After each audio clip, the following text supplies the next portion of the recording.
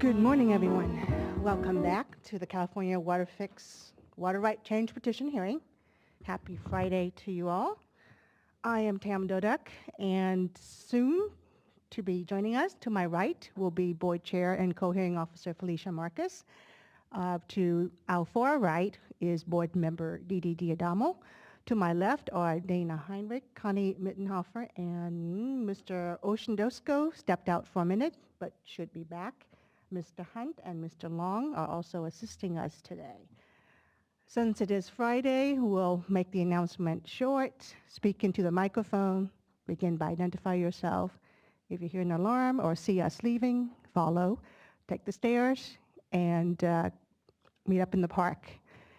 And the third and most important announcement, Mr. Walter William Beret, who violated the third announcements yesterday, please come up and tell us what is that most important announcement.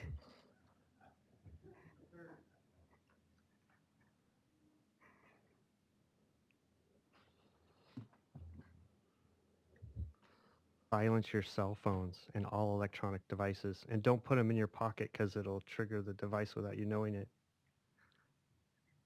Thank you. Please take a moment right now and double check. You just happen to have been the last one. I would have picked on the Delta Water Master if he's here, and also Mr. Herrick. Those were the three people who last violated that particular announcement. All right, we are back, and before we turn to Mr. Becerra to resume his cross-examination of Ms. Parker, are there any housekeeping matters that we need to discuss? I do expect that we will get through the cross-examination of this panel sometime next week. And how much time do you anticipate needing for the rest of your final panel, Mr. Mizell? We would appreciate an additional 20 minutes. For two witnesses, For correct? two witnesses.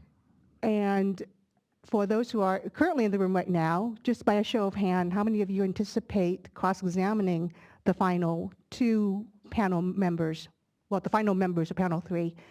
And those with your hands up, an hour? Okay, so, all right. It is possible then, very likely, we will get to group 7 next week. So please be prepared to have, I'm looking at you as a representative of group 7, Mr. Becerra, but we will expect your witnesses to be available next week. Yes. Hi, Jonathan Salmon for East Bay Mud. We will have cross-examination for this panel. Yes, we received your email yesterday and have added your name to the queue. Okay, thank you. I believe it was, oh, since he's up here, he can answer for himself. Estimate is 45 minutes. All right, nothing else then, Mr. Becerra? I do have one question.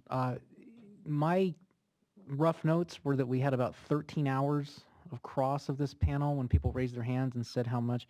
I was wondering if the board had kept a total of that just so we can feel out what day next week witnesses might be required to appear. I had roughly estimated about 3 days, and so, I mean, Okay. including yesterday and today.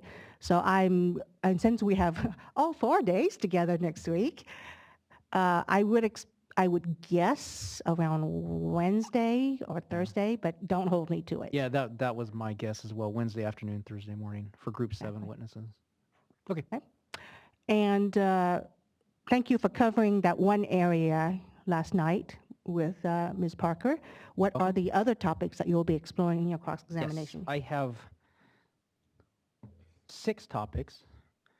The first is the relative drawdowns and Folsom storage in Ms. Parker's Table 3. The second is the minimum Folsom reservoir storage depicted in Ms. Parker's Table 2. The third is Ms. Parker's critique of MBK modeling based on project reservoir storage and the assumptions that went into that. The fourth is Ms. Parker's critique of MBK's application of calcium allocation rules. The fifth is Ms. Parker's critique of MBK's application of joint point of diversion. And the sixth is a couple of brief questions about a statement Ms. Parker has regarding Reclamation's operation of the WaterFix. All right, please continue. Thank you. Good morning, Ms. Parker. Good morning. Preliminarily, if we could pull up Exhibit BKS 100, which is, as we stated yesterday, a copy of DOI 33 errata without the track changes. Ms. Parker, can we please refer to page 24 of your testimony? And if you need another hard copy, I have one you could have. If they just show it on the screen, I can see it. Before we dive into the modeling results, I just want to understand your terminology. Okay, Ms. Parker, do you see the second highlighted sentence which reads, if BA modeling is rerun using historical hydrology, there are minimal impacts to Folsom storage from implementation of WaterFix? Yes, I see that. Okay. When you say when the BA modeling is run using historical hydrology, are you referring to the calcium modeling in the Q0 current climate scenario? Yes. Okay. And then your testimony frequently uses the term NOCC modeling. Is that what we're referring to there? Yes, what that stands for no climate change. Thank you. No climate change. Okay, if we could please pull up page 22 of Exhibit 100 and Table 3 in Ms. Parker's testimony. The table is labeled Folsom storage conditions, max and min conditions, and drawdown for operational year. And Ms. Parker, I believe in your testimony and then in your summary yesterday, in this table you identified 1932 as the year you believe Jeff Weaver cherry-picked to show minimal impacts on Folsom Reservoir, correct? I don't think Mr. Weaver cherry-picked that to show minimal impacts on Folsom storage. He picked that out to demonstrate what he was depicting as a result of a WaterFix operation. And my rebuttal stated that that was not an appropriate foundation for that criticism. Okay, but that is the year you identified as Mr. Weaver cherry-picking in your words. That is the year that he cherry-picked. Okay. He presented testimony for a 2-year period, 32 and 33. Okay, and then just one preliminary question to make sure we're clear about what the table presents. The columns that have the label BANAA are the no action alternative modeling from the biological assessment, correct? Yes, that is true. And that's in the, which climate change scenario is that in? That is the Q5 hydrology. That is the result that he criticized. Okay, So I was directly presenting the results that he criticized. okay. And the columns that are labeled BAH3+, those are the proposed action from biological assessment modeling in the Q5 scenario, correct? Correct. Now, in that 1932 water year, in the no action alternative, the drawdown of Folsom Reservoir is 544,000 acre feet, correct? That is correct. And in the with action scenario, the H3+, the drawdown is 698,000 acre feet, correct? That is correct. So the relative drawdown, excuse me, let me rephrase that. The proposed action draws Folsom Reservoir down 154,000 acre feet more than the no action alternative, correct? That is correct. And you characterize this as an outlier outcome, correct? Yes. Okay. In Table 3, please refer to the line for 1923. Do you see that line? Yes. Okay. In this table, the drawdown in the no action alternative is 606,000 acre feet, correct? Yes. And the drawdown in the proposed action H3+ scenario is 753,000 acre feet, correct? That is correct. So for 1923, the proposed action draws Folsom Reservoir down 147,000 acre feet more than the no action alternative, correct? Yes. Okay. Okay, in this Table 3, please refer to the line for 1992. You see that line? I do. Thank you. In the no action alternative, Folsom Reservoir is drawn down 510,000 acre feet in 1992, correct? Correct. And in the proposed action H3 plus scenario, Folsom Reservoir is drawn down 615,000 acre feet, correct? Correct. And in this modeling, is 1992 is a critical water year, is that correct? I believe so. Thank you. So in the proposed action draws Folsom Reservoir down 105,000 acre feet more than the no action alternative, correct? That is correct. Okay, staying on that line for 1992, both the no action and the proposed action show minimum Folsom Reservoir storage at 90,000 acre feet, correct? Correct. And that is the lowest possible modeled storage in Folsom Reservoir, correct? Correct. But the proposed action draws the reservoir down 105,000 acre feet more to reach that result than the no action alternative, correct? Correct. Okay. Thank you.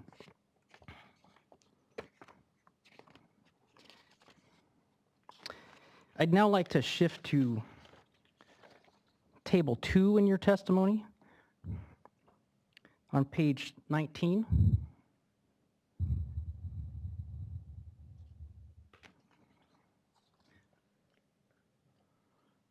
And this table is a little bit different depiction of Folsom Reservoir storage in the modeling, correct? This shows each year's minimum storage in the reservoir. Yes. Thank you. And again, the columns labeled BA, NAA are the no action in the Q5 scenario, correct? Correct. And the columns labeled BAH3 plus are the biological assessment's proposed action in the Q5 climate scenario, correct? Correct. The columns labeled NOCCNA are represent the results from the biological assessment no action scenario in the Q0 current climate scenario, correct? Correct. And the column labeled NOCCH3 plus are the biological assessment modeling of the proposed action in the Q0 current climate scenario, correct? Correct. Okay, thank you. Now, preliminarily, you're aware that the Folsom Reservoir's maximum capacity of storage is 967,000 acre feet, correct? Yes. So a drawdown of 100,000 acre feet is about 10% of the reservoir's total capacity, correct? Yes. Thank you.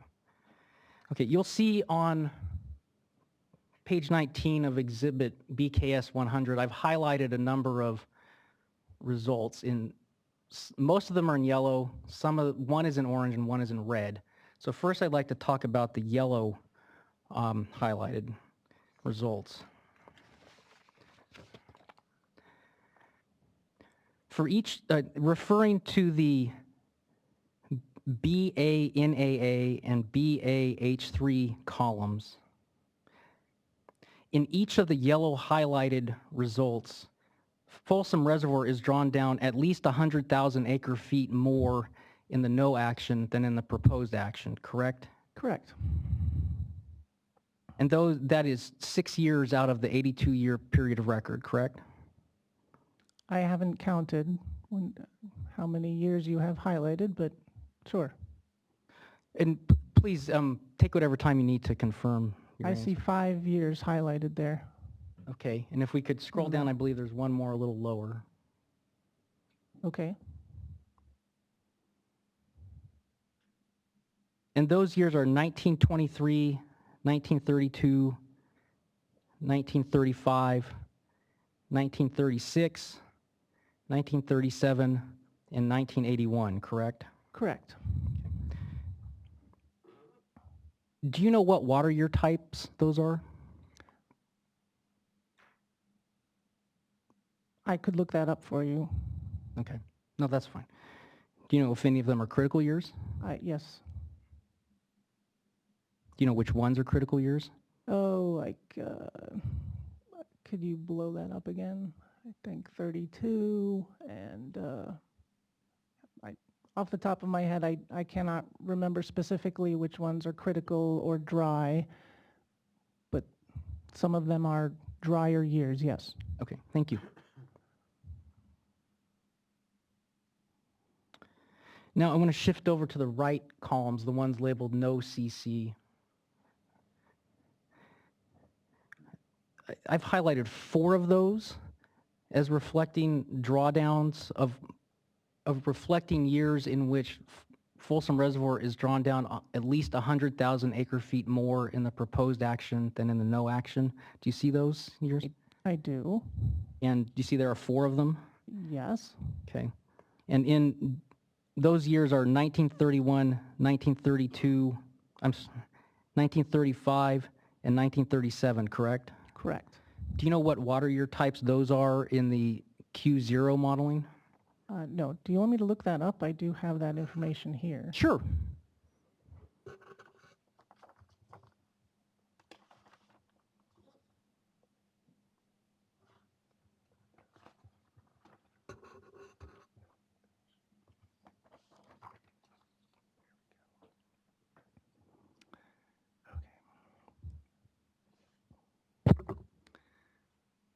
So 31, 32, 35, 37.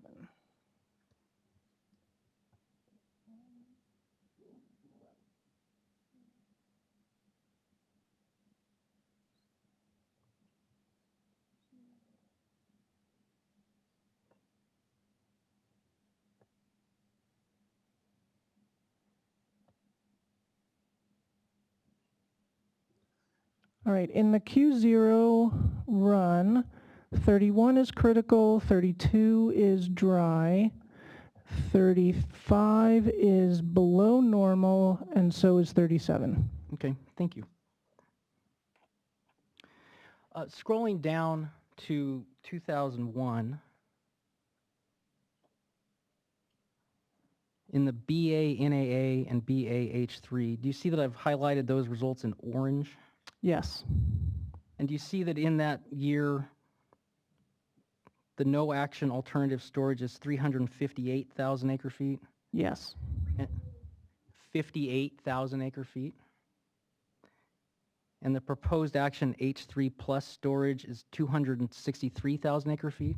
yes, So the no action, or excuse me, the proposed action draws Folsom Reservoir down 95,000 acre feet more than the no action in 2001.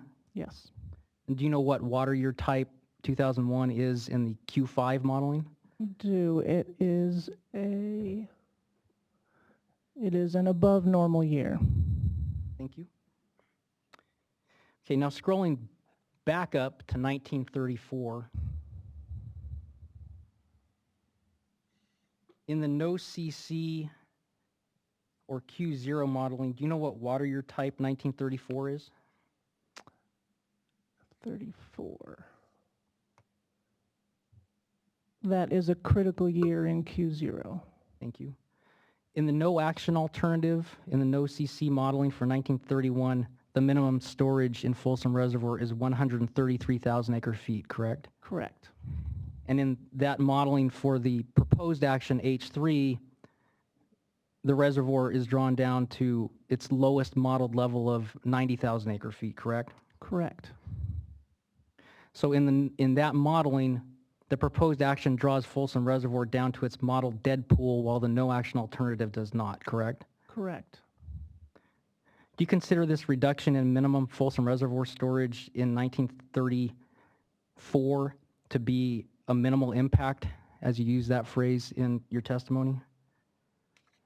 Can I answer that with something that's not a yes or a no? If it's helpful to us in understanding, yes. So I hope this will be helpful. So the way that we look at calcium results is not necessarily in a year-by-year fashion depicting that as a specific operational decision in that specific year, especially for critically dry years where the system has entered conditions where different operational decisions, unique operational decisions would be made. What we like to do with calcium results is view them as an overall depiction of a particular operating strategy or a particular operating philosophy. And So- let me interrupt you and say that you actually have explained that yesterday. Okay, so Yep. So I guess the take-home message here is that while indeed some of these years show reduced storages in Folsom, other years show increased storages in Folsom. Taken as a whole over a broad range of system operating conditions, what the exceedance plot of the storages will show is that there are no differences between a no action condition and a with project condition, and that is the classic use of a comparative modeling study. The differences that calcium might reach in individual years, given in some cases conditions that it has inherited from previous years where it made different decisions, or where in a couple of cases there are operating rules that changed slightly between the no action alternative and the WaterFix that that allowed an additional export to happen in 1 month that caused a reduction in storage. When taken as a whole, the results of the no action or the results of the WaterFix alternative are the same on a distribution basis as those of the no action. And so while I recognize all of the details that you've pulled out about the conditions that are lower, there are other conditions that are higher, and that is a common outcome of planning modeling studies.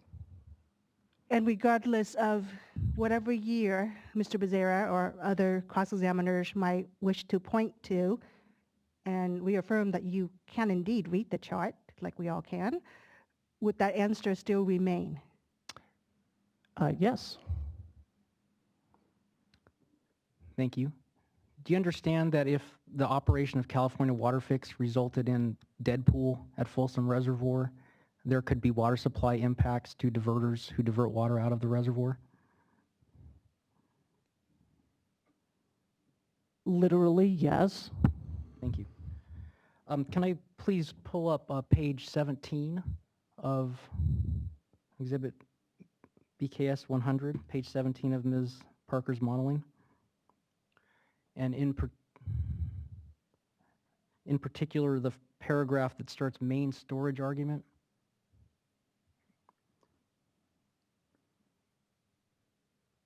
The third sentence of that paragraph in your testimony, Ms. Parker, reads, "No additional years of dead pool result from implementation of the CWF relative to the no action."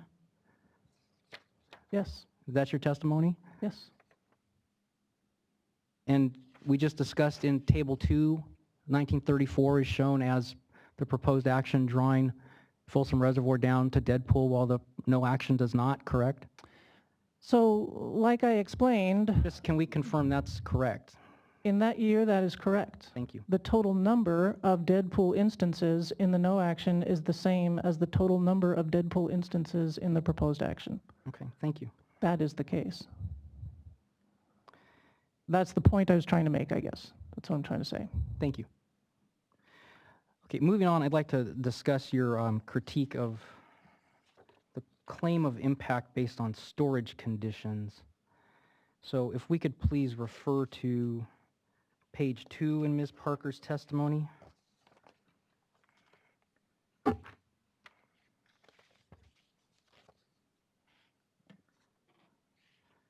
And I think you provided some of this testimony in your summary yesterday, so forgive me if it's a little redundant. You see on page 2, the highlighted sentence, the 4 plots in figures 1A, 1B, 1C, and 1D show exceedance of reservoir storage results for Trinity, Shasta, Folsom, and Oroville, respectively, correct? Correct. Okay. Could we pull up, Let me just go to page 3 as an example, the Trinity storage as an example. And if we could scroll down to see the legend. Okay. So again, the BANAA and BAH3, those are the no action alternative and the proposed action in the Q5 scenario, correct? Correct. Okay. And that's from the biological assessment. Correct. Okay. And the no CCNA and the no CCH3 plus are the biological assessments Q0 current action, current climate scenario, correct? Correct. And we have covered the terminology. Yes, and I will be done with that. Ms. Parker, on these tables, you don't label how we're measuring the exceedance, correct? It's not an end-of-month storage? That is all months. Well, And- yeah, it's end-of-month storage, but they're monthly results, so they're all end-of-month. Okay. And so each of these figures, 1A, 1B, 1C, and 1D, are the end-of-month storage for all of the months of the period of record spread on one exceedance plot, correct? Yes. Okay.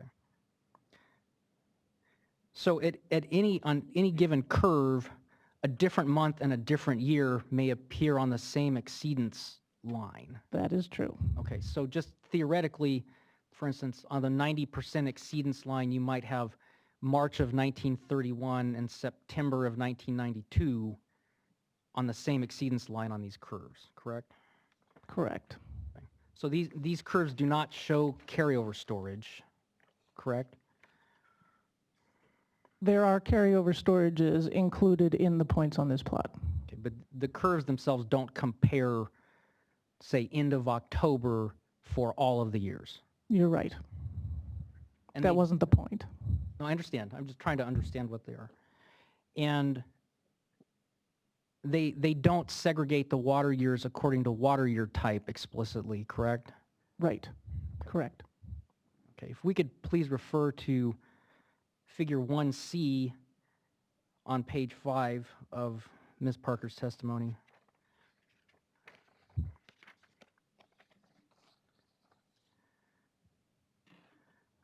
This figure depicts all of the end-of-month storage for Folsom Reservoir in the modeling, correct?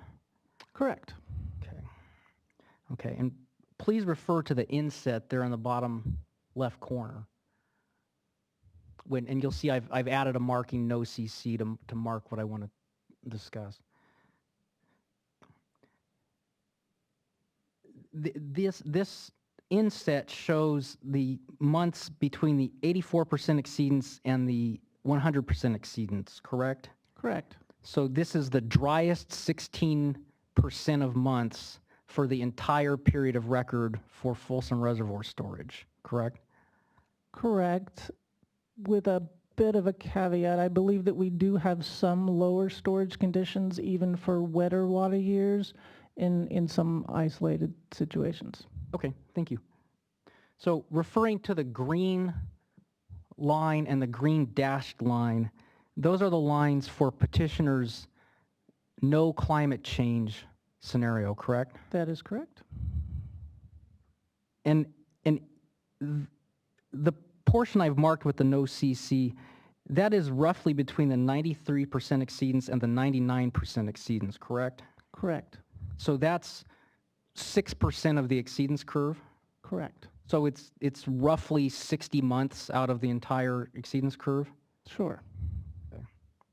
And on that inset between the 93% exceedance and the 99% exceedance, that demonstrates that Folsom Reservoir storage is lower with the proposed action than the no action alternative, correct? Correct. And at roughly the 99% exceedance, the proposed action draws the reservoir down roughly 50,000 acre feet, correct? Did you say that one more time? Sure. At the 99% exceedance level, 99% exceedance level, halfway between 98 and 100. At roughly that point, the proposed action curve is roughly 50,000 acre feet lower than the Okay. no action curve, Gotcha. correct? Okay, yep. And the 99% exceedance would be an extremely dry year, correct? Yes. Okay. Sure. Thank you. Now I want to shift to a discussion of one of... Can I add one Sure. thing to this discussion? So I do want to point out that the Q0 runs, or the no climate runs, were performed by petitioners at the request, I believe, of Fish and Wildlife Service to do some sensitivity analysis for climate change. I also used those studies because it was convenient to compare to MBK studies, which had been done with the historical climate inputs. My understanding is that it was the Q5 runs, the climate change runs, that were part of the petitioner's case in chief. And those runs were really the ones that saw scrutiny and a level of QA/QC that produced the the proposed action that petitioners were intending to put before the board. The Q0 run done as more of a sensitivity analysis, or there was not, to my understanding, the same level of scrutiny for specific operations.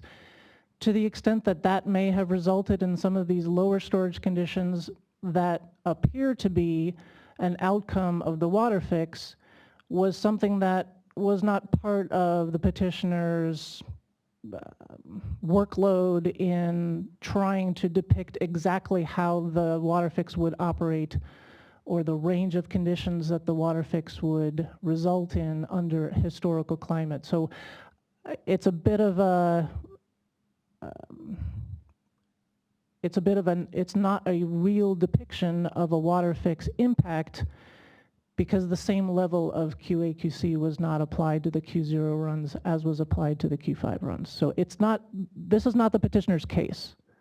But you are presenting this testimony in an attempt to rebut testimony presented previously regarding the potential impacts of California WaterFix, correct? Well, I think my point was that the blue lines in these plots are, as MBK claims, or as Group 7 claims, the blue lines in these plots do show storage levels lower than the storage levels that MBK produces as like better.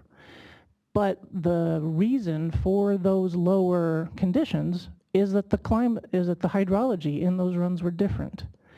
The point being, though, that taken as a whole, if you look at the exceedance, the blue lines do not show a consistent and deliberate reduction in storage conditions as a result of the WaterFix, and not at the extremely low storage conditions that you're pulling out.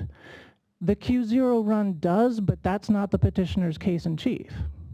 It's a sensitivity run. Thank you. These are part of your testimony, though, correct? They are, but my testimony rebuts the claim of Group 7 that the WaterFix will cause harm to storage conditions. My analysis is that the WaterFix does not cause harm to storage conditions relative to a no action condition. Okay. Can we please pull up page 24 of Ms. Parker's testimony?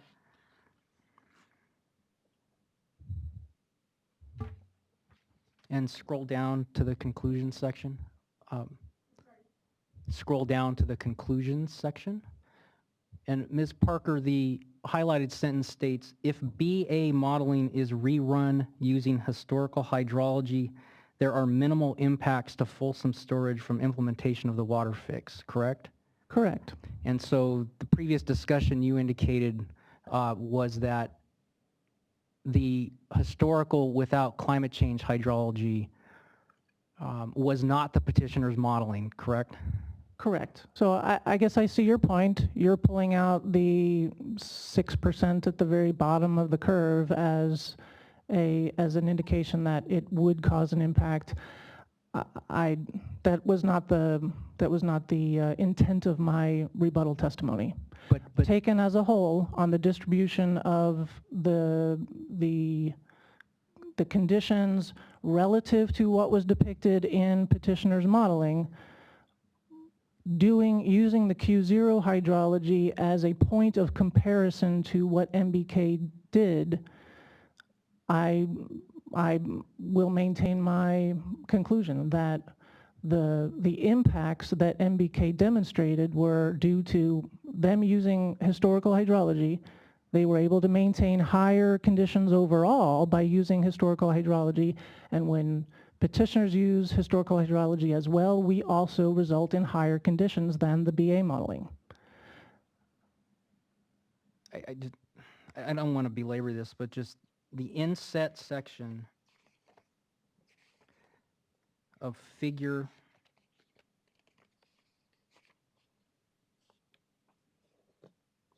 1C of your testimony on page 5 demonstrates that in the historical hydrology modeling between the 93rd exceedance and the 99 exceedance, this modeling demonstrates that the proposed action would draw Folsom Reservoir down further than the no action alternative, correct? Correct. Okay, thank you. I want to move on to one of the assumptions that is built into the BA modeling, specifically the San Luis rule curve. The San Luis rule curve. So let me provide you a hard copy of the document I'm going to be using to speak from.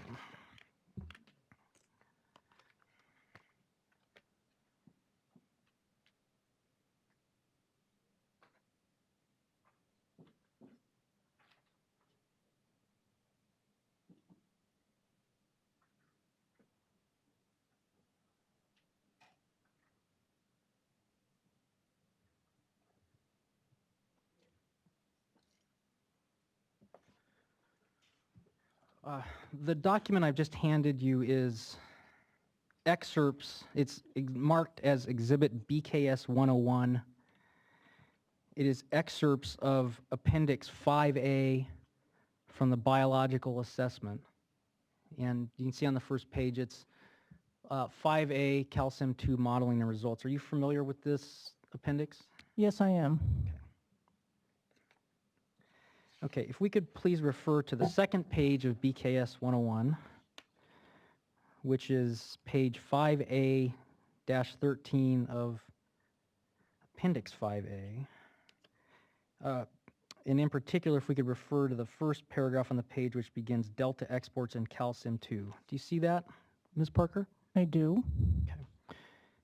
And I've highlighted some sections in the exhibit.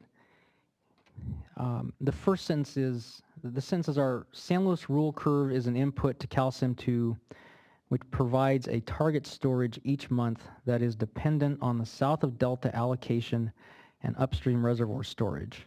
The rule curve allows calcium 2 to emulate judgment of the operators in balancing the north of delta and south of delta storage conditions. Ms. Parker, this text indicates that the selection of San Luis rule curve in any given modeling reflects discretionary choices by the modeler, correct? Or let me pull that back. I think I misstated. The point of the San Luis rule curve is to attempt to emulate in modeling the operator's exercise of discretion, correct? Sure. Okay. And it attempts to reflect the operator's discretionary actions in moving water from north of the delta into San Luis reservoir storage, correct? Correct. Okay. And the San Luis rule curve is an input to the calcium 2 model selected by a modeler, correct? It's calculated by the model using guide curves that are part of the input data set. But the individual rule curves are calculated on a month-to-month basis based on system conditions and anticipated delivery south of the delta. And does the modeler have any discretion in selecting what rule curve to apply in the modeling? the modeler has discretion in how the rule curve is calculated. Okay. And they can also influence tables that set maximums and minimums and the shape of the rule curve. Okay. So on this page of BKS 101, page 5A-13, the last sentence reads, in the absence of any other operating criteria controlling the upstream reservoir releases or the delta exports, different San rule curves can result in differences in upstream reservoir release patterns and delta exports. That means that the selection of a different San rule curve can result in different modeled upstream storage, correct? Yes.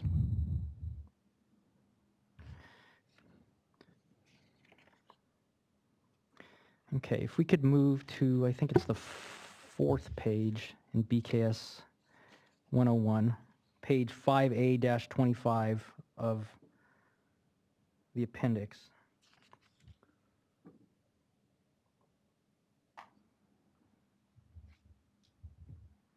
Ms. Parker, do you see the heading 5A52 Calsim 2 assumptions for the proposed action? Yes. And this heading means that everything in section 5A52 of the appendix reflects the modeling assumptions for the proposed action, correct? I hope so.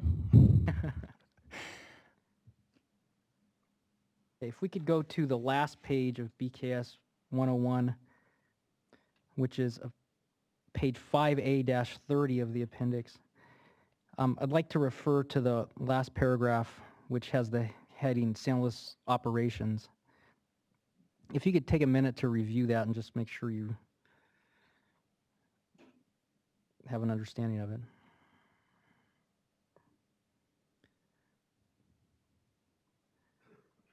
Okay.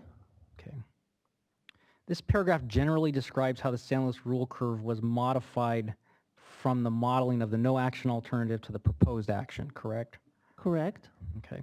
And please refer to the sentence that reads, additional modifications to the rule curve were included to preserve upstream carryover storage conditions while minimizing south of delta shortages in the fall months. Do you see that sentence? I do. This sentence means that Reclamation actually modified the San Luis rule curve in the proposed action modeling to preserve upstream carryover storage, correct? Correct. And that was a discretionary decision by the modelers as to what San Luis rule curve to select for the proposed action?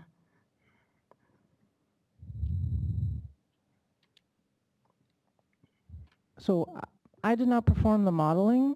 Mm-hmm. My reading of that statement indicates that modifications to the rule curve logic or modifications to the tables that are parameters used to calculate the rule curve were engineered to change based on a different operating strategy that included a WaterFix. Okay. I don't know that it involved, what was the term you used? Setting the rule curve? This might be a question for the people that actually did the modeling. So, and also my testimony really didn't include rule curve topics. This is getting a little beyond the scope of what I had reviewed for my rebuttal testimony. So, just to confirm the record, your testimony refers extensively to biological assessment modeling results, correct? it does, but I mean, it refers to specific issues that MBK used in their analysis to claim an impact on north of delta storage, north of delta delivery. And to the extent that that includes any aspect of modeling, sure, and I am a calcium modeler and I know what this stuff is, but I did not specifically criticize their implementation of rule curve logic. In your testimony, you present a series of modeling or exceedance plots showing upstream storage. Okay, And I did. And your testimony is that those plots demonstrate that California WaterFix would not impact storage, correct? Right, And those results are based on the biological assessment modeling, correct? correct. And is it your testimony that you don't know whether the biological assessment modeling includes a San Luis rule curve that is more protective of upstream storage? No, that is not my testimony. If we want to get into the specific assumptions used for the WaterFix scenario, it makes sense to me that part of the approach for modeling the WaterFix would be modifying the rule curve so that you could depict an appropriate operation in order to not cause different storage conditions upstream in a WaterFix scenario. So that makes sense to me.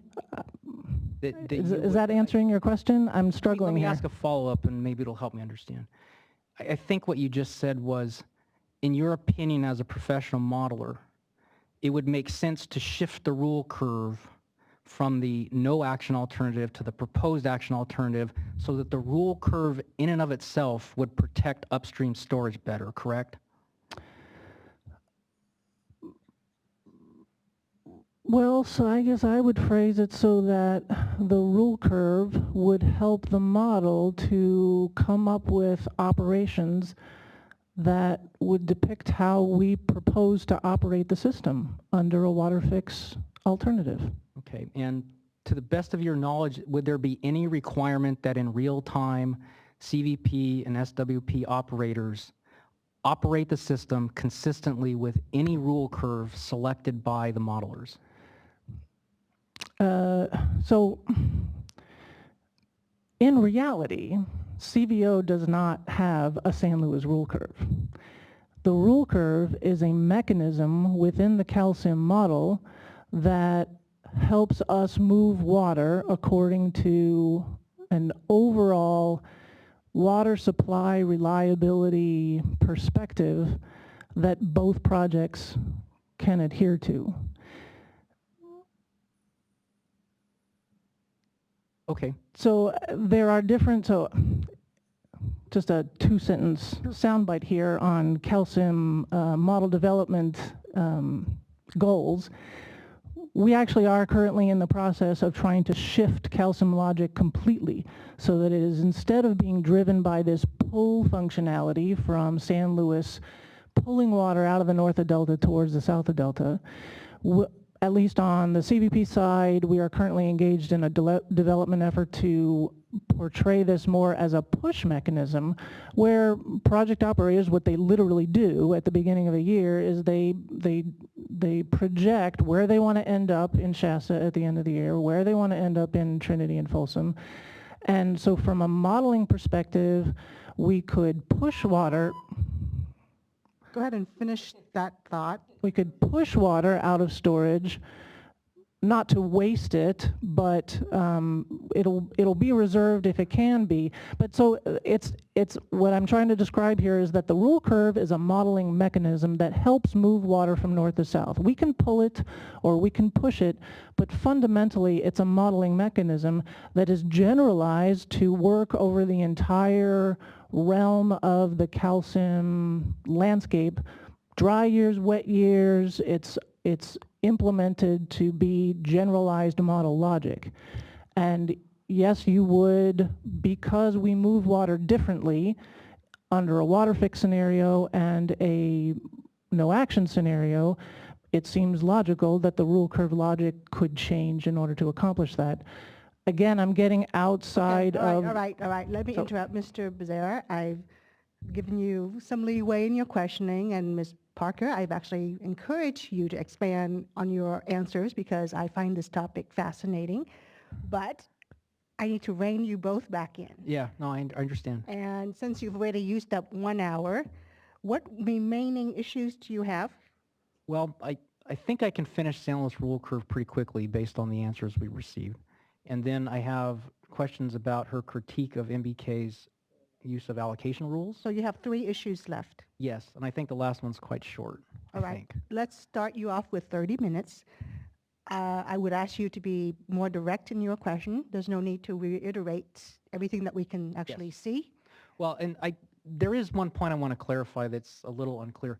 These cross-examination exhibits, I mean, I would expect to offer these into evidence, particularly given that they're excerpts of staff exhibits in this case. And so part of the, let's say, plotting nature of the cross-examination was to ensure that all this is in the record. If we're going to admit the cross-examination exhibits, I can cut through it a little faster. I just wasn't clear that we were going to do that. Are you intending to submit this as part of your cross-examination exhibits? Yes. Are there going to be objections to its admissibility? While I can't prejudge all cross-examination exhibits at this point in time, we have not objected to the cross-examination exhibits that were submitted after the cases in chief, and so far I have not seen anything that would be objectionable in my opinion. All right. Okay. Why don't we move forward on that assumption, and I will trust that Mr. Mizell, Mr. Berliner, and Ms. Altenberg will chime in should they certainly be overcome by a need to object. Thank you. Okay, so I think it's one last question on rule curve. On page 5A-30, the last sentence begins sensitivity analyses. Do you see that sentence, Ms. Parker? Yes. Are you aware of these other sensitivity analyses? I am in a general sense. Could I defer the answer to that question to Mr. Munever, who actually did perform the modeling and I probably think he wants to know whether you are aware of them. But if you don't have the I'm aware knowledge- that they exist. I know little about them. Okay. So That's fine. So moving on to the next subject, Ms. Parker, if we could refer to page 8 of your testimony.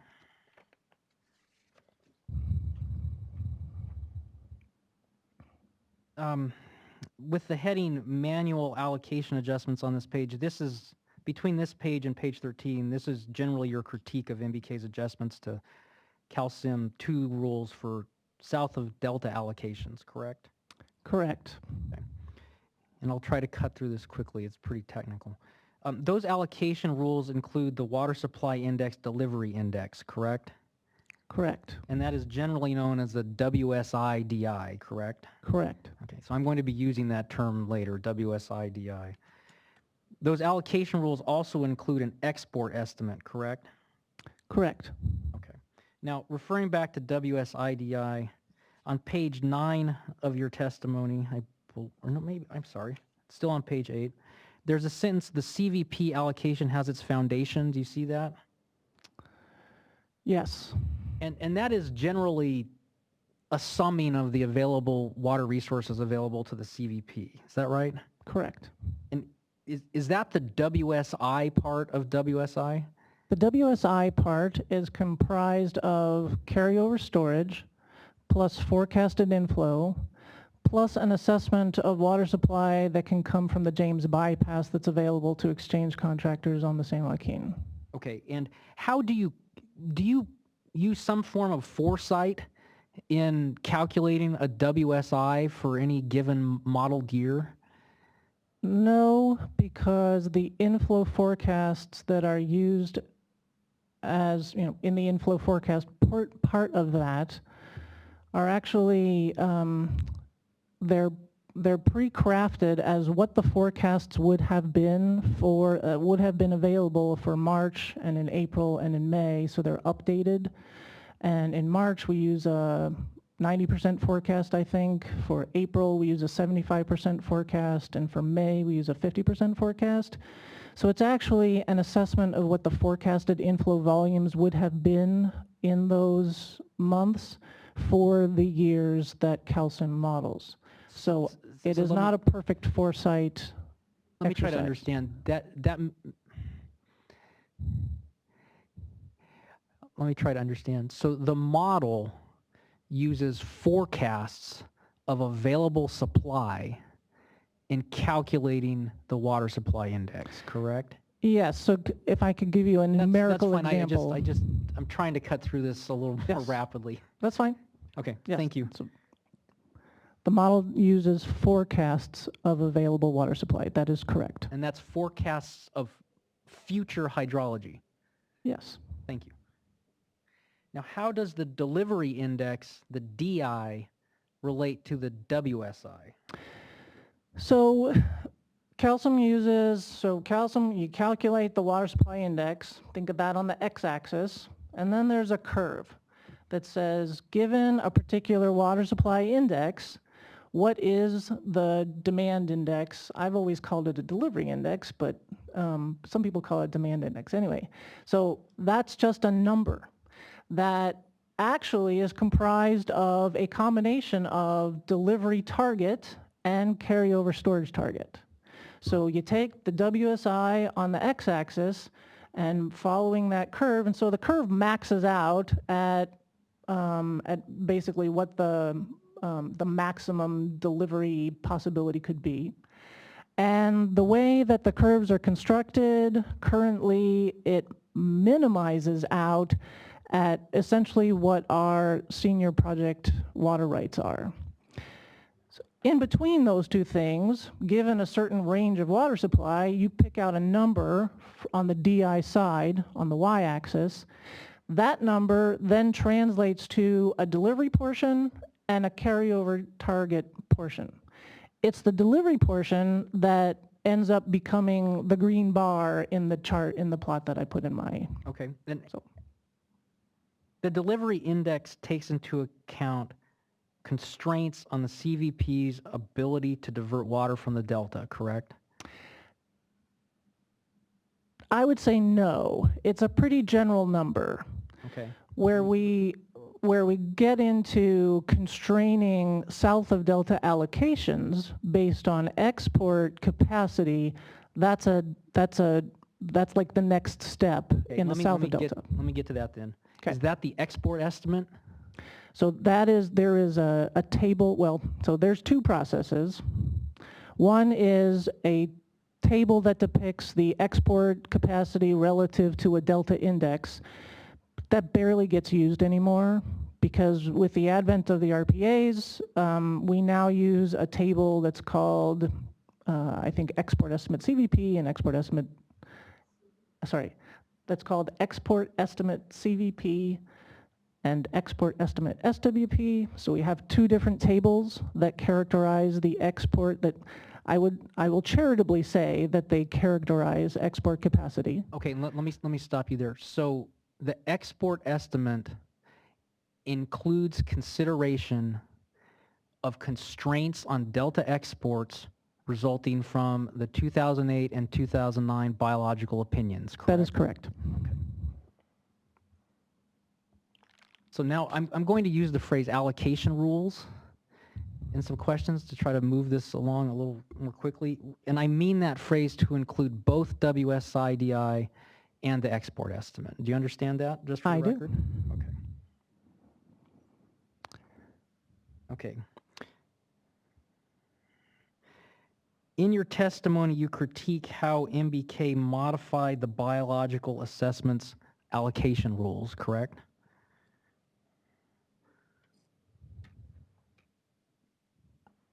I wouldn't say it that way. I criticized their predetermination of allocations in their calcium runs. Okay. Okay, can we pull back up Exhibit BKS 101, which is the excerpts of modeling of Appendix 5A from the biological assessment?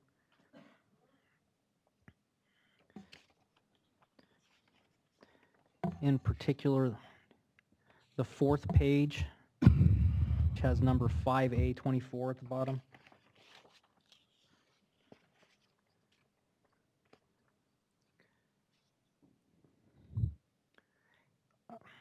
So, Ms. Parker, do you see the heading allocation decisions?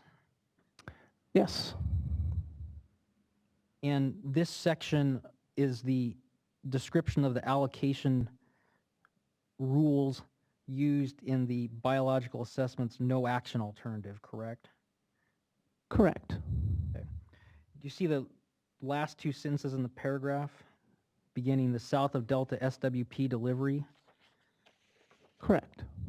And that sentence refers to water supply parameters and operational constraints. Yes. are those water supply parameters and operational constraints the WSIDI and the export estimate? Yes, Okay, and then the next sentence refers to the CVP system-wide delivery. It also talks about water supply parameters and operational constraints. yes, And are those items the WSIDI and the export estimate? yes, Okay, and then there's also a statement with specific consideration for export constraints. Is that also the export estimate? yes. Okay. Okay, if we could please go to the last page of Exhibit BKS 101, which is page 5A-30 of the biological assessment. Do you see the heading allocation decisions? Yes, And that is the allocation decisions summary for the proposed action in the biological assessment, correct? I don't know where the heading started, but We can sure, go back that's up. fine. I believe you. Okay, thank you. And under that heading, it states consistent with the NAA assumptions, correct? Correct. That means that in the biological assessment modeling, petitioners used the same allocation rules in the no action alternative as in the proposed action, correct? That is correct. So in other words, petitioners did not modify CalSIM's allocation rules from the delta to account for the additional delta diversion and conveyance capacity that California WaterFix would provide, correct? They did not use a different WSIDI curve, of that I'm aware. And they did not use a different export estimate, correct? I think that's correct. The extent to which that governed south of delta allocations, I have not reviewed that. Okay, thank you. Are you aware that petitioner's biological assessment modeling shows that the CVP south of delta agricultural contractors would receive less water with the proposed action than in the no action alternative? Yes. Is it your opinion that with California WaterFix, reclamation would never allocate more water to the CVP south of delta agricultural contractors than would be allocated without California WaterFix? Objection, this is exceeding the scope of her rebuttal testimony. I'm sorry, I didn't hear what you said. I'm sorry, this is exceeding the scope of her rebuttal testimony. Mr. Bezier? Her critique of MBK's modeling is in part a critique of how MBK sought to allocate water to south of delta via the use of the California WaterFix project. So I believe this is within the scope of her rebuttal. He's asking a question about future actual operations. Are you able to answer, Ms. Parker?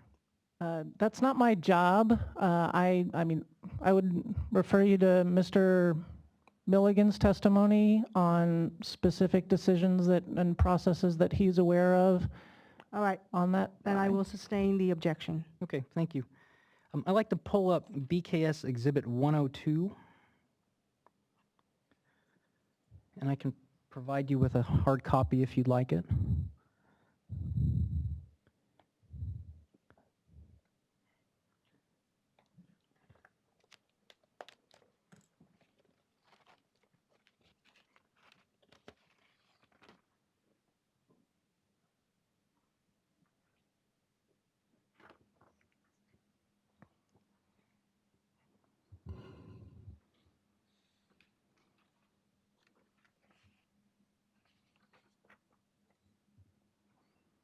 Ms. Parker, this Exhibit BKS 102 is a copy of Chapter 2 of the December 2016 final EIR-EIS for California WaterFix and is entitled Project Objectives and Purpose and Need.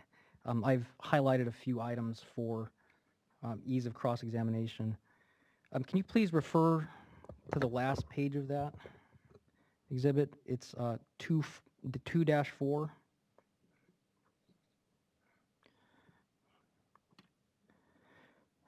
On that page, the sentence that begins at line 11 states in part, the federal agency purpose of the proposed action is to improve the movement of water entering the delta from the Sacramento Valley watershed to the existing SWP and CVP pumping plants. Do you know whether this project federal agency project purpose was considered when the decision was made not to change the allocation rules in the biological assessment modeling? No, I don't know that. Okay. Referring to the sentence that begins at line 18 on this page, it reads in part, restoring and protecting the ability of the SWP and CVP to deliver up to full contract amounts of CVP project water when hydrologic conditions result in the availability of sufficient water. That is one of the project objectives. Do you know whether this project objective was considered in deciding not to vary the allocation rules in the biological assessments modeling? I'm going to object to this question. It's an incomplete hypothetical. This sentence is not necessarily talking about stored water. His inference is that these objectives would be met with the movement of stored water, and these sentences don't state that. Please I- repeat your question. Yeah, I'm asking if the witness has knowledge as to whether this project objective was considered in conducting the biological assessment modeling. All right. Overruled, please answer. I do not know. I Okay. did not perform the biological assessment modeling. Thank you. Moving on, Ms. Parker, I want to talk to you about your critique of MBK's J-Pod, J-Pod. thank you. Moving right along, hopefully.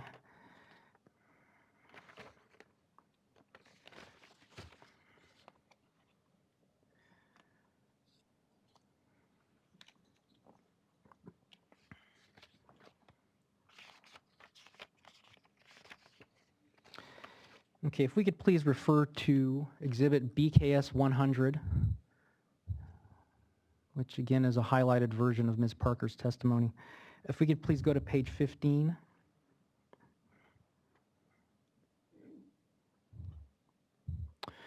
And in particular, figure 6C.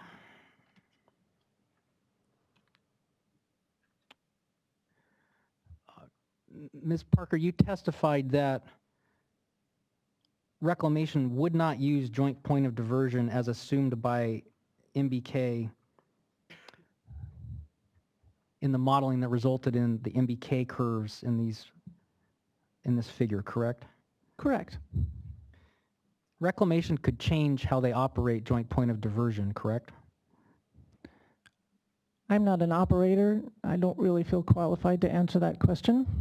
The guidance that I was given in discussions with our Central Valley operations staff was that the modeling results depicted by MBK are inconsistent with how they operate.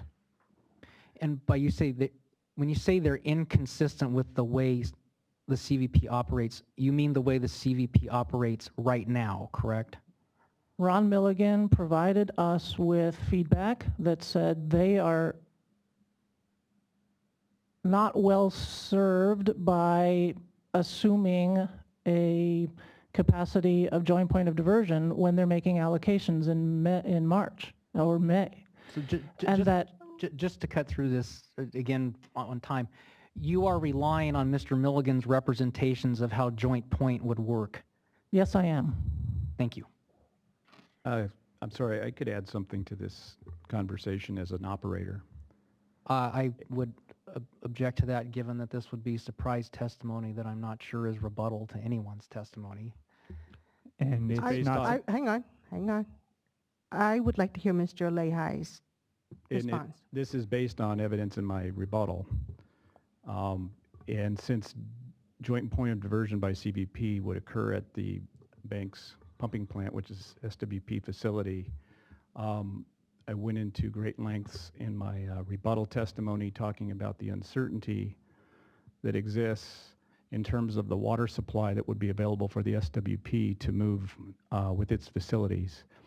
And if you recall, one of the examples was even late in the spring, there's still a significant amount of uncertainty in terms of how much of the available capacity at the banks at the SWP exports facilities would be used for SWP water. Because of that uncertainty, we would not be able to give the CBP any guarantees on capacity even late in the year in terms of their ability to use joint point of diversion at the state facilities. Thank you. I'd like to ask a couple follow-up questions. Mr. Lehigh, currently water is diverted to the Banks pumping plant directly from the Delta, correct? The source of the water for Banks pumping plant is diversions from Clifton Court, which is in the Delta. And Clifton Court, diversions into Clifton Court forebay are currently limited by certain permit requirements, correct? That is correct. And the California WaterFix would provide an alternate route to convey water from the Sacramento River to Clifton Court forebay, correct? We would expect to see some shift of the existing supply that's moved from the South Delta diversion point to the North Delta diversion point. That is correct. Well, let me ask the question again. Mr. Lehigh, the California WaterFix project would provide an alternate means of conveying water from the Sacramento River to the Clifton Court forebay, correct? Yes, it would, as I just stated. And as a result, is it possible that the use of Banks capacity could change as a result of the implementation of the California WaterFix project? No. Banks capacity is what Banks capacity is. Again, that wasn't my question. Are you talking about the physical capacity of My Banks pumping question plant? is, could the... Asking Mr. Lehigh about Yes. the use of that capacity. It could, but as I testified, we have established practice. We don't utilize the existing capacity of the facility today. So we have no reason to believe that we would increase that use of that capacity with California WaterFix. And this is based on the CVP policies that you discussed yesterday, correct? Based on the SWP I'm policies that I discussed yesterday, And correct. you confirmed in your testimony those policies could change, correct? Those policies could change, but they would not be the result of the California WaterFix. But those Those- policies could change, correct? They could change, but they have nothing to do with the California WaterFix. Those policies could change, correct? Objection asked and Yes, he answered. had said so. Thank you. Let's move back to Ms. Ms. Parker, yes. Okay, Ms. Parker, I want to ask some questions about the relationship between allocation rules and joint point of diversion. Okay. In the model, joint point of diversion is used to move water that is allocated to the south of Delta, correct? Sure.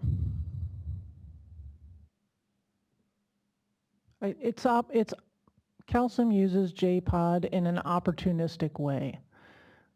Typically, when there's a good reason to move water, when there's excess water in the Delta and there is capacity at banks, or when there's a good reason to release water from storage for additional export that Jones cannot move, and there's capacity at banks, we can move JPOD water.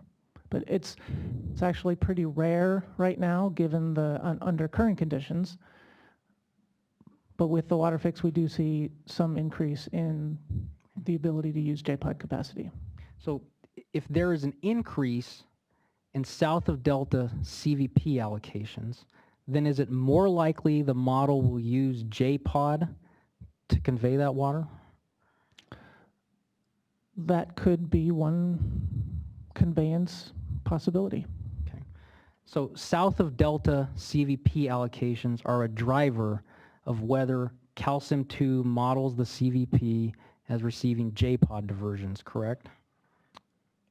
It is one determining factor, yes. Okay.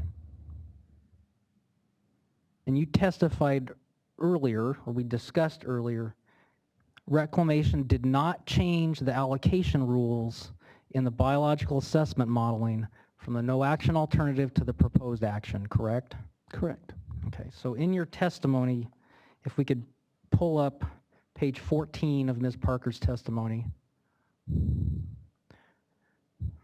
There's this a statement regarding MBK's use of JPOD. You said, to test this theory, petitioner's modeling was rerun using artificially high capacities at banks to convey JPOD, and results for JPOD exports did not change appreciably. That's your testimony, correct? That is correct. But the allocation rules to move water to south of Delta in the modeling were not changed, correct? That is correct. And so in your artificially high capacity scenario, there was no actual change to the allocation rules that might be a driver of the use of JPOD, correct? That is correct. Okay, thank you. And that brings me to the last subject of my cross-examination. So if we could please refer to page 16 of Ms. Parker's testimony. Mr. Becerra, do you Yes. want Ms. Parker's testimony up or BKS 100? I'm sorry, BKS 100, my highlighted version of Ms. Parker's testimony. Thank you. Thank you. And the last sentence on page 16, this is part of your conclusions, states, MBK's studies do not represent Reclamation's potential operation of the WaterFix, correct? That is correct. Are you aware that Reclamation has prepared no plan for how it would operate the CVP with the California WaterFix? Objection exceeds her rebuttal testimony. If this goes back to the proposal of terms and condition, Mr. Becerra, we've already been there. No, it's not. It's a little different. It's not terms and conditions. It's how Reclamation actually expects they would operate. Okay. Overall, there's a question of whether she is aware. So the petitioner's modeling, my understanding is that petitioner's modeling is a reflection of the intent of the petitioner's case in chief to operate the WaterFix in a manner that does not cause harm to legal users of water. To that extent, the results of our modeling studies show that, and the results of our modeling studies show that we do not change allocations to north of Delta water users, and that we do not change the overall storage conditions in our facilities north of the Delta. That's what this sentence summarizes. If I use the word operation in a context that doesn't resonate with a lawyer, I apologize. What I intended this to convey is that MBK studies, which result in lower storage conditions as a result of the WaterFix, and which result in lower north of Delta deliveries as a result of the WaterFix, do not represent Reclamation's intent in operating the WaterFix. Okay, I have a couple of follow-up questions on that. I didn't quite understand that. Did you just testify that Reclamation's intent in conducting the modeling for this project was to result in no impacts to upstream storage? It was, I believe what petitioners are claiming is that the WaterFix operation does not show harm to legal users of water. Okay, and I want to unpack that a little bit because it's important. Because I think you said Reclamation's intent in conducting the modeling was to show no impacts to upstream storage. But then I think you varied that. So those two things are synonymous to me as a modeler. If that's not a legal thing, then I don't know what to do. Let's not beat this one. Yes. My understanding is she believes that the modeling reflects the intent of how Reclamation would operate the WaterFix. Yes. Okay. Are you aware that Reclamation and DWR are still negotiating how they would use the capacity provided by California WaterFix? I am actively involved in that process, so yes, I'm well aware. Okay, thank you. Are you aware that Reclamation would not be required to operate the CVP consistently with any of the modeling operations excuse me, modeling assumptions used in petitioner's modeling. I'm not aware of any specifics along those lines. Okay. Thank you. That completes my cross-examination. Thank you, Mr. Becerra. Are there any other questions from Group 7 from Ms. Parker? All right, with that, we will take a break. I'm sure the court reporter will welcome that. And we will resume at 11:05. And in the meantime, would Mr. O'Brien please get set up for your cross-examination?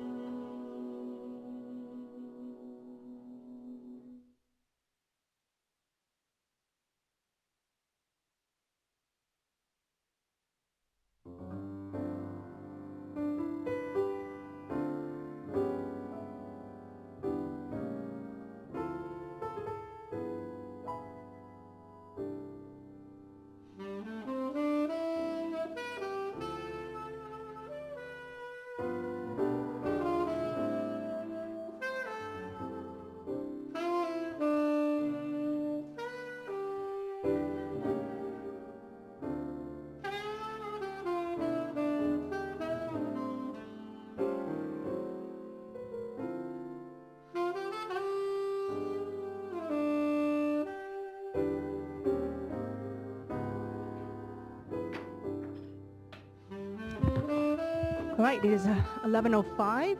We will resume with Mr. O'Brien. He has estimated 75 minutes for his cross-examination, so we will take our lunch break upon his conclusion. Mr. O'Brien, a brief outline, please, of the topics you intend to cover with Mr. Munivar. Yes, I'll first be asking some questions about how Mr. Munever uses the word injury in his testimony. I will then ask him about some of the operational assumptions that were used in his modeling and the basis for those assumptions.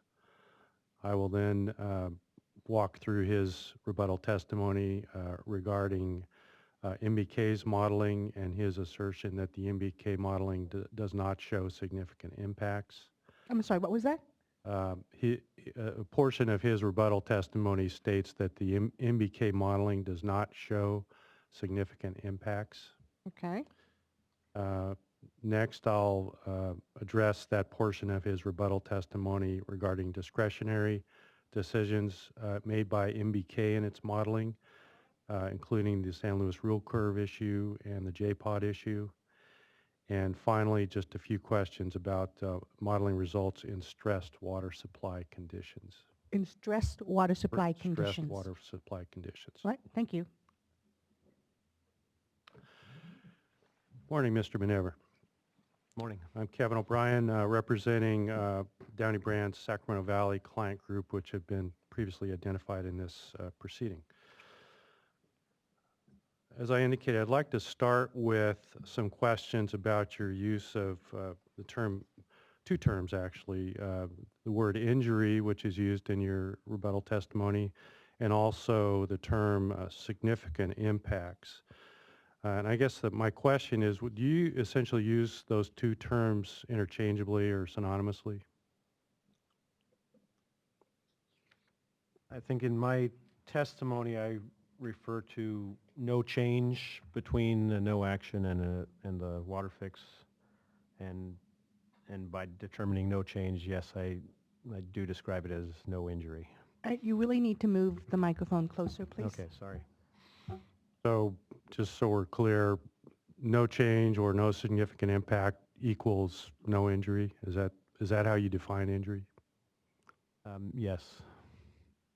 So in your analysis of the question of injury, I take it that there is a significance determination. Is that fair?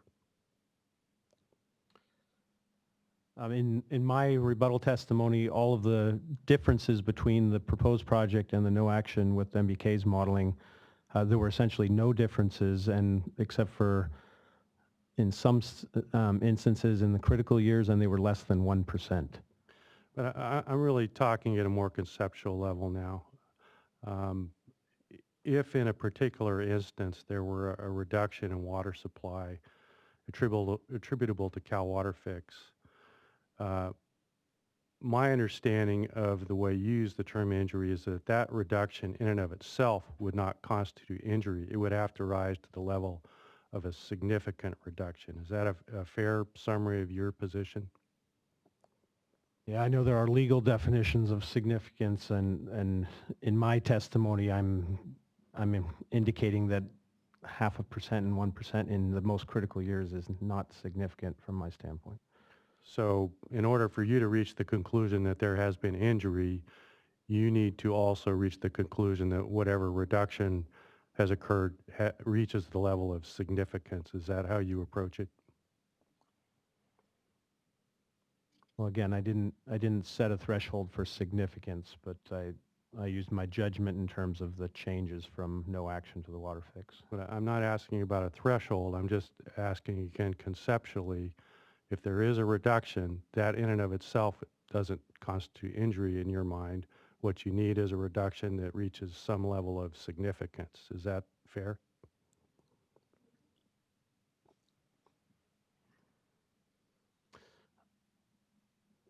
I'm not sure that's exactly what I would state, so if I can try to restate.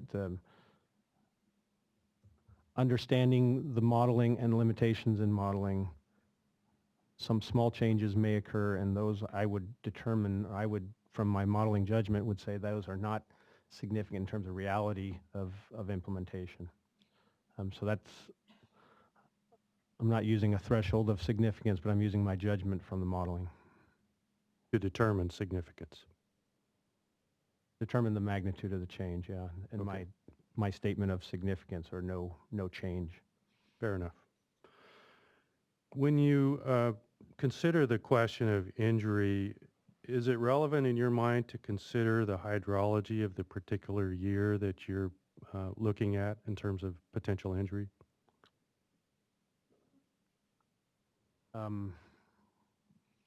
Yeah, I think it's important to look at the range of conditions that we've simulated, the 80-plus years of range of hydrologic conditions. But if, for example, if there was a reduction in supply in a particular year of, let's just say hypothetically, 100,000 acre feet, it would be important to you to know whether that was a critical year, for example, or an above normal year in determining whether injury had occurred. Is that fair?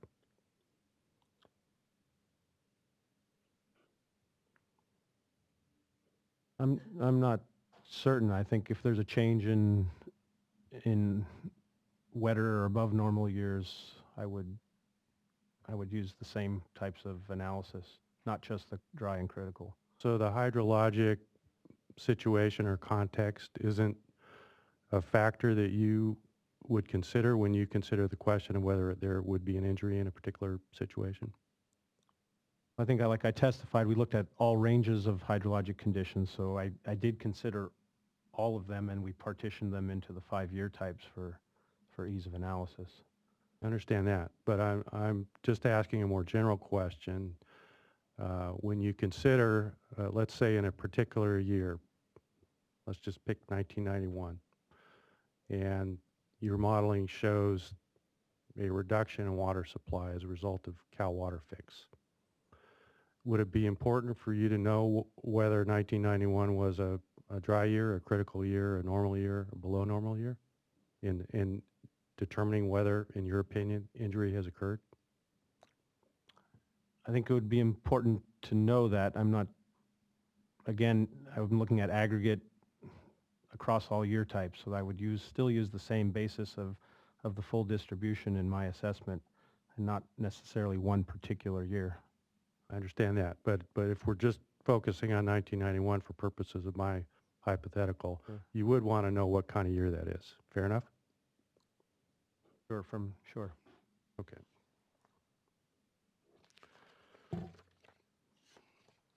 Now, we've talked a lot over the past few days about the operational philosophies of the State Water Project and the Central Valley Project, and I'm hoping we don't have to rehash all that testimony because there's been quite a bit of it. But I did want to just ask a few questions about that. Is it fair to say, Mr. Minever, that you and the petitioner's modeling team relied heavily on the project operators to inform the team as to what the probable operations of the state project and the federal project would be with Cal WaterFix in place? I think there's been extensive coordination to develop the no action over the last decade or so to refine the operation under the biological opinions. And then there has been coordination with operations in terms of how those might change or not change under the WaterFix. And in terms of the assumptions that are built into your modeling about how the State Water Project and the Central Valley Project would be operated with California WaterFix in place, those assumptions really came from the operators. Is that a fair statement? Well, I think it's a little more complicated than that. It's a bit of a two-way street in that models are developed, operators are reviewing the outcomes of those models and the operational behavior to determine whether that seems adequate from their standpoint in terms of how they operate, and that iteration process between operators and modeling staff is conducted. Fair enough. Let me ask it this way. If Mr. Lehi, who's sitting next to you, or Mr. Milligan were to say in relation to a particular set of assumptions in your modeling that that's not how we would operate, would you tend to defer to them on those types of issues? Yes, in general.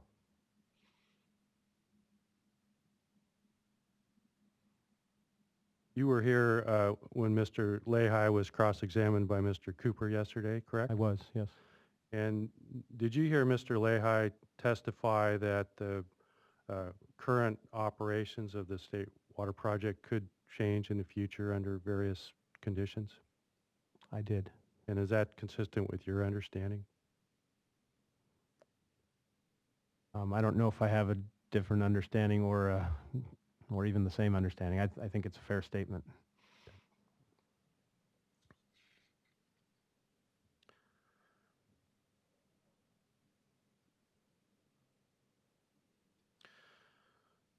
Now, you mentioned in your rebuttal testimony that the MBK modeling assumes, I think you use the term, more aggressive export of upstream storage using the new Cal WaterFix facilities. Is that correct? That's correct.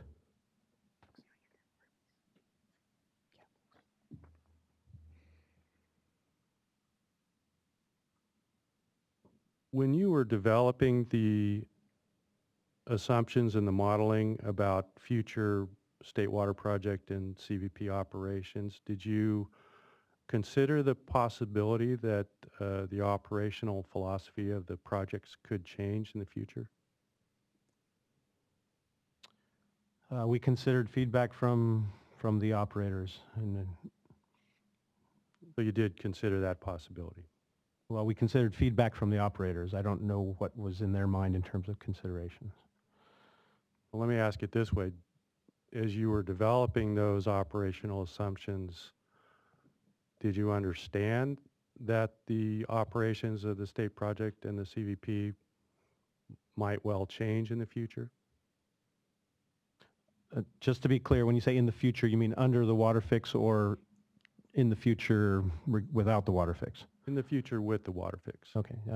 Yes, certainly. We understand when you add a new piece of infrastructure that allows a more flexible operation that the specific operations there might be more flexibility that's enabled by that new facility, which might enable you, for example, to divert more excess water and reduce the amount of stored water being released, which we certainly envisioned in the beginning of the WaterFix and confirmed with the operational discussions.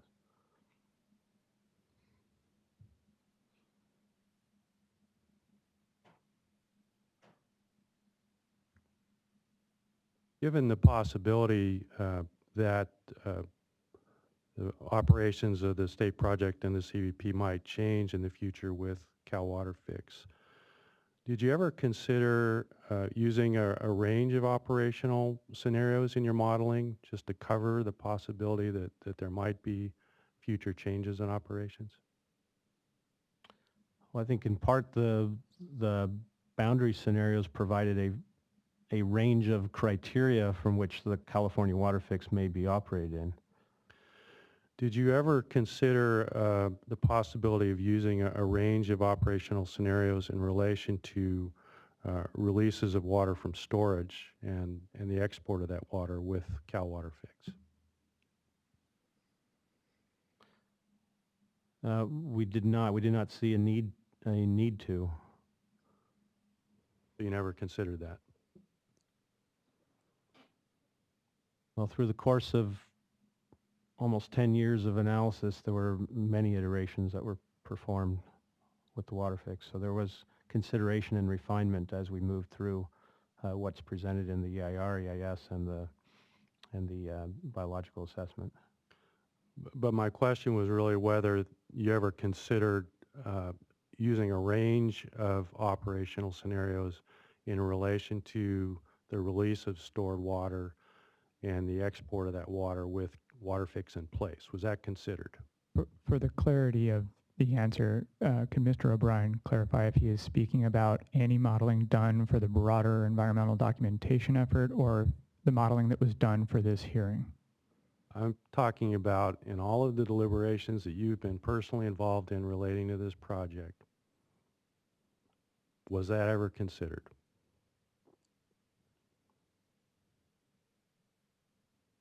And I cannot say with all the iterations there. We've looked at many iterations along the way.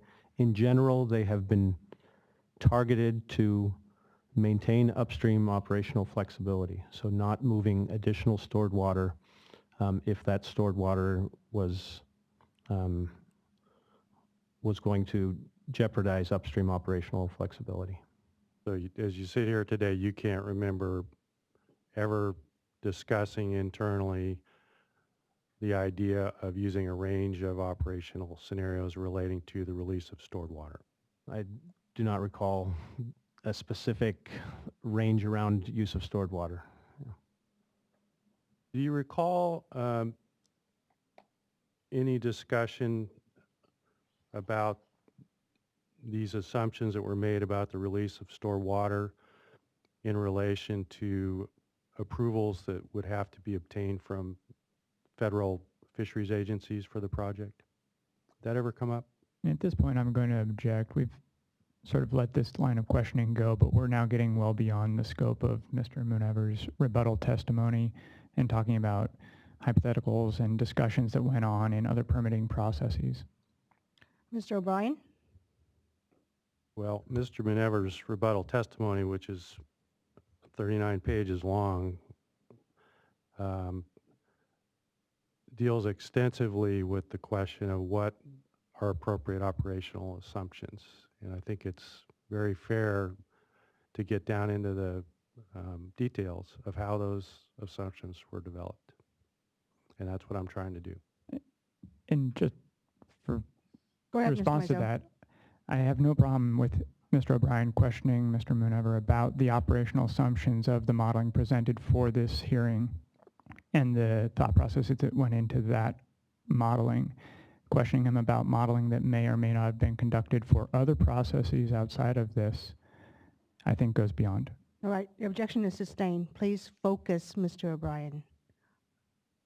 Your question a little bit more.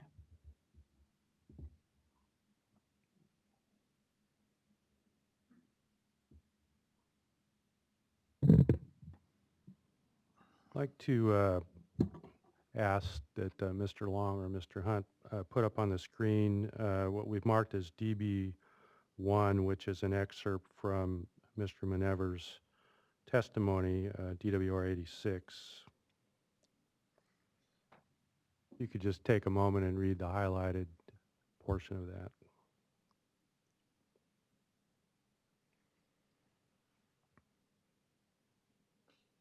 Okay.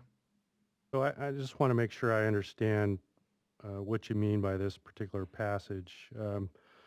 As I understand it, and correct me if I'm wrong, you're saying that even if you assume that MBK got everything right in their modeling, including their assumptions about release of stored water, that modeling doesn't show significant impacts on legal users of water. Is that a fair summary? Yeah, I think first off, we said we do not agree with MBK's modeling, but even if we were to hypothetically agree with it, which we do not, but in the figures that I presented, figures 1 through 5 in the following testimony demonstrate that there are no changes in deliveries to the contractors that are mentioned there,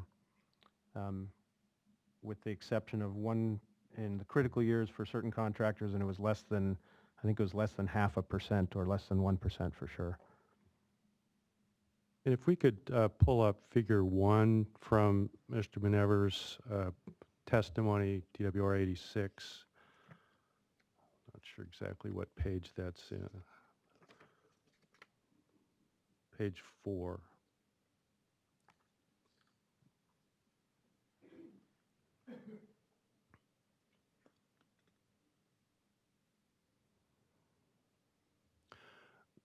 This is one of the figures you reference in your testimony in support of the conclusion that the MBK modeling doesn't show any significant impacts, correct? Correct. And I think there's other figures. This particular figure relates to the CVP settlement contractors. I believe there's other figures for exchange contractors and north of Delta refuge deliveries, et cetera. Is that correct? I'm sorry, north of Delta refuge deliveries. That is correct. In considering this question of whether the MBK modeling shows significant impacts, did you consider anything other than long-term averages? In the development of my rebuttal testimony, what I considered were the averages by water year type as presented here in figure. Did you One. consider anything else? I did not look at individual years or probability plots for this particular testimony. Mr. Minever, as a general proposition, as a expert in hydrology, is it fair to say that there are times where long-term averages may not tell the whole story in terms of what's happening hydrologically in a particular case? I think that's fair if you're using long-term averages. I think what we've shown here are water year types, so these are averages by year type, so they're not necessarily long-term averages across 82 years. So you divided them up by water year types, but you still averaged within the water year types, correct? Correct. And aren't there some situations where you'd want to, for example, in a situation where you had a lot of variability in the hydrology from year to year, aren't there situations where beyond the sort of analysis of averages that you've done here, you'd want to look at year-to-year variability just to make sure that the variability wasn't masking, or I'm sorry, that the use of averages wasn't masking the variability? I think in general we look at the distribution of the outcomes. So looking at year types is reasonable. Looking at a probability distribution would be reasonable, but we're not looking at necessarily an individual year to make an assessment.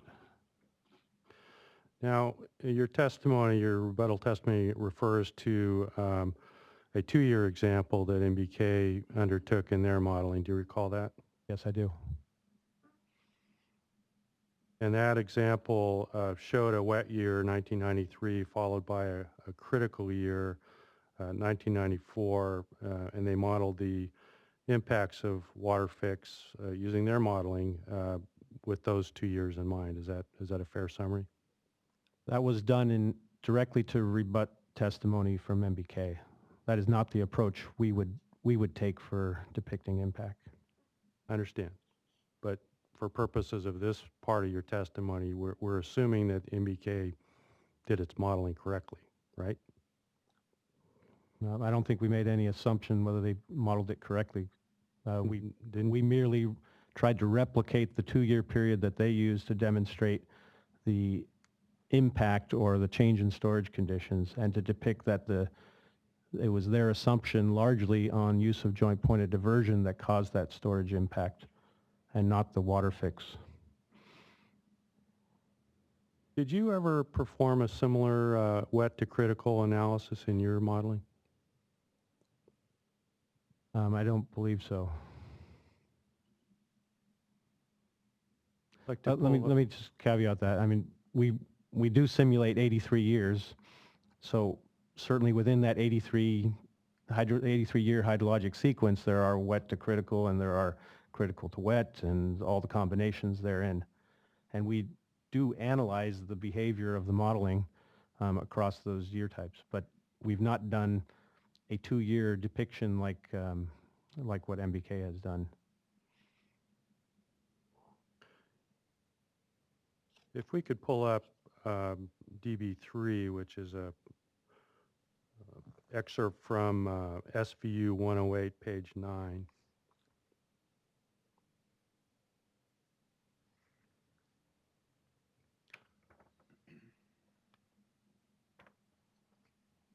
This is a conclusion paragraph from the MBK report where this 2-year analysis was performed.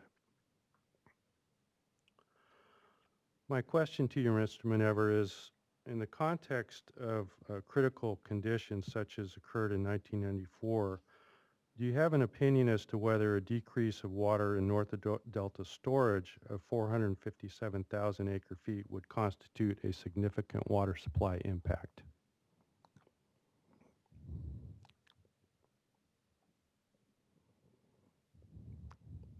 I would have to look at what storage levels that decrease started from. So So it's, at a high storage level, that may not be a substantial decline. At a low storage level, that may be. so you'd have to do more analysis to be able to answer the question of whether that would constitute a significant impact. Yes, but this is not my testimony. So you're asking about a hypothetical that MBK developed, not my determination. I understand it's not your testimony, but you told me earlier that even assuming that all the MBK modeling was correct, that your conclusion is that their modeling doesn't show significant impacts, right? And that was based on those figures in 1 through 5 that were in my rebuttal testimony.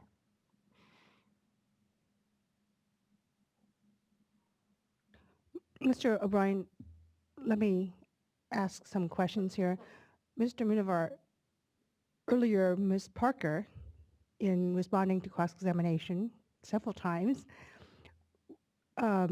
testified as to the long-term nature of her analysis in terms of viewing these modeling results and looking from her perspective at impacts over that long range rather than at individual years. And she responded that, after Mr. Becerra walked her through some very specific years that show some results in those years. Would you share that same principle in terms of looking at the modeling results? In other words, if Mr. O'Brien were to walk you through individual years with some impacts and asked you whether or not you would consider those as significant impacts, would your answer be consistent with Ms. Parker's in terms of looking at things from a broader perspective in determining impacts rather than individual years? Yes, I think Ms. Parker perhaps was more eloquent than me in describing that. Than me as well. And I think using the terminology that I prefer to use is I look at it across the distribution of the hydrologic conditions. And it's that distribution that guides me in an assessment of whether there is a change. So yes, it's the long-term changes across that distribution. So in your testimony, when you use terminology such as no impact or no significant impact, it's based on that long-term perspective rather than looking at any individual years or 2 years in concert. That is correct. The distribution of those changes are important to me, not the individual year.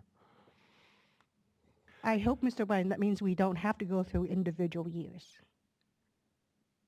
I need to make a comment for the record, and Please. I make this with respect to the hearing officer. I think it's highly inappropriate to interrupt my cross-examination to ask leading questions of a witness, to point that witness in the direction of another witness's testimony in a way that undercuts the point I'm making. And the point I'm making is that type of long-term analysis that Ms. Parker discussed is completely inappropriate in the context of a proceeding where injury is the issue. And fair enough, Mr. O'Brien, you've made that. And I expect we will hear about that in various closing briefs that will be filed before this board. And I do apologize if you perceive that as undercutting your cross-examination. I wanted to hopefully make the process a little bit more efficient, because I understand that that would be, from reading the testimony that he submitted, that was his testimony. And I expect fully so that you and others will be filing closing briefs arguing that point. Well, And it is a point that is direct to one of the key issues that is before us. And per our previous ruling, I believe it was in January, we pointed out that was certainly something that we expect to be argued, detailed in closing briefs. well, and I appreciate that, and closing briefs are important, but factual records are important too. And part of my job today is to make a factual record. So I do have some additional questions, and if there are objections, sounds like they may be sustained, but I feel the need to ask these questions for purposes of the record. So noted. And since you have been efficient in previous cross-examination, I would expect you to continue that as well. Thank you. Mr. Jackson, are you about to accuse me of double standards again? I'm going to highlight this as a violation of due process. To continue the discussion that we've had in that regard, it's I'm sorry, highly what discussion have we had in what regard? when the last time I got cut off, and you answered a question in the same fashion to get these people out of trouble. It is not appropriate in a quasi-judicial hearing for the hearing officer to, in the guise of efficiency, in a case that is, we're certainly not going to get to August in this case, or July, or anything else. We got plenty of time, given the schedule, to cut off attorneys who are trying to exercise the due process rights of their clients. And I just wanted to indicate that I believe that Mr. O'Brien understated how egregious this was, and I want to support his motion. I believe it to be a violation of due process, and it would be something that we all might keep in mind in the future. So noted, Mr. Jackson. Mr. O'Brien? Thank you. Mr. Minever, referring back to, I believe it's DB3, which we have on the screen, there's a statement in this MBK document. See if I can find it. The reduction of upstream storage of 360 TAF, 1,000 acre feet, in the spring of 1994, of which about 200 TAF, 1,000 acre feet, would be from the Shasta Trinity system. Do you see that? I apologize, I'm not following you right now. This is DB3, is that correct? Yes. Sorry, I'm having trouble seeing the screen, so I'm referring to my hard copy. It's about halfway down through that paragraph. In the highlighted? Yeah, it starts with the words "the reduction."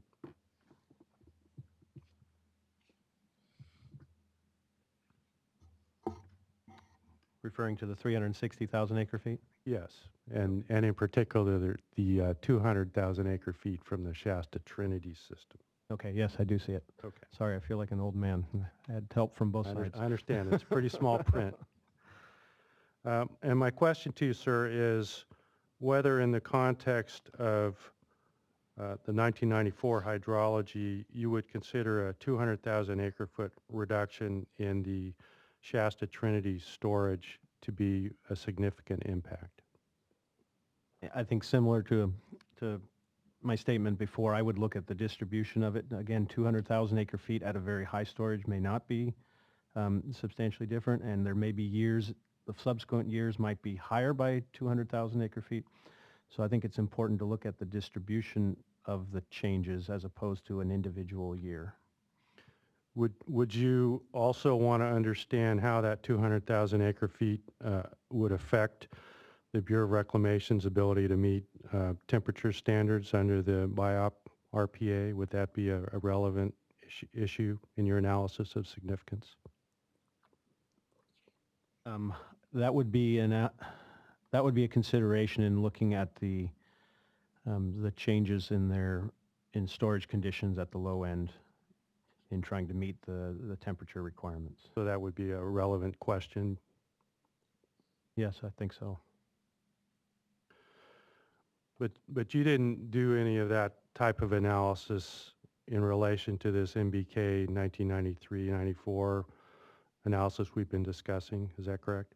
Objection vague as to what type of analysis you're referring to. Fair enough. I'll rephrase. Did you do a more focused analysis of the specific impacts that would flow from a reduction of 200,000 acre feet in storage in the Shasta Trinity system in a year like 1994? No, we did not. In fact, we argued that those storage impacts are likely an artifact of MBK's modeling assumptions in of themselves, and that when we reverted just one modeling assumption back of the many that we highlighted, we had a different storage outcome than what MBK reported.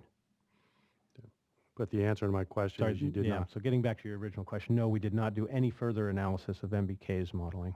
Okay. And following up on the hearing officer's question, it's my understanding, based on what you said, that your view of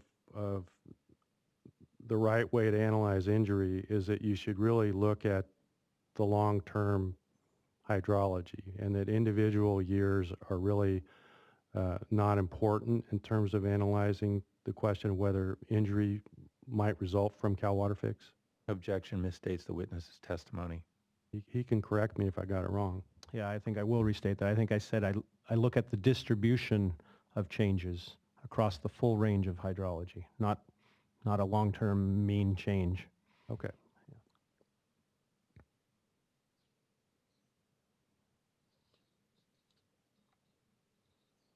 And so when you look at that sort of distribution, and this gets back to Ms. Parker's testimony, where you have reductions that occur, for example, in storage in dry years, it's acceptable from the standpoint of an injury analysis to then allow wetter years to essentially cancel those out? Is that a reasonable thing to do in the context of an injury analysis?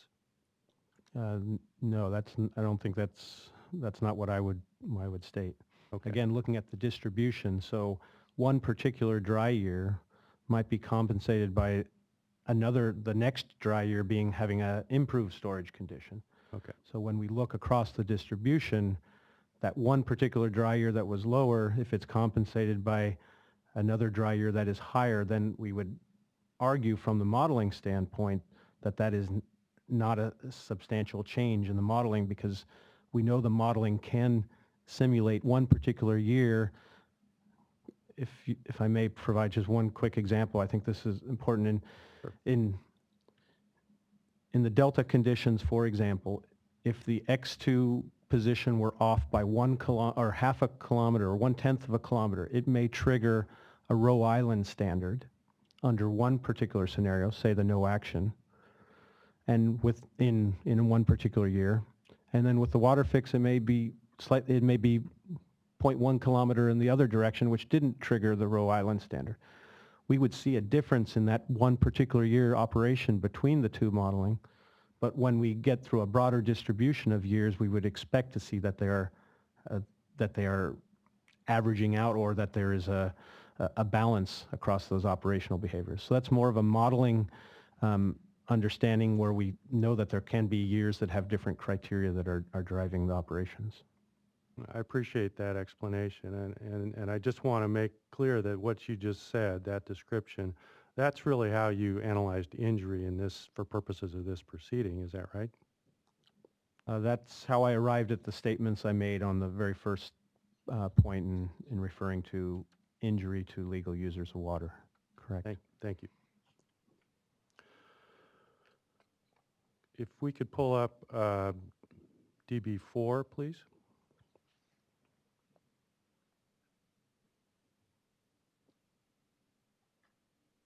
Actually, I think we can probably skip that one. Let's skip to, hold on.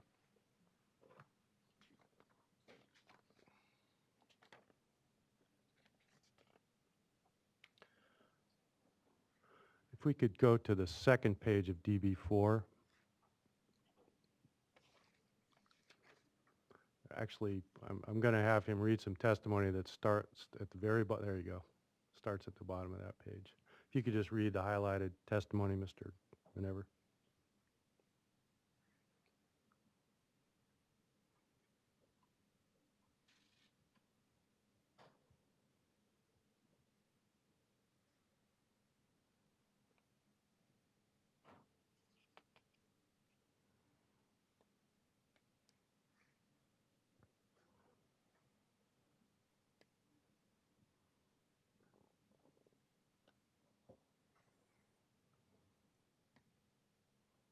Okay.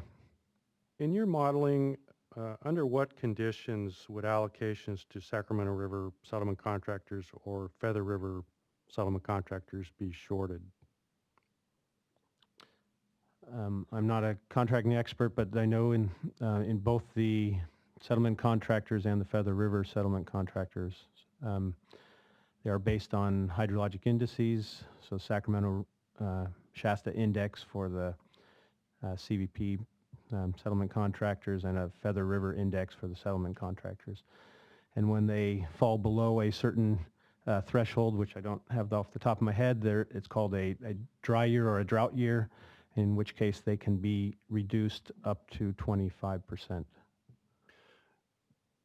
But beyond those reductions that are provided for in the contracts, if there were a situation where those contractors, the Sac River settlement contractors and the Feather River contractors, were to be shorted over and above what's provided in their contracts, what would have to happen in your modeling? What hydrologically, what would have to happen? Well, there's two conditions. First, within the modeling, there is a land use and hydrologic component to it. So they would be provided either 100% or the 75% of their contract, unless through the hydrologic analysis it indicated that their demands under that particular year, rainfall was high or something like that, was less than the contract, then they would receive, then would indicate that they were not needing or using that full contract. Would the reservoir, in your modeling, would the reservoirs, Shasta Reservoir in the case of the Sac River settlement contractors, Oroville in the case of the Feather contractors, would they have to reach dead pool before those contractors were shorted in their supplies? In general, those would be the times in which the model would show any shorting over above that 25% reduction. There are in-stream flows that are within the modeling that have the model operates based on setting a priority for when to release water under the most dire conditions, and there are in-stream flows that would be maintained in the modeling even if it meant that there were settlement contractors not receiving the full amount. That would only occur when the reservoir had released or had fallen to dead pool storage. Just so I'm clear, would there be any situations where, let's just take the Sacramento River settlement contractors, would there be any situations in your modeling where the Sacramento River settlement contractors received less than the 75% supply that's provided in their contracts, other than a situation where Shasta Reservoir hits dead pool? I think which I just described. So if the land use base indicated that the demand was less, that would be one condition. The other ones would be if there was only enough supply to release, you were at dead pool and you're only enough supply to release for minimum in-stream flows, that could be a second condition. But in general, you are correct. The only times when we should see shortages to those contractors is when dead pool is reached.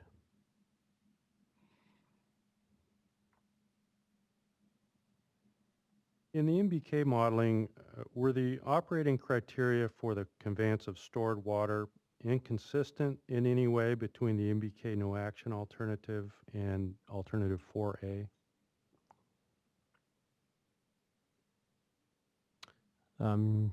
Yes, they were, but to be quite honest, it's very difficult to understand how they are different because they were essentially input time series, but they are different between the no action and the WaterFix.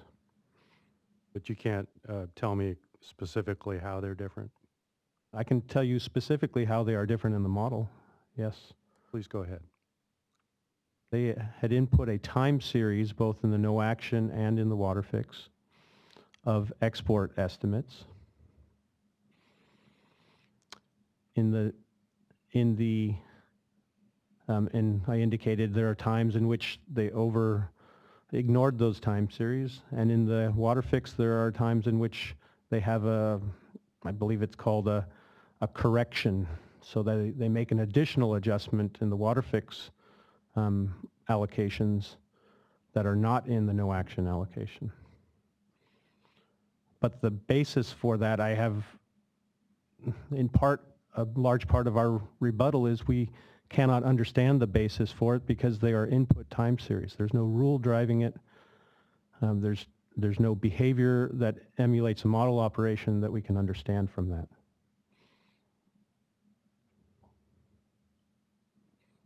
All right, I'd like to move to the portion of your testimony that generally is under the heading that the MBK modeling of discretionary decisions is flawed.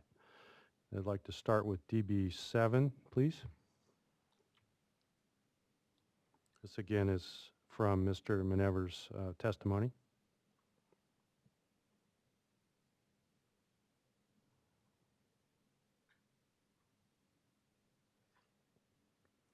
Why don't you go ahead and read that and let me know when you're ready.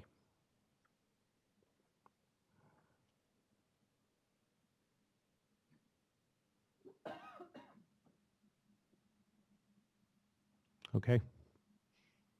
In the operational assumptions that MBK utilized in their modeling, do you know whether there was ever any unused export capacity in their assumptions? I did not evaluate that, so I don't know. So you don't know whether MBK assumed the most aggressive possible set of operational assumptions in terms of moving stored water through the WaterFix facilities? I can't put a level to the aggressiveness. Well, I guess my question really is, do you think that MBK could have been more aggressive in the operational assumptions they made with WaterFix in place? I mean, it's a hypothetical here. I mean, you could move all the water out of North to Delta storage and move it through the facilities.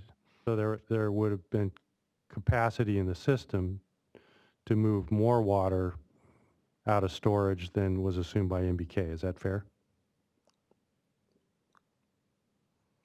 There may be capacity in the system, but there are a whole suite of limitations that drive operations and protection of upstream storage. So it's not a capacity assessment necessarily. Let me just ask it very directly. MBK in their testimony has said, we did not pick the most aggressive series of operational assumptions about moving water out of storage with WaterFix in place. Do you agree or disagree with that, or do you have no opinion? I don't have an opinion as to the level of aggressiveness and whether one could construct a more aggressive operation. Okay, fair enough. If we could pull up DB8.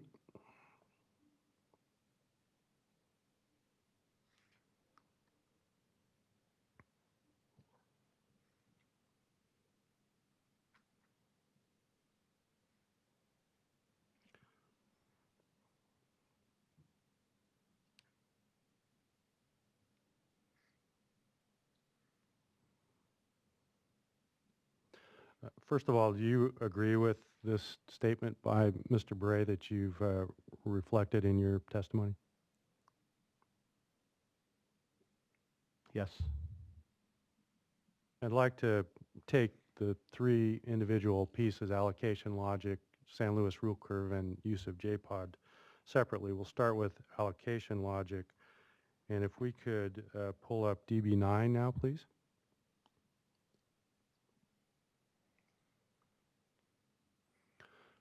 Why don't you go ahead and take a minute to read that?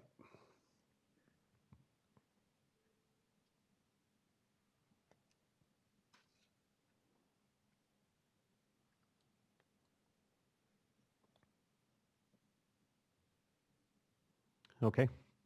You used the phrase manually derived export estimates. What do you mean by that phrase?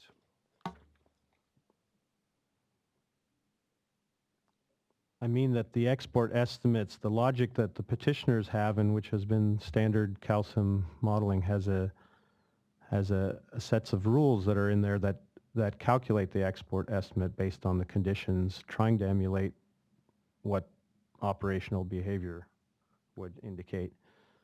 MBK's modeling has removed that portion of the logic, and in place of that has essentially a time series of manually developed export estimates. Did the petitioners in their modeling manually reduce export estimates for scenarios H4 and B2?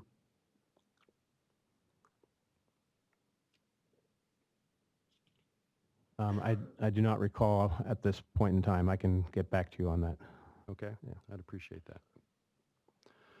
Do you know if the petitioners ever manually changed the export estimates for scenarios B1, B3, or Alt4 H3 plus? I'd like a clarification. Is Mr. O'Brien referring to B2? I don't believe we presented a boundary 3. Sorry, B2. Thank you.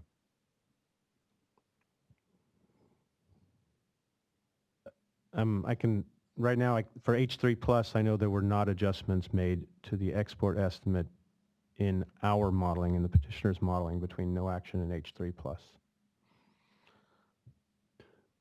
And I don't believe the other ones were modified either, but I can confirm that at the break. Thank you.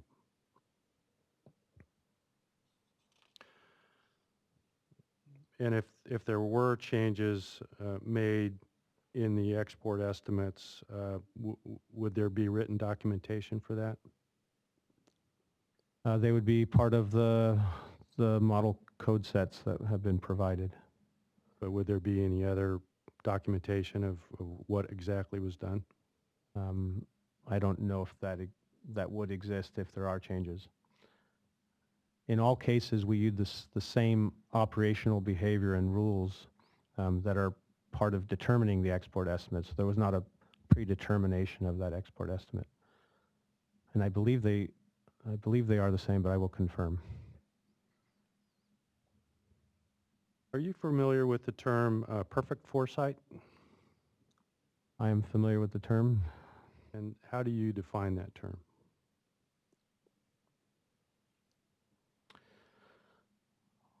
I'll define it in the context of allocation behavior.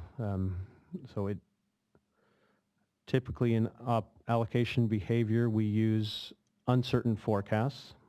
So as Mr. Lehigh testified, we use in some cases a 90% exceedance forecast, not the actual flows that resulted in a particular year. And in part, that's that understanding of not knowing the future leads to essentially a more conservative operation. In fact, a 90% forecast means 90%, it's 90% exceedance. It means 90% of the time it is likely that that forecast will be exceeded. A perfect foresight would either take the actual flows, so assuming that you have the ability to predict the future, would use those actual flows in determination of allocations, or may run the scenario and to the end of the year and then adjust operations backward in time. So that's how I would that's how I would say perfect foresight. Does the petitioner's modeling contain any assumptions about future state water project and CVP operations that were made using perfect foresight, in your opinion?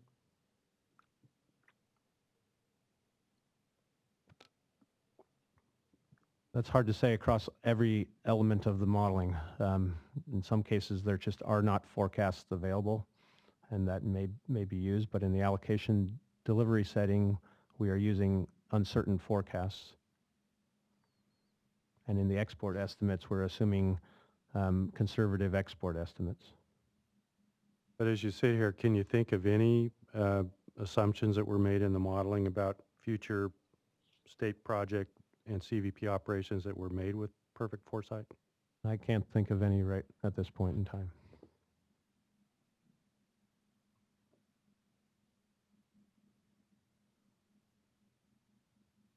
Do any of the methods used by the petitioners modeling to make water supply allocations use perfect foresight?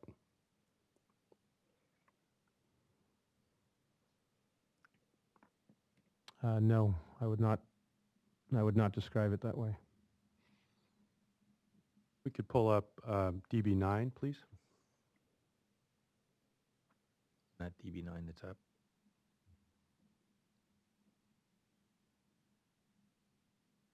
All right. Referring to line 7 of DB9, you use the term standard modeling protocols. Are those standard modeling protocols written down anywhere?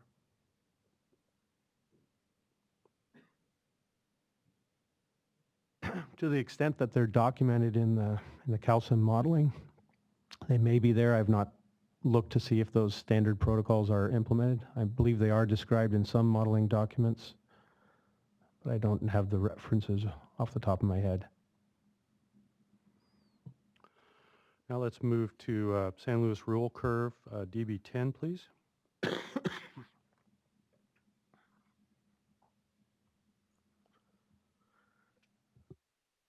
I just asked for a time check because it's about noon and witnesses have been testifying for a while. He's on his 4th of 5 issues. I think my hour and 15-minute estimate was pretty good, maybe a little bit less than that. Okay.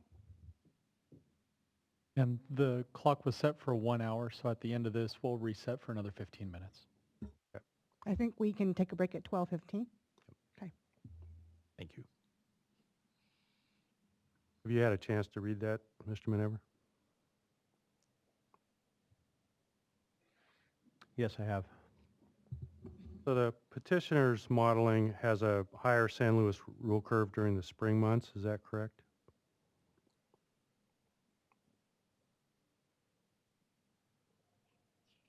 That is correct for I believe, for the CVP San Luis Rule Curve. And your modeling contemplates the release of water from upstream reservoir storage during the spring months, is that correct? No, that's not correct. So the point in this statement was that the WaterFix enables additional excess water to be captured during certain parts of the spring months. Whereas in the no action and the biological opinions, in which they're quite restrictive during those same months, there's a lesser ability to pick up those excess flows in the delta. And that change in operational flexibility is what led us to adjustments in the San Luis Rule Curve.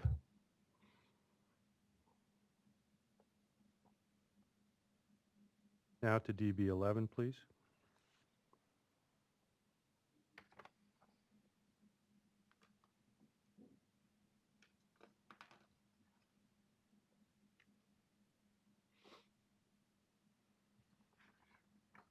Let me know when you're ready.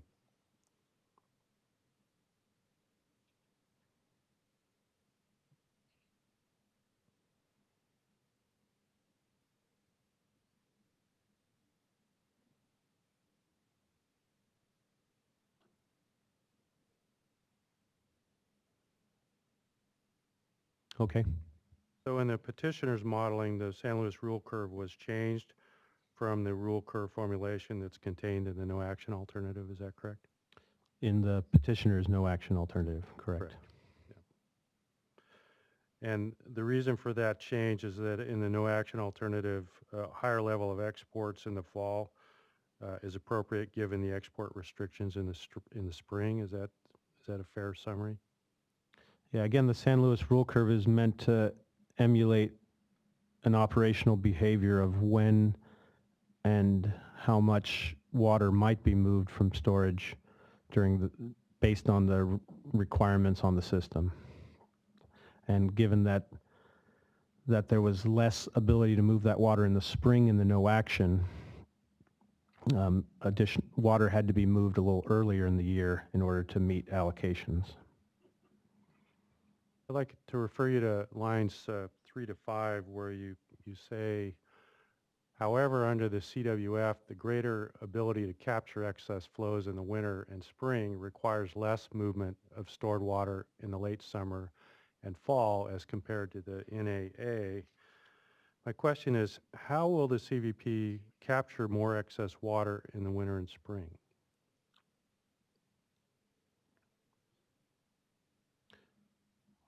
Under the California WaterFix, the ability to divert from the North Delta diversion could enable a greater ability to export surplus or excess water. I don't like those terms, but water that does not have another requirement in the system enables a greater ability to export that water in the winter and spring due to the California WaterFix and the North Delta diversion facilities and associated bypass flows. And if I may, again for clarity, and I think this was inadvertent, but I'd like to confirm with Mr. O'Brien, his question was phrased in terms of how will the CVP capture excess flows when the testimony is talking about the CWF. Was it your intent to reference only one of the two projects? My intent was to focus on the CVP. Was this change in the San Luis rule curve ever discussed with Mr. Lehi and Mr. Milligan or other operators? I don't recall whether the changes to the rule curve were, but the results of the modeling have been discussed with Mr. Lehi and I believe with Mr. Milligan as well. Okay. Let's move to JPOD, DB13.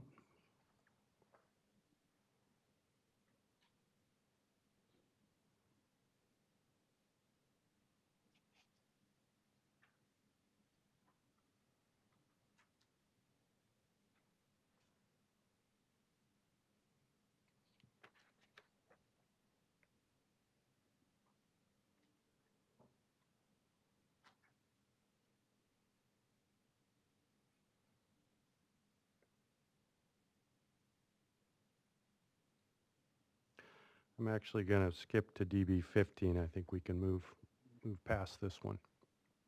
Sorry.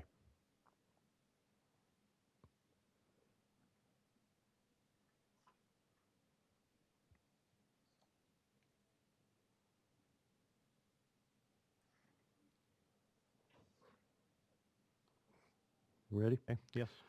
Is it possible for CVP operators to estimate Jones pumping when making CVP allocations? They do make an estimate of Jones pumping availability in making allocations.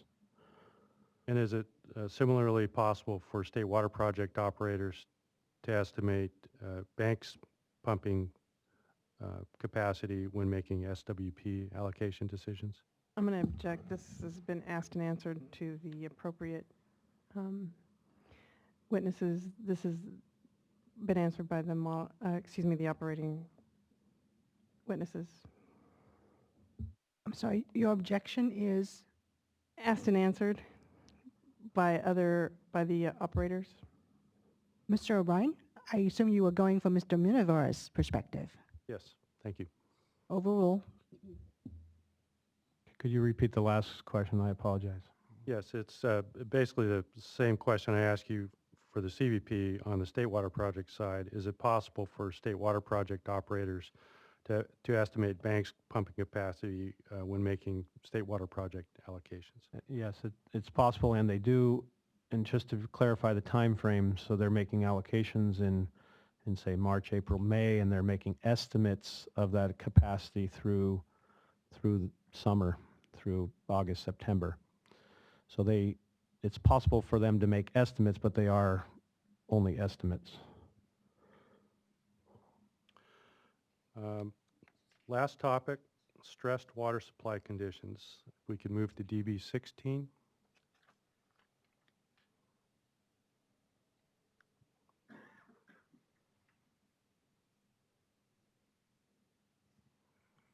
Let me know when you're ready. Yeah, I'm ready. When you use the phrase stressed water supply conditions, what do you mean? In general, in my testimony, when I talk about stressed water supply conditions, I'm talking about conditions in which one or multiple reservoirs may have reached dead pool conditions.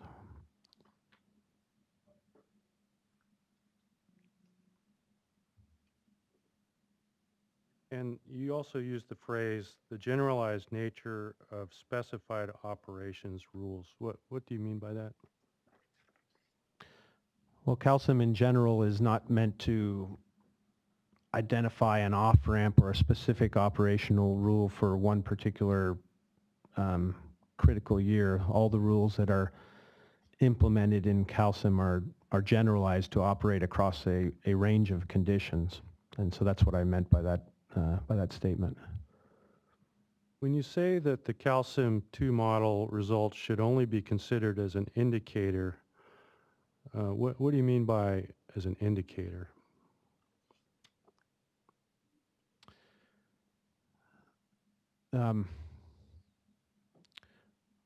We would expect, in particular in the runs that were prepared by the petitioners, in which we are simulating conditions under a future climate and sea level change conditions, we have a slightly greater increase in frequency of these stressed water supply conditions, and that we would anticipate that under real-time operations there would be some adjustments that might be made such that reservoirs do not hit dead pool conditions. So when you say should only be considered as an indicator of stressed water supply conditions and should not necessarily be understood to reflect literally what would occur in the future under a given scenario, I interpret that, and tell me if you agree or disagree, as saying that the calcium 2 model results in stressed water supply conditions are not particularly reliable. Is that a fair interpretation? I'll rephrase it. The way I would describe it is, this is where models are fantastically useful. We're trying to project the future conditions under climate change and sea level rise, not even the most extreme that could be envisioned over the course of the century. And we're indicating, or the models are indicating, that there are conditions in which the system has to behave, has to respond differently than perhaps our current regulatory requirement. So the calcium model does not implement adaptations for those conditions. It does not specifically prescribe how you would get out of those particular conditions. What it does indicate is the frequency and, in some cases, the magnitude of the stressed water supply conditions. So that's what was meant by this statement. Does the statement have anything to do with the possibility that TUCP orders might be obtained in the future and we just simply don't know exactly what they would provide for? Yeah, I think philosophically in our modeling, we did not try to predetermine the future regulatory environment. And that was a very purposeful behavior on the modeling for the WaterFix. So you didn't attempt to predict what the State Water Board might do in a future TUCP in a stressed water supply situation? Objection misstates his testimony. You can correct me if I said it wrong. In what way did it state it, Mr. Berliner? Well, we just jumped from what action might occur in the future under a stressed condition to what terms might the Water Board impose in a TUCP, and the question presupposed that the answer to the prior question was that we would see a TUCP, whereas the actual answer was there could be any number of actions that were taken. Mr. O'Brien, do you wish to clarify? I'm just trying to understand what the modeling assumes in stressed water supply situations. And I think Mr. Manever said in his previous answer that we're not trying to predict.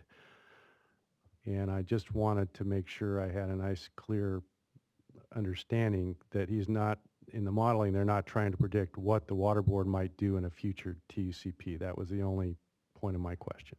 And my objection was it assumed that there would actually be a TUCP So to which he phrase left your the- question, Mr. O'Brien, with if there should be a TUCP. Okay.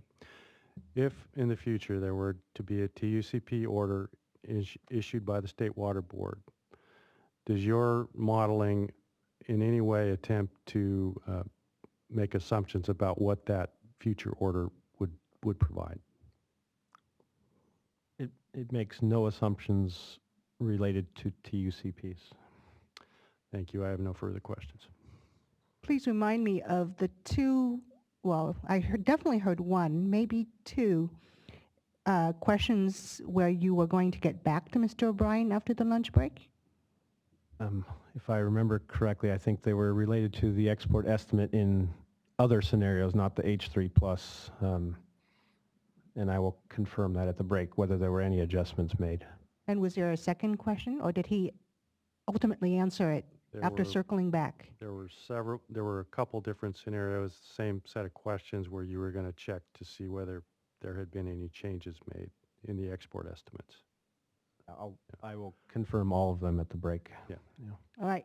And I'll try to meet with Mr. O'Brien before we take off here to make sure we're responding to the right ones. All right. Are there any other questions from Group 7 for Mr. Munavar? Mr. Becerra, is that it? And are there any other questions for Dr. Nader Tarani from Group 7? I didn't think so, but I thought I would ask. All right. So we'll take our lunch break. We will resume at 1:20. And after Group 7, I believe, Ms. Nickel, you're up next.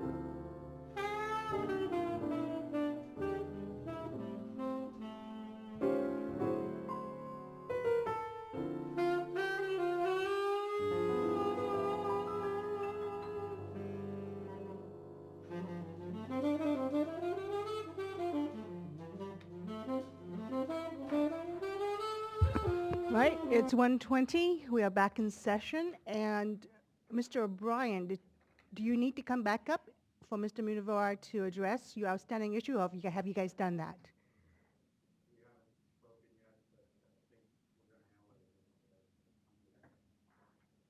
All right, then I'll turn it to Mr. Becerra. And how much time and what topic, Mr. Becerra? I think it's 15 minutes to 30 minutes, depending on the answers. And the topics are stressed conditions and how they relate to Mr. Munivar's testimony about injuries. Some material about the soundless rule curve that I thought I would be able to ask Ms. Parker about, but it sounded like it's more appropriate for Mr. Munivar. And then a few of his statements about JPOD. All right, please proceed. Okay. Morning, good afternoon, Mr. Munivar. My first question is, I want to make sure I pronounce your name correctly, because I have had a difficult time understanding that. So if you could just state it, I would appreciate it, and I will try my level best to get it right. It's Munevar, but if you just say whenever and replace the WH with an M, you're probably okay. Munevar. Okay. Thank you very much. I appreciate that. My wife tells me I'm terrible at pronunciation, and she's probably right. Okay. Mr. Munevar, before the break you were discussing with Mr. O'Brien stressed water supply conditions, correct? Yes. And in general, you've testified that the modeling only indicates problems in those conditions and probably doesn't accurately reflect what might occur in those conditions, correct? Correct. I think I testified that it's indicative of stress water supply conditions when we when we hit Deadpool in the modeling. Okay. And do stressed water supply conditions generally occur in critical water years? Generally, yes. Okay. Could we please pull up Mr. Munevar's testimony, DWR 86 errata, and page 4, please.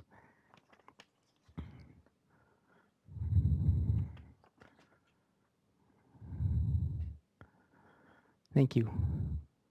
Now, Mr. Munevar, you testified about this previously. Figures 1 through 5 in your analysis are MBK's depictions of water supply deliveries to various water users, correct?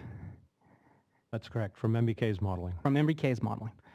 And the columns in these figures that are denoted C, those are deliveries in critical water years, correct?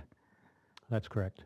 And in those columns, in these graphs, do you include deliveries in years when you consider stressed water supply conditions to exist?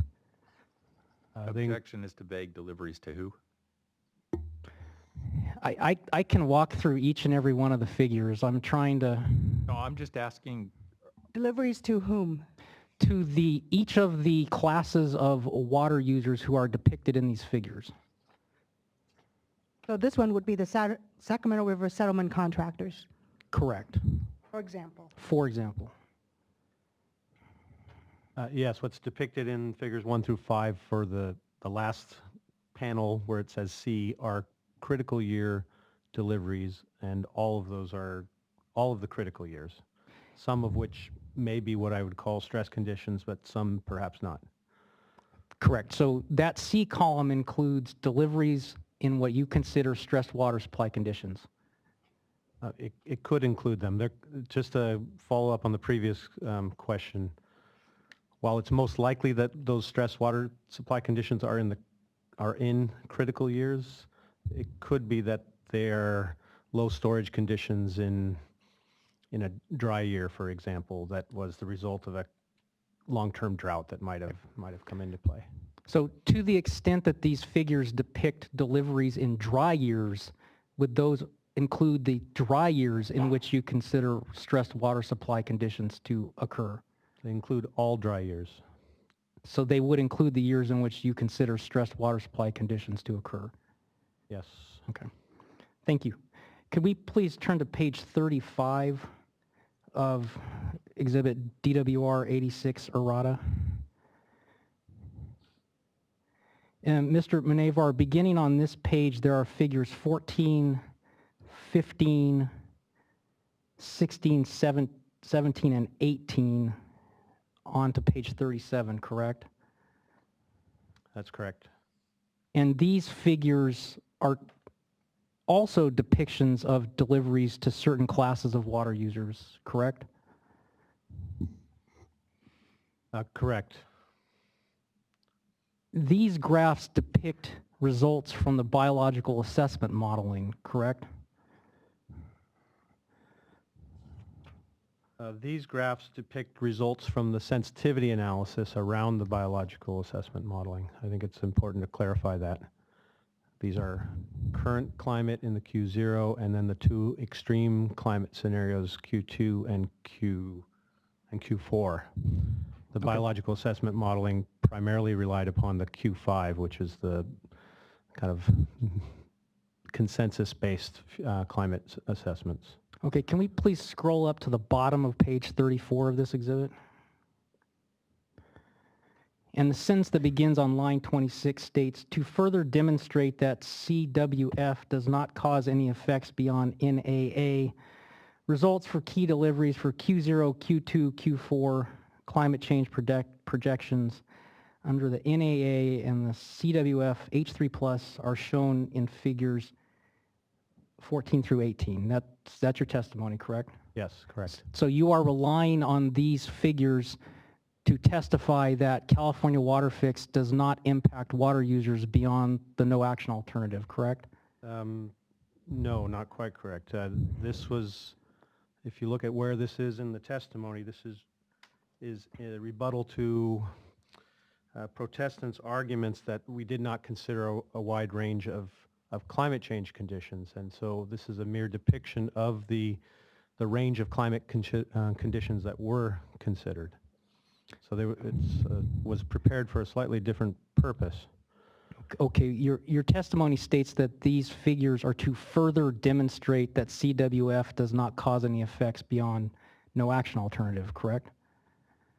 Correct. It was intended to show how the CWF would operate under different climate conditions and the relative changes or no changes to deliveries under those identical climate and sea level rise considerations. Okay.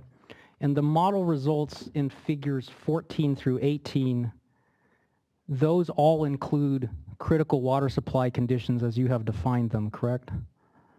They include all of the 83 years, including critical conditions. And those are the critical conditions in which you state that modeling results should only be taken as indicators of critical conditions, correct? So you're mixing two different points, I think. The Okay. previous one on stressed water conditions. The purpose of this analysis was to show not whether climate change caused some outcomes that were in the no action and the WaterFix did not exacerbate it. So this is, yeah, I kind of lost track of your question, but it's not identical to the previous assessment. Okay, and I thought I was asking a pretty simple question, so I'll just try it again. Maybe you were. The modeling results in these figures, they all incorporate results from years in which you believe stressed water supply conditions occur, correct? Yes, they are inclusive of those. Okay.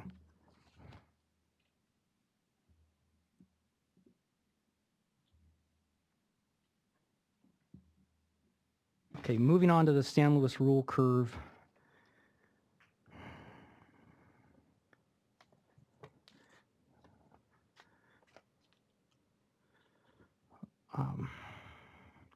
In general, one of your critiques of MBK's modeling is that they did not change the San Luis rule curve between the no action scenario and the proposed action, correct?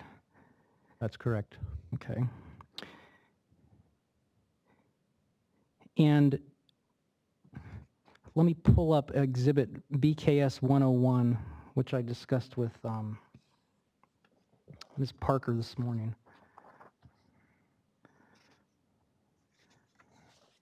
And in particular, the last page.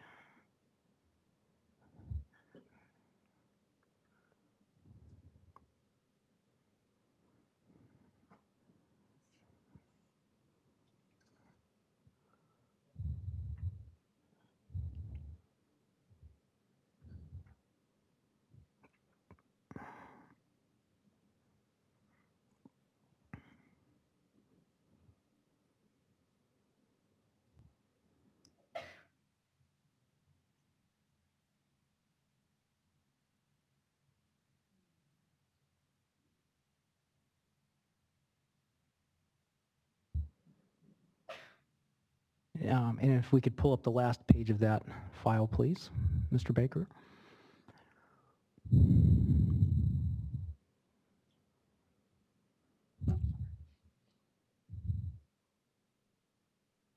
And if we could scroll down to the bottom, please.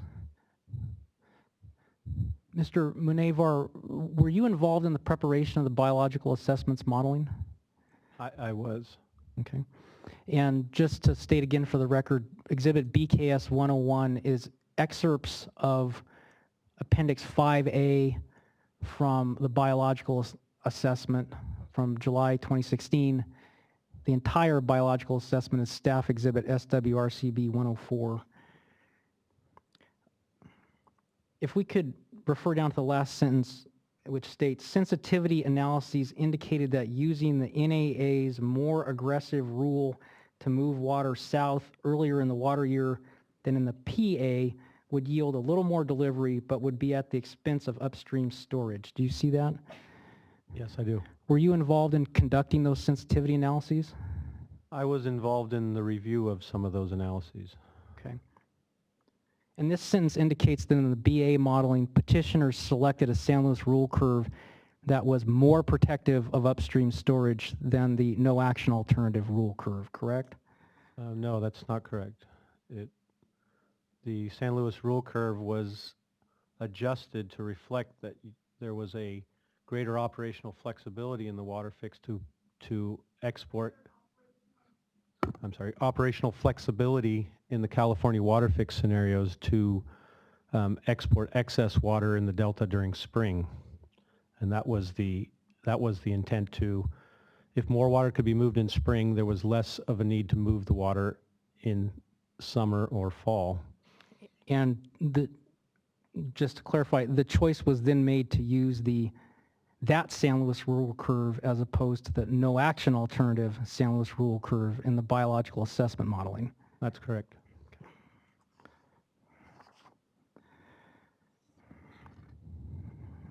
Okay, if we could now refer back to, just a second.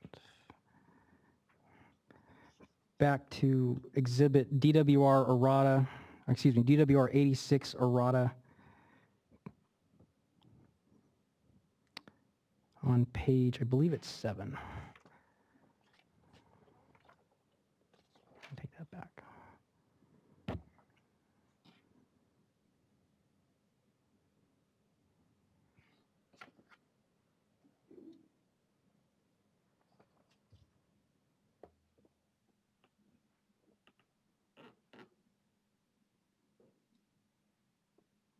I have to apologize. There's a piece of the testimony I need to find, but I can ask the question generally.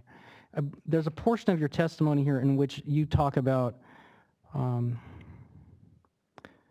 you critique MBK's changes to modeling and state that they introduced bias into the modeling, correct?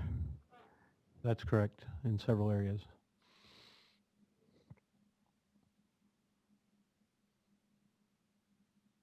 And you state that when discretionary decisions related to California WaterFix are applied inconsistently between the proposed action and the no action alternative, that creates bias in the modeling. Is that your opinion? I think the large basis of the opinion was that they had modified the export estimates considerably without translating that into a rule that could specifically be operated or at least linked to an operational rule. Okay, and so on exhibit DWR 86 errata, at the bottom of page 7, you talk about the changes that you critique, and you state, beginning on line 26, these changes include, and then moving on to the top of page 8, lack of changes to the San Luis rule curve. Do you believe that the MBK's decision not to change the rule curve introduced bias into the modeling? I think so. I think that their modeling did not acknowledge that the system had changed in its operational behavior to move water at different times of the year. So your opinion is that petitioner's decision to change the San Luis rule curve between proposed action and no action alternative did not introduce any bias into the modeling, correct? That's correct, largely because if you view the historical changes that have occurred in the operation of the projects, we went from D1485, 1641, and progressively had more and more restrictions on the export capability of the projects. And the rule curve was thus adjusted. Keep going. Finish. Okay, was thus adjusted to reflect those operational changes. Now, when we have a WaterFix which has a different capability to move water, it's important to recognize that the operational behavior should accommodate that. In operating the CVP and SWP in real time, the operators would not be required to operate according to any San Luis rule curve, correct? I think like we testified before, the San Luis rule curve is meant to emulate an operational decision. The operators, I don't believe, use a specific rule curve. They use much more of their discretion in operational decisions. So it would be just operator's discretion in operating the projects rather than any San rule curve would govern operations of the projects with the WaterFix in place, correct? Yeah, the rule curve is meant to emulate that operational decision. Thank you. Is meant to emulate that operational decision. Okay. You still have JPOD to address, right? Yes, very briefly. Time flew by. Was that an hour already? Okay. Go ahead and give him another 10 minutes or so to finish up with JPOD. Thank you. If we could move on to Exhibit DWR 86 errata, page 16.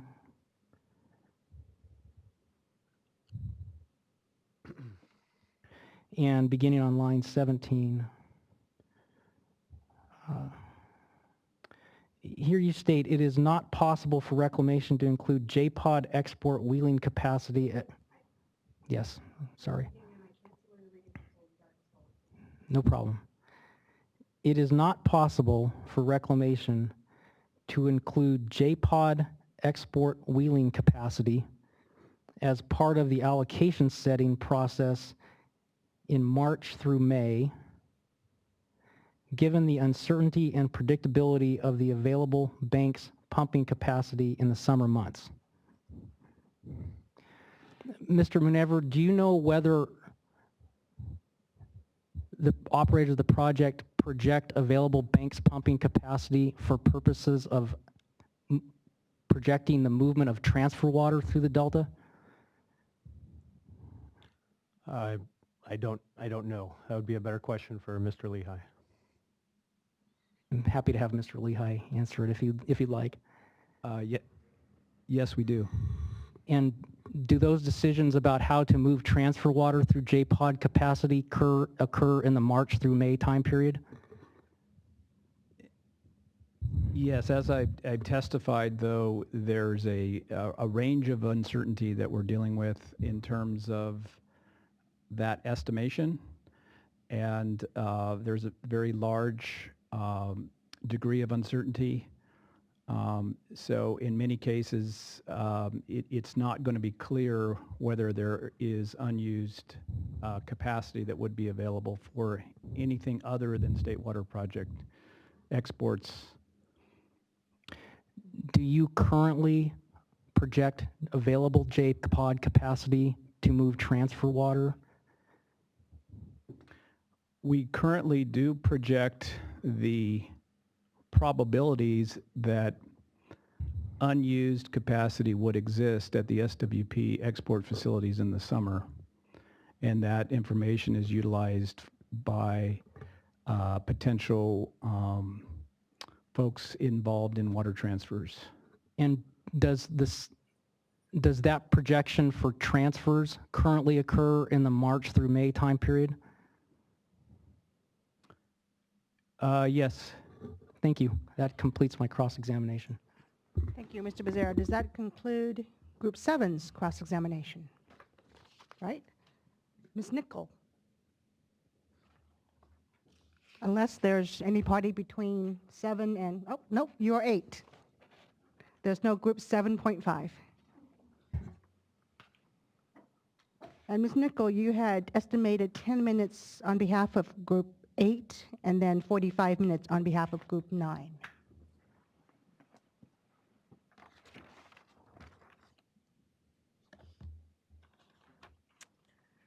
Yes, I actually am going to reduce that for you this afternoon.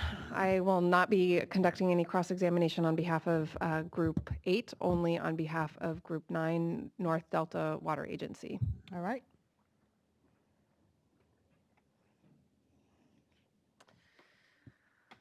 And I have questions this afternoon directed for, I'll start with Mr. Lehigh and then Dr. Nader Tarani. I have some questions for you as well. So, Mr. Lehigh, I'm going to start with some conversations we had, and actually let me give you my topic areas. First, for Mr. Lehigh, some questions regarding the use of models in project operations and forecasting, and then the use of the term Delta requirements in his testimony. And for Dr. Nader Tarani, I have several areas.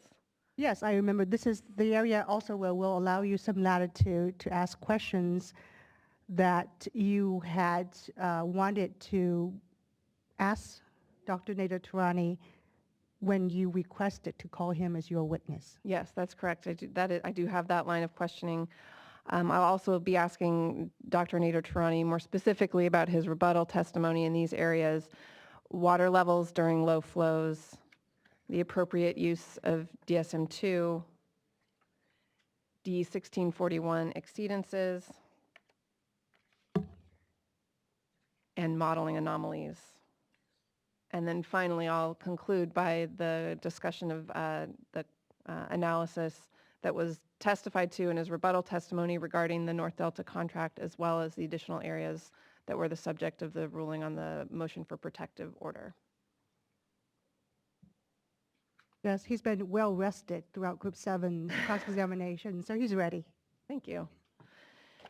So, Mr. Lehi, I want to start by understanding a bit more about how your office uses models in project operations.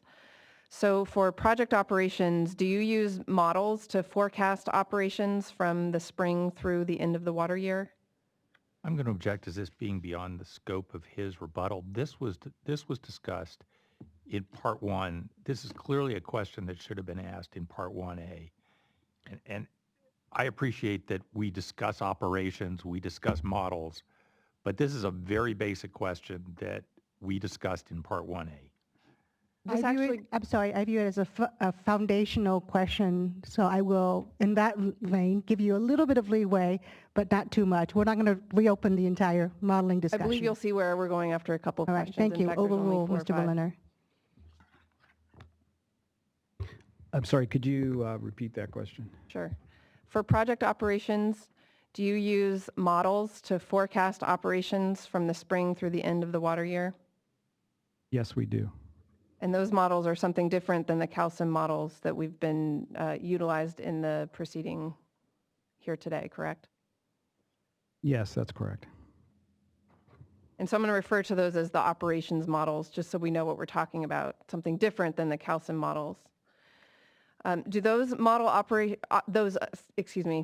operations models simulate operations based on a given set of parameters, or do they require operators to manually input certain components of operations, such as reservoir releases and exports? Well, it's both.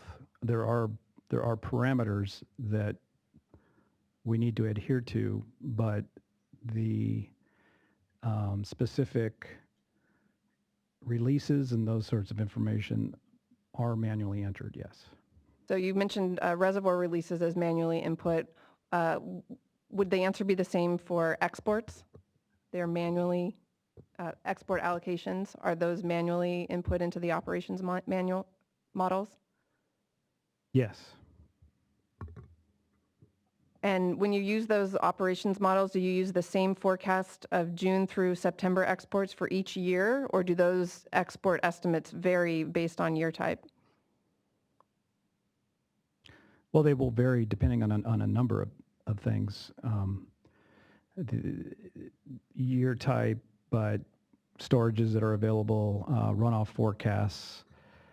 So there are a number of parameters that will affect the forecasted exports. Okay, thank you. That's all I have on that line.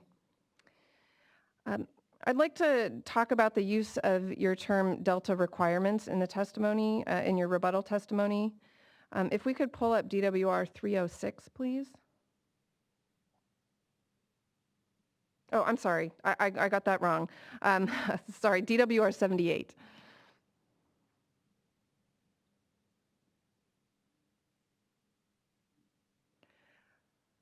First, just as a matter of foundation, I believe you testified in the first part of the hearing that you are familiar with the contract between DWR and North Delta Water Agency that has been marked as Exhibit DWR 306, correct? Yes, I am familiar with it. We could go to page 6 of DWR 78, please.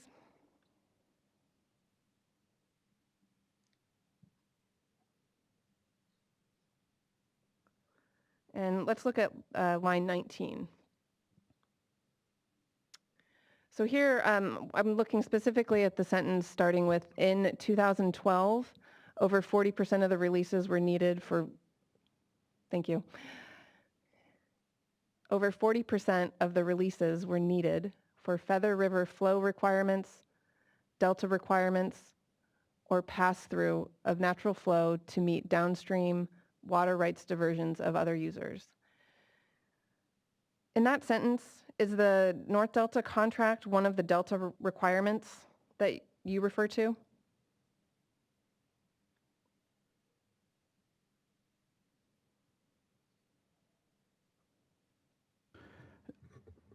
Not explicitly. The delta requirements would certainly also take into account any consumptive uses in the delta. So to the extent that the North Delta water users are part of that consumptive use, that would be one component of delta requirements. So you're talking about the use of water by users within the North Delta. The North Delta contract, however, has certain water quality criteria and requirements, correct? That's correct. And are those water quality criteria among the delta requirements that you referred to in this sentence? Well, so the delta requirements is more specifically addressed to the D1641 flow and water quality objectives.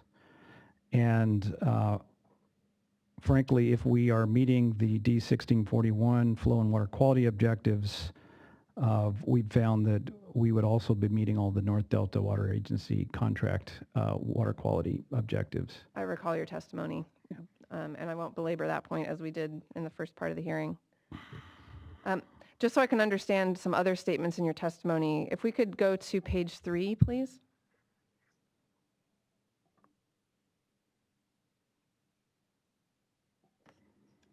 At line 3, I'm sorry, line 18.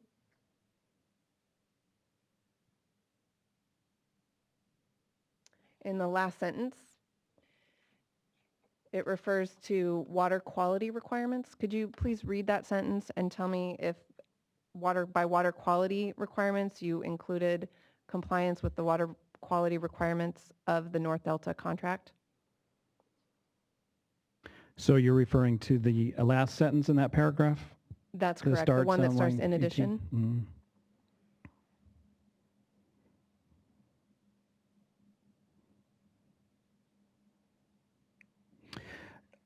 Yeah, I'm referring to the D1641 requirements. And if we could scroll down to line 23, please.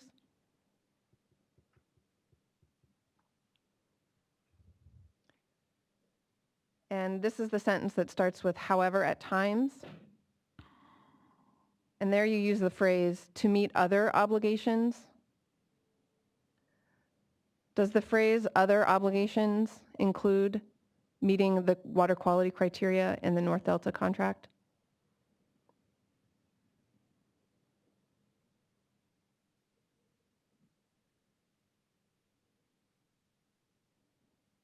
Well, again, not explicitly. But as I said, it would include the meeting the water quality standards in D1641, which I've already testified would typically meet those requirements as well. Okay, and then I just have one more question on this particular topic, and if we could see DWR 851, please.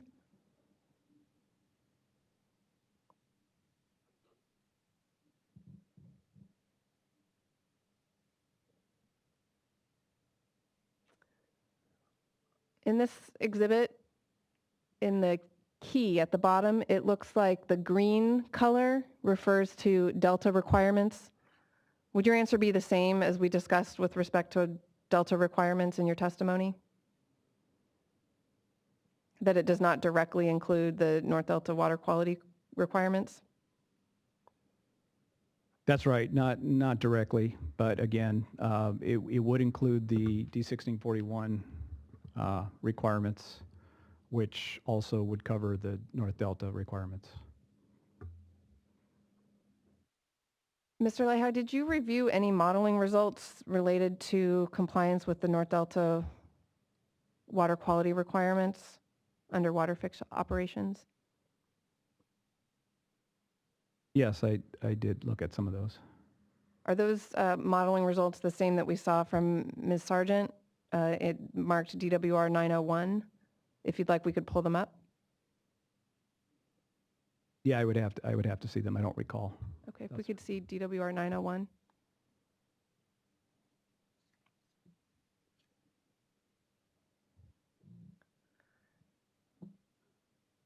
And Mr. Baker, if you could just scroll through and Mr. Lehigh can have a moment to review.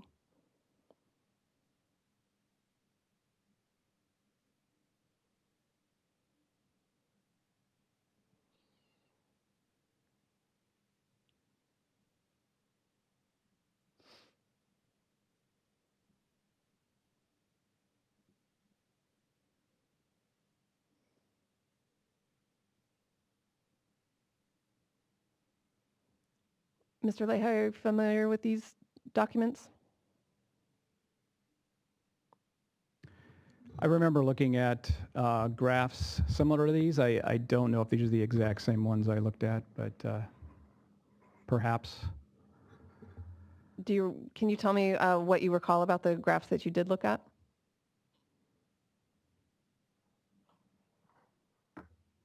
Not offhand. So as you sit here today, you don't recall the modeling results that you reviewed that were related to compliance with the North Delta contract requirements? No, I don't recall them. That's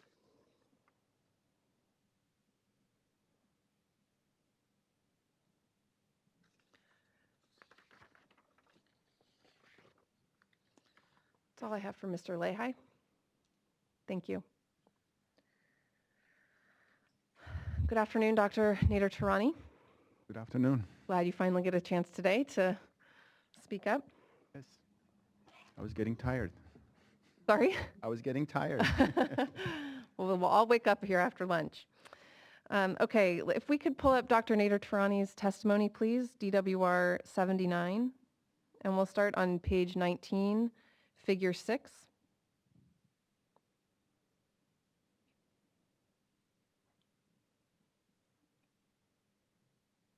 Not the errata. Not the errata.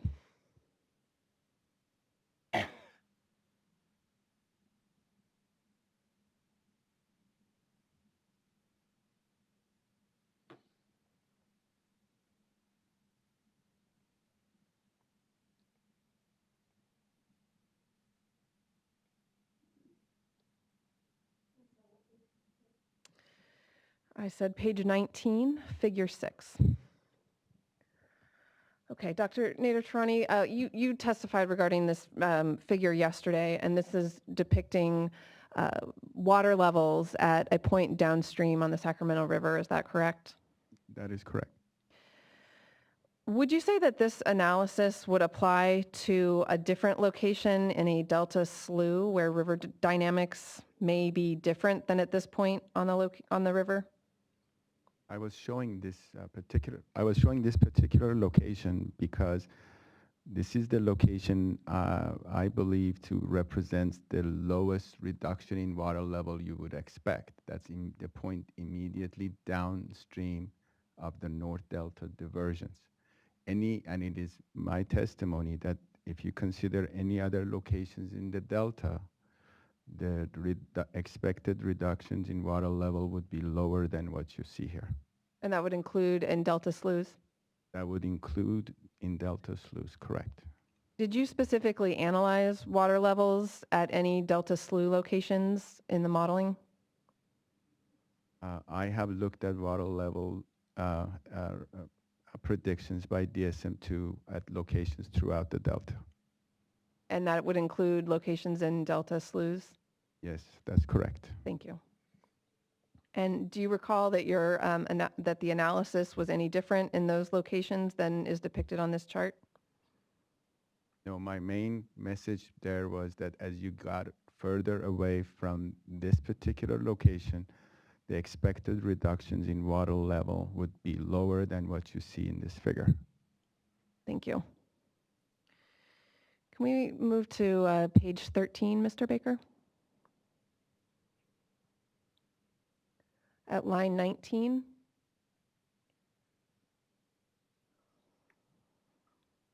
I'd like to better understand the sentence that starts on line 19 that reads, any general analysis based on calcium 2 results should be based on the entire 82 years of record. I'm sorry, what line again? It starts on line 19, and it's the sentence that starts with the word any.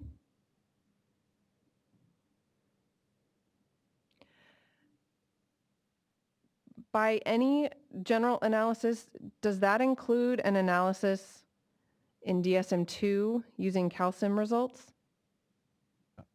In this particular statement, I was referring to Dr. Bray's analysis of calcium results, not DSM-2. Analysis using calcium-2 results, not DSM-2. Okay, so thank you for that clarification. At line 16, Dr. Bray's analysis is described as looking at flow at Freeport.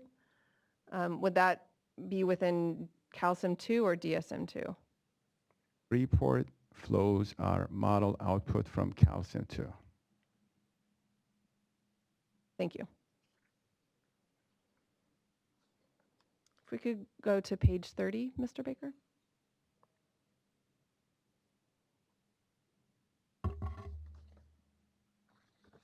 At line 4, you testify that, is this the right page? Hold on.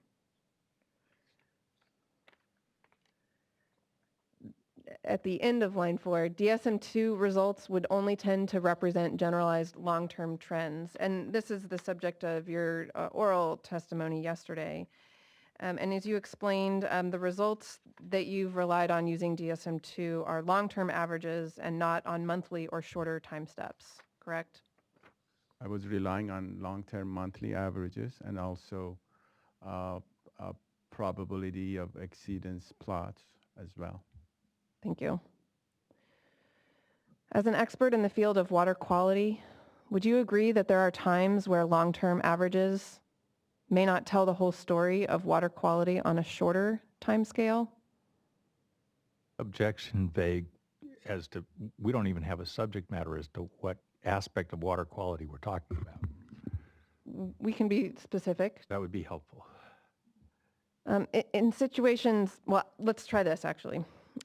Where a farmer is concerned about impacts to crops resulting from EC in a single day or even a single hour, would long-term averages be the correct tool to use to analyze those concerns? Objection beyond the scope of his testimony, beyond the scope of his expertise.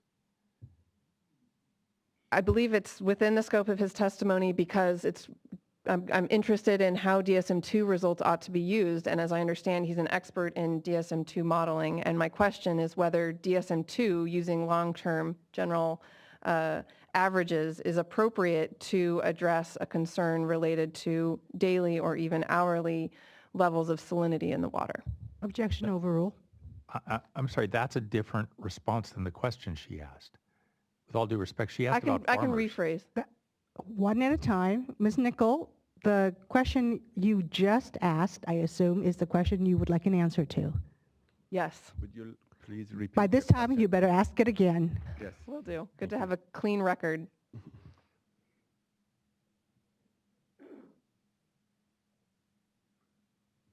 Would you agree that in a situation where a farmer is concerned about impacts to crops resulting from a single day or even a single hour of irrigation with high salinity, DSM-2 results using long-term averages would not be sufficient to analyze those impacts, correct?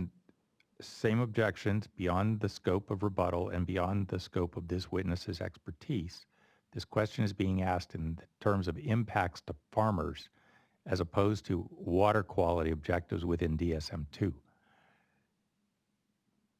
I'd be happy to strike the term farmers if that would resolve the objection. Could you re-ask that question? Strike that term and try again, Ms. Nichol. I would help you, but apparently that's viewer's bias on my part, so. Just for the record, to make it clear, we find that the hearing officer's questions often are very helpful. In this situation, I'm going to try again to get the right question that we'll get through here. Would you agree, Dr. Nader-Tehrani, as an expert in the field of water quality, that the use of DSM-2 long-term averages is not appropriate to analyze short-term water quality impacts on the scale of a daily or hourly water quality impact? Is that correct? Yes, this is a question where it requires You a need to more get- answer. I'm sorry, you need to get closer to the microphone, really close, please. Yes. So what I was trying to say is DSM-2, when it's used in conjunction with calcium-2, then Even closer. even closer. Okay. It would not be you would not be able to rely on model results on a specific day or a specific month. So I cannot comment on how that would affect a farmer, and so forth. So based on the way the models are used, it would be best to use the long-term averages or, even water year type averages or probability of exceedance and not rely on the model's prediction, probability of exceedance, probability of exceedance, and not rely on a model's predictions on a specific day or a specific month. Thank you. Ms. Nichol, actually, I would like a follow-up question to ask Yes. Dr. Nader-Tehrani. If one were to want to examine those short-term impact, is there presently a tool available to do so, a modeling tool? Not to my knowledge. Okay. If we could move Mr. Baker to page 36.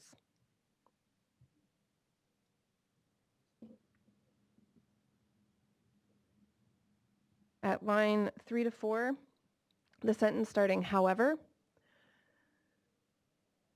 the sentence reads, however, the frequency of days California WaterFix scenarios exceeded D1641 salinity requirements are mostly similar or lower compared to the no action alternative. Yes, I And- see that. Mhm. Thank you. And there's a footnote there, and the footnote cites to DWR 513, figures C1 through C6. That is correct. I'd like to ask a few questions about that based on this rebuttal testimony. Can we pull up DWR 513? And I'd like to focus on figure C1.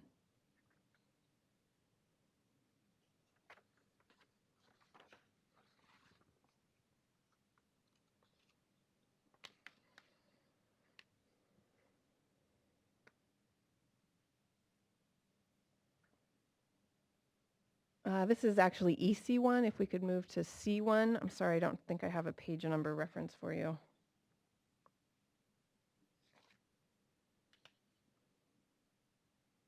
There we go. Thank you.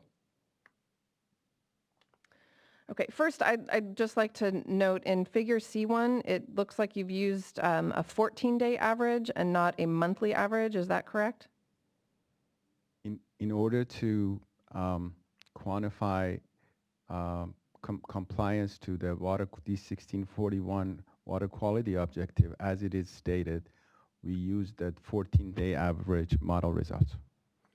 And so you would agree if there's a requirement that's based on a shorter than monthly time step, it would be appropriate to use DSM-2 to analyze it on that shorter time step? As long as you're doing a comparative analysis, that is our only way of making a very educated guess as to whether we are, how well we are complying with the water quality objectives. Thank you. So here, as I understand figure C1, the black line is the no action alternative, and the light gray line is the boundary 1 scenario, correct? And it might be useful, Mr. Baker, if we could zoom in on the figure, because the lines are close together and can be hard to distinguish. And I want to focus on the period from approximately 60% to 100%. There we go.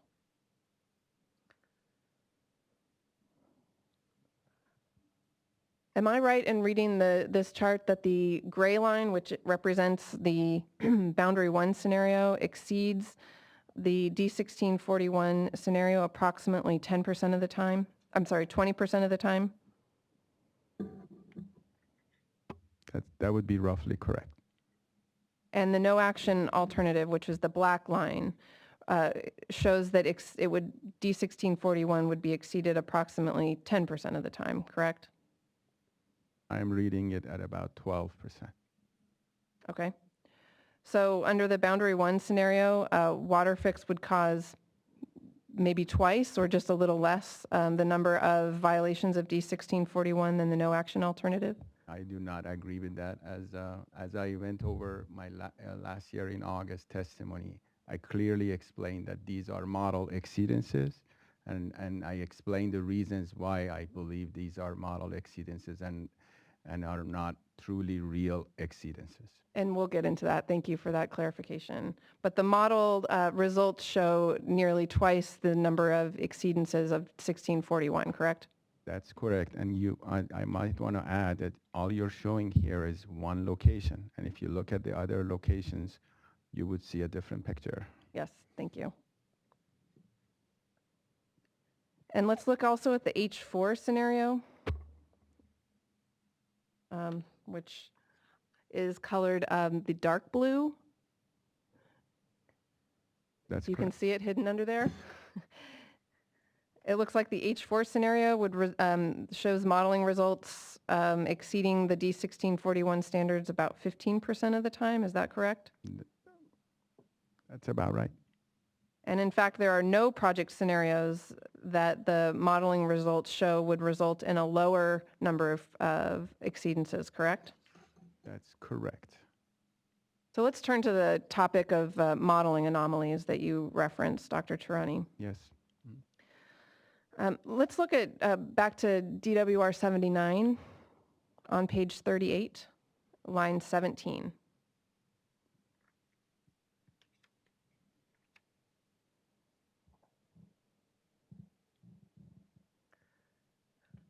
At line 17, there's a sentence that starts with the word therefore. And if you could read from the word therefore and read those two sentences, I'd like to ask you about the second sentence following. Starting from there may be days. Therefore, within the months where the salinity standard is transitioning.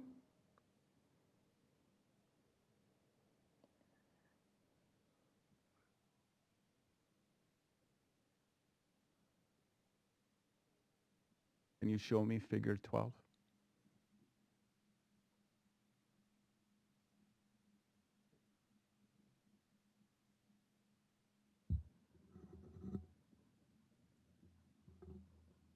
Oh, I believe they are in a different exhibit, exhibit 513.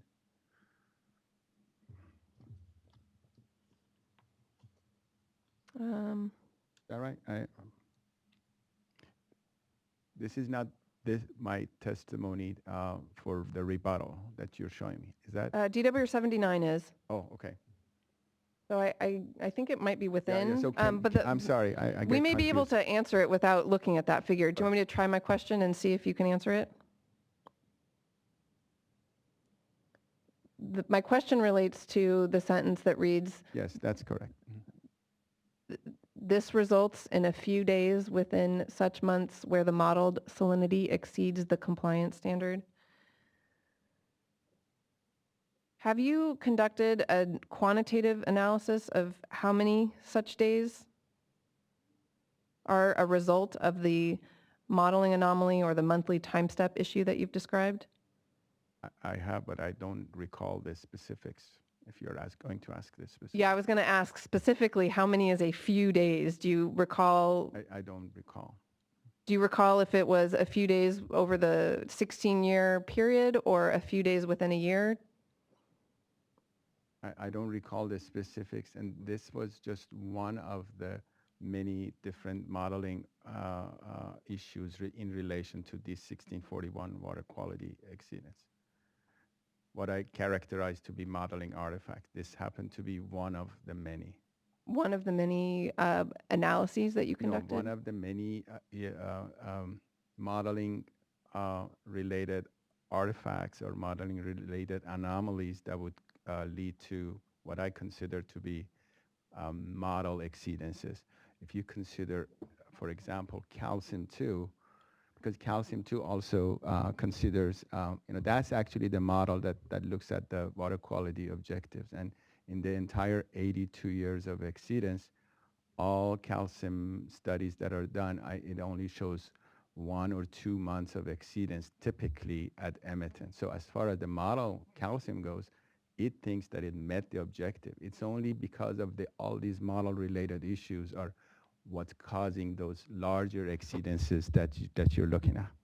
So as I understand it, it sounds to me like you did do some sort of quantitative analysis to look at each of those exceedances. Is that correct? Correct. Yeah, and for the sake of the time, efficiency, I was just explaining one of those issues in detail as the one you're just describing here. Okay. And did you conduct an analysis as to each of those instances and attribute it directly to a modeling anomaly, of which the monthly time step issue is one example? That is correct. But you don't recall the specifics of that analysis? If you're asking me statistics as far as the number of days and so forth, I don't have those numbers readily available at this minute. Do you recall whether there were any exceedances that were not attributed to a modeling anomaly? No, I don't. You don't recall, or there were none? I don't recall if there were any specific that there was just no modeling related anomaly and it's just a real exceedance. And those that analysis that you're referring to is not available. Actually, I'll ask this question first. The analysis has not been presented in this proceeding. Is that right? I only presented a partial part of my testimony back last year to illustrate an example of what I consider model-related exceedance. This is DSM-2. But the complete analysis you conducted has not been presented in this hearing. That is correct. And do you know if that analysis is available publicly? That is not available publicly, no.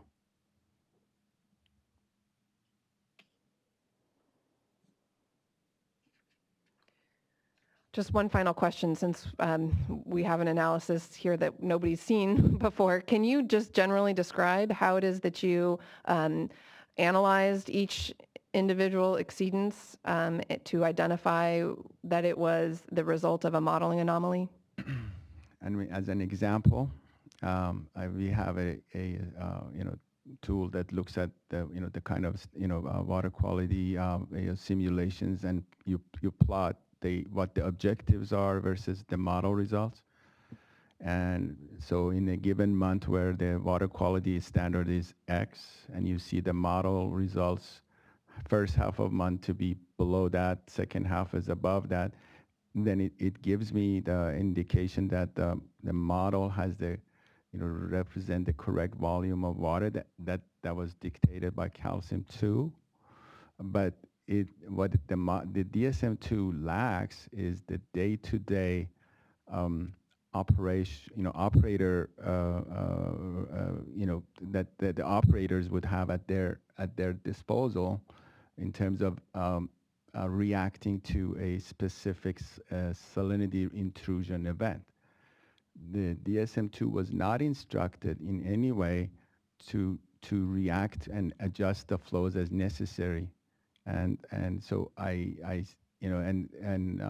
so that's basically, yeah. Thank you.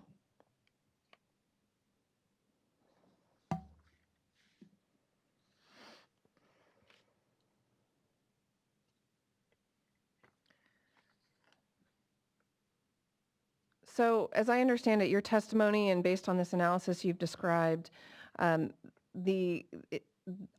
your opinion that all of the exceedances are due to modeling anomalies? I would say most. Most.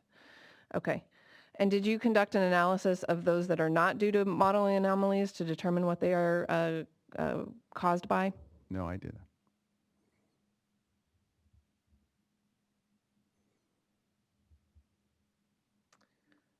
Okay, final area of questioning, I'd like to focus on the North Delta contract.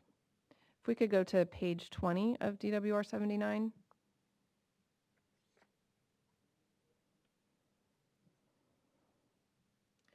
At line 20, you testify regarding the contents and interpretation of the North Delta agreement, starting with the word furthermore.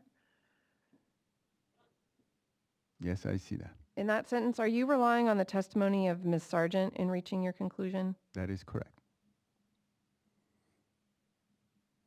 So you don't have independent knowledge or opinions regarding the contents or interpretation of the contract? Is that correct?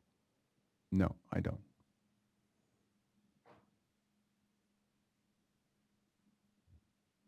So I'd like to move to line 10. Can we see it there? There we go. In this paragraph, you describe the MBK analysis that you discussed yesterday. As I understand it, you concede that the petitioner's modeling shows that the water quality requirements of the North Delta contract will be violated more frequently under California WaterFix operations. Is that correct? I believe I did give specific numbers. Thank you.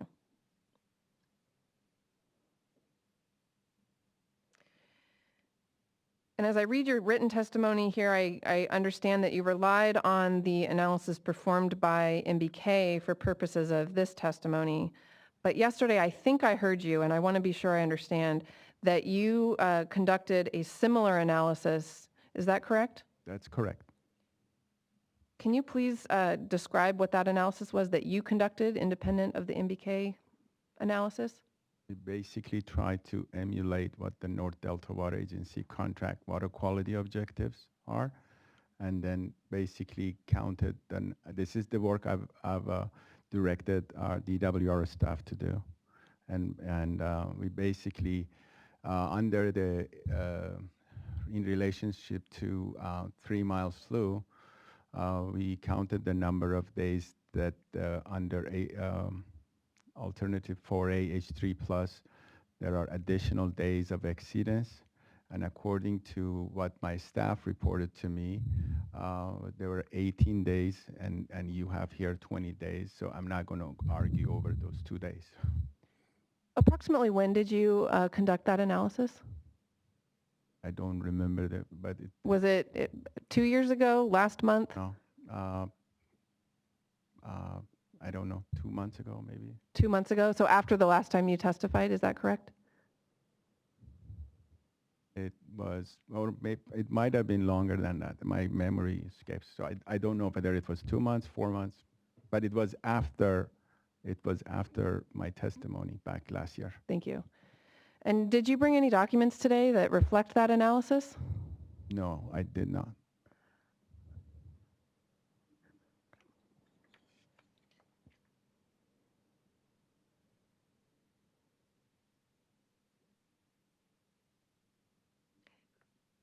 Did you share that analysis with Ms. Sargent?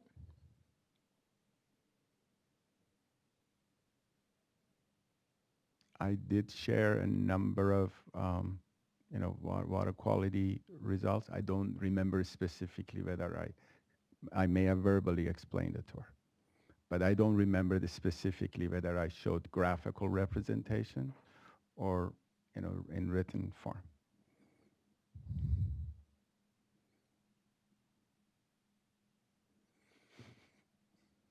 But that analysis is something different than the analysis that was presented in DWR 901, correct? DWR 901 only looks at long-term monthly averages. It does not include the water exceedance of the North Delta Water Agency water quality objectives. So the second analysis I was referring to is actually in relationship to the North Delta Water Agency water quality objectives. And yes, we do have a tool in-house that would look at that. That would look at that. Mhm. So I think I just heard something new. You have a tool that would look at that. What is that tool? Basically a spreadsheet. And have you brought that spreadsheet here today? No, I don't. Has it been offered in this proceeding? No, it is a tool that has not been totally verified. And so therefore, but because of the fact that we got numbers that were close to what the numbers I got based on North Delta Water Agency, I believe that they are accurate. Are your conclusions in the paragraph starting at line 9 on page 20 of your testimony based on that analysis that you conducted using the spreadsheet? I was basically relying on the North Delta Water Agency report to arrive at that, the expression, the lines that I've written here. It's directly from that exhibit, North Delta Water Agency exhibit. I forget the exact exhibit number, but I believe you know what that is. Yeah.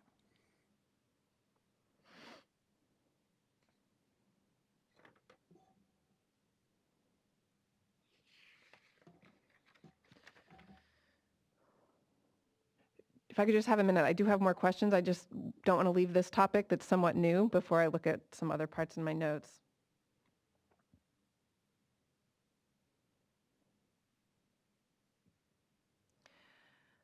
Okay, I'd like to focus on DWR 901, but before I do, other than the analysis that we've just talked about using the spreadsheet tool, did you conduct any other independent analysis of the California WaterFix operations' ability to comply with the North Delta contract?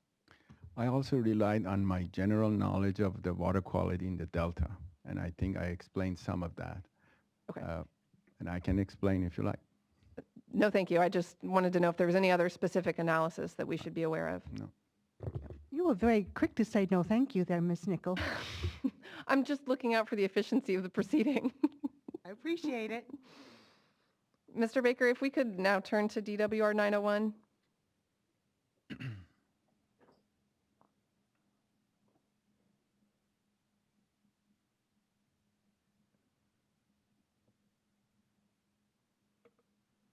Mr. Nader-Tarani, excuse me, Dr. Nader-Tarani, I believe Ms. Sargent testified that you prepared these figures. Is that correct? My staff. Okay, at your direction? At my direction, yes. And you also explained that these figures are showing monthly averages, correct? That's correct, long-term monthly averages. And so this analysis is not based on the 14-day running average that is specified in the 1981 contract, correct? That is correct. And this analysis, excuse me, does not attempt to account for the contract criteria in the North Delta contract that vary year to year based on hydrologic conditions, correct? The pictures that are shown in this particular exhibit does not. Thank you. So Ms. Sargent also testified that she conducted what I'm thinking of as a historical analysis of whether increases in EC shown on these charts in 901 would have resulted in a violation of the North Delta contract. Are you familiar with that analysis? I'm not. So you're not the person who assisted her in that analysis? No, Do you know who was? I don't.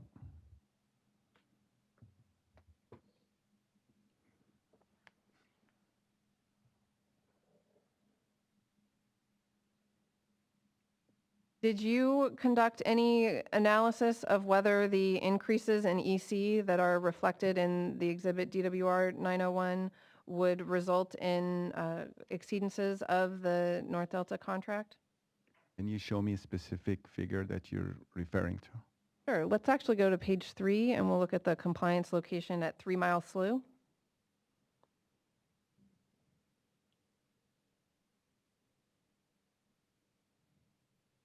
I think it's the last page. Maybe page 4. Thank you. Yep. So I'll ask my question again now, specific to the modeling results that we see in the 3 Mile Slough figure.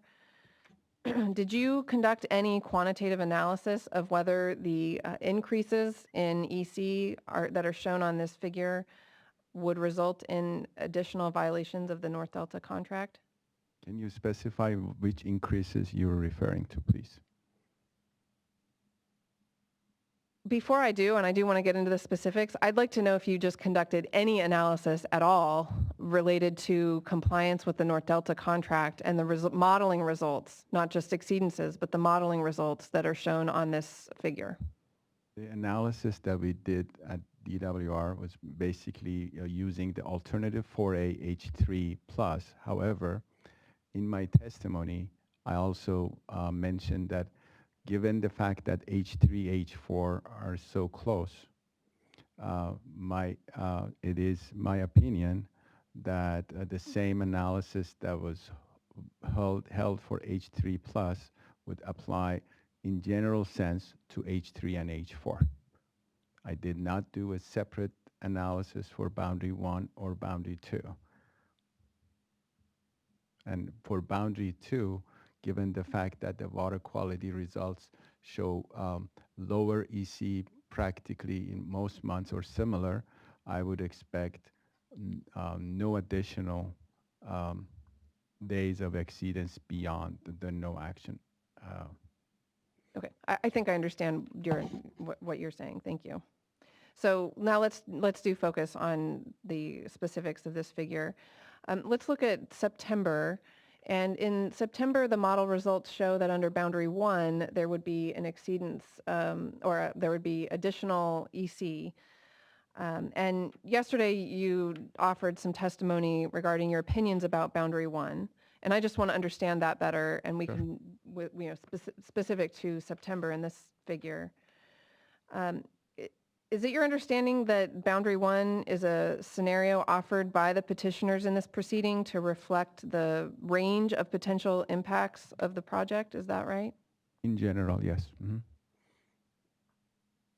So the increases in EC that are shown here in September for 3 Mile Slough are within the potential impacts of the proposed project, right?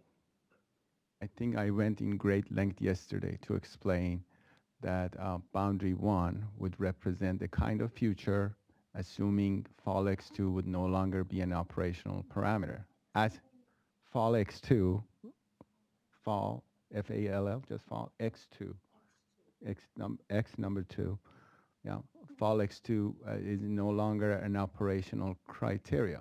As such, I was explaining it would be, if you're looking at water quality in a fall of a wet and above normal year, you would have to consider, if you're comparing the results to a no action alternative that does include fall X2, that's the reason for those increases, is that the fall X2 is not being included.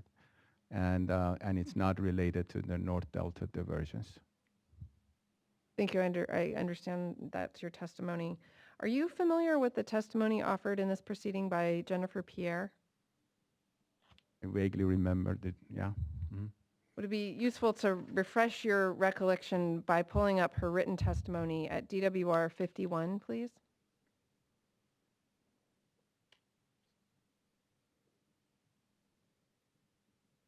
And if we could go to page 13 at lines 22 to 26.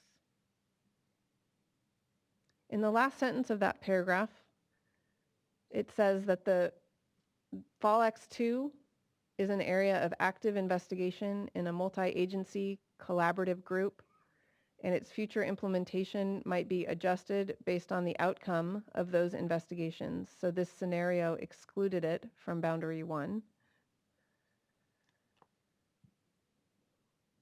So as I understand this testimony, it's possible that FOLX 2 could be changed or reduced. That's what that sentence says, yes. Thank you. I have no further questions. Thank you, Ms. Nichol.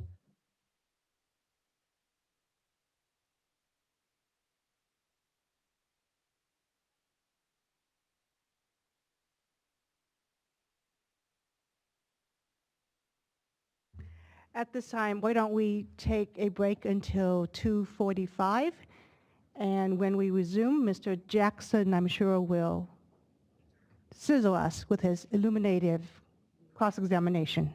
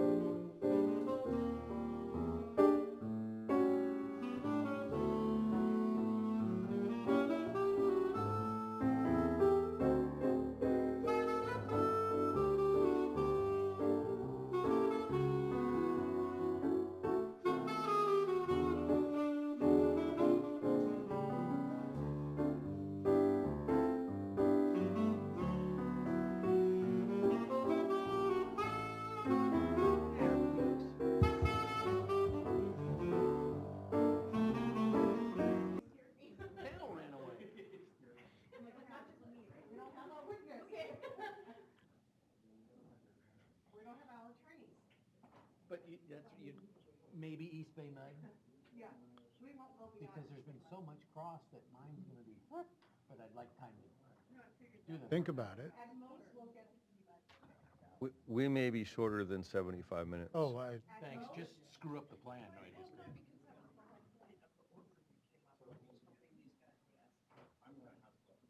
I see. No, I'm letting Mr. Lawson go. As much as it pains me. It does pain, it is painful. Okay, I'll be back. Are we ready?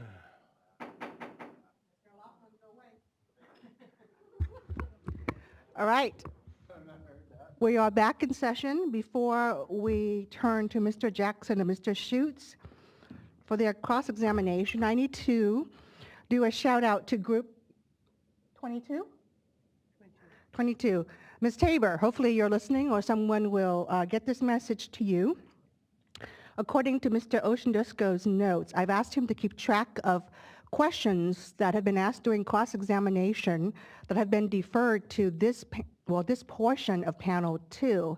And Ms. Tabor, in your cross-examination earlier, you had a question regarding the limits of boundary analysis in DWR 652, figured 14, that was deferred to the modelers.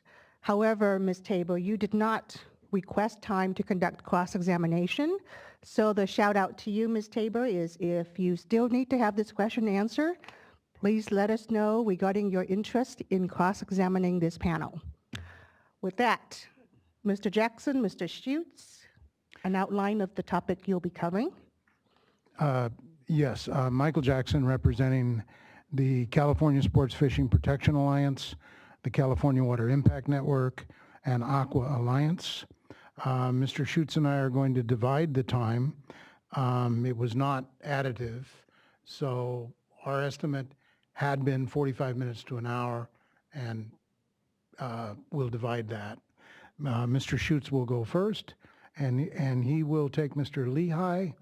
Then he has some questions for Mr. Munever. Would you tell me so I get it right? Munever. Was that close? Okay. We're going to slip one of these days and call you Mr. Wherever. No. Then I will have some questions. The remaining questions will be addressed to Mr. Munever, and I might have one for Ms. Parker, and I will have none for Dr. Nader Tarani.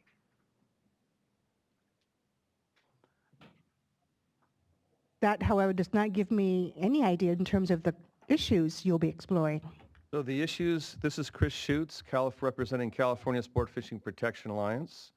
The issues I will be covering with Mr. Lehigh are DWR policy and its application, and with Mr. Munevar, the goals of California WaterFix as he understands them, and risk tolerance. Okay. My questions, many of which were eliminated by other cross, will have to do with the San Luis rule curve, the use of joint pointed diversion, much reduced by previous questions, the boundary analysis, the EI ratio, and some questions that have to do with the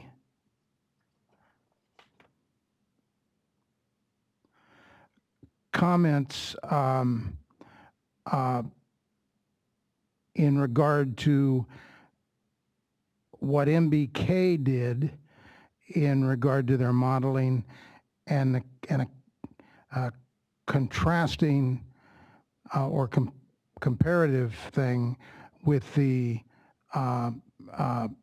work done by the modeling team for the projects. Right. Mr. Schutz? My first questions will be for Mr. Lehi. Mr. Baker, could you pull up DWR 10, slide 11, please? That's Mr. Lehi's PowerPoint.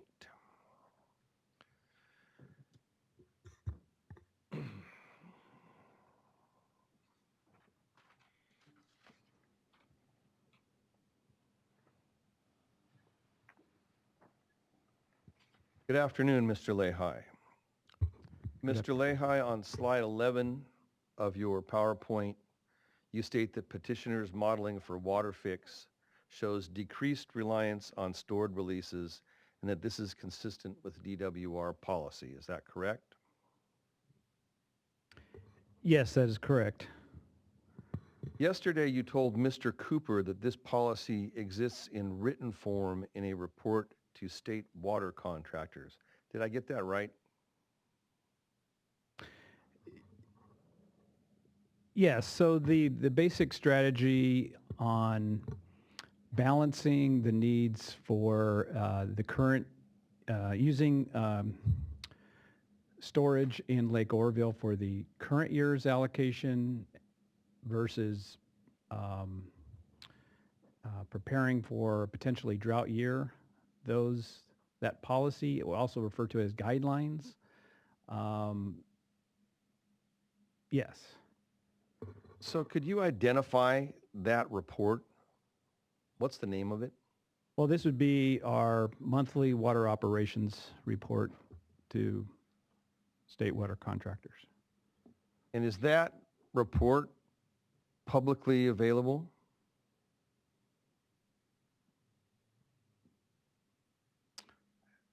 I'm not sure. And is it stated as a general policy document for a long term, or is it stated simply as what you're planning to do in any given month?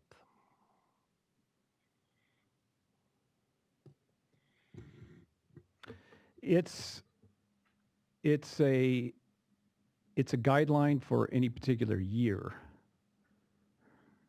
And it's renewed monthly? No, the same guidelines would apply for any particular year, regardless of the month. Would you have any objection to producing one of these reports so that we could look and see what it looks like? Yes, I think that's possible. I'd like to request that the witness produce one of these reports so that we can evaluate what the policy actually is on a written basis, and potentially the opportunity to ask questions regarding it. Mr. Mizell? We will find a copy of the report and bring it. However, I think you can ask as many questions as is appropriate based upon the statement on the slide and the written testimony that Mr. Lehi has already provided. If you do need, if some follow-up is needed, I would request that you provide that document before we resume next Tuesday, so that we don't have to recall these witnesses after they've concluded with their testimony and cross-examination. So in other words, if additional follow-ups are necessary by Mr. Schutz and Mr. Jackson, I would like to have it done as part of the cross-examination of this panel. I understand. Mr. Lehi, this report does not have explicit enforceable requirements in it, does it? No, these are water supply guidelines. And other than this report, the DWR policy you mentioned in your rebuttal testimony is not a written policy. Is that correct? No, it's not a written policy. Sorry. The answer was there is no other written policy? There is no other written policy, correct. Thank you. Could we turn to slide 14 of the same document, please?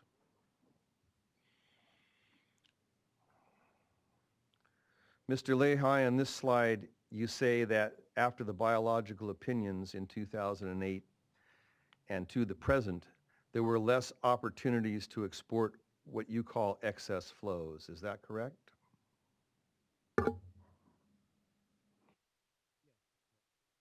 That's correct. Could we turn to slide 15, please?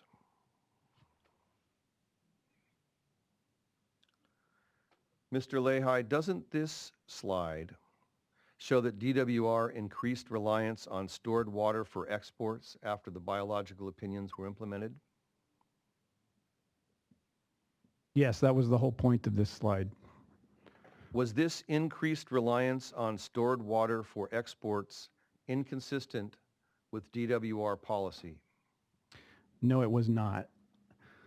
So would you say the policy changed based on circumstances after the implementation of the biological opinions? No, it's entirely consistent, and I can explain why.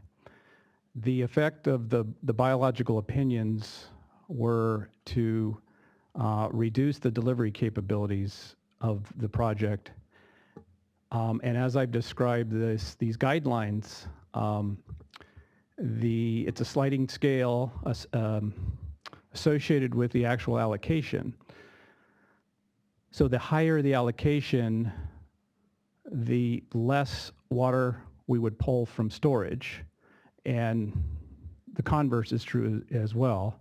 The lower the allocation, the more we would draw on storage from upstream. So the effect of the biological opinions on decreasing our ability to capture excess flows in the winter and the spring, which would go towards the SWP allocation, because it resulted in dropping the allocation, the project became more dependent upon the stored water.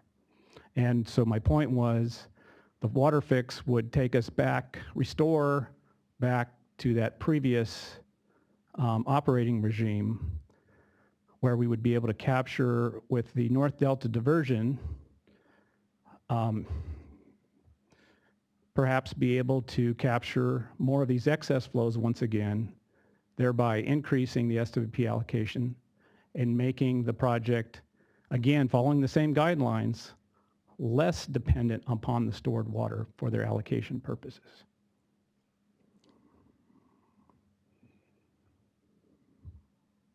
Could we bring up Mr. Lehi's rebuttal testimony, DWR 78, page 7, please?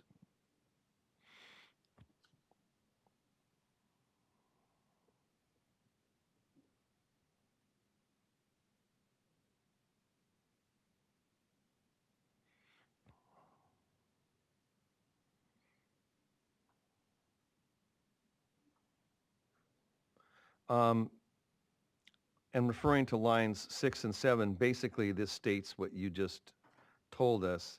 The project balances the needs of the current year with the risks for meeting the many requirements and beneficial purposes of storage in subsequent years. Is that fair? That's what I've written here. So the policy you're referring to really is a question of how you balance exports and storage. Is that correct?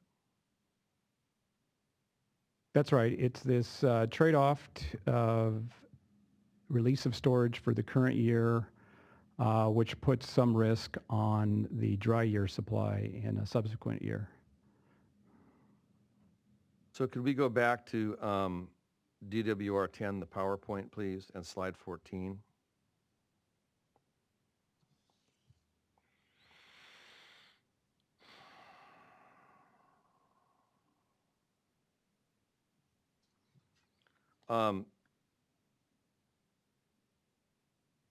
This slide says you will have greater flexibility and opportunity to capture excess flows as a substitute for stored water. Is that correct?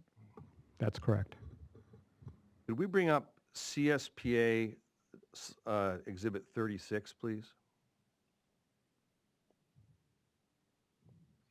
And start with slide 1.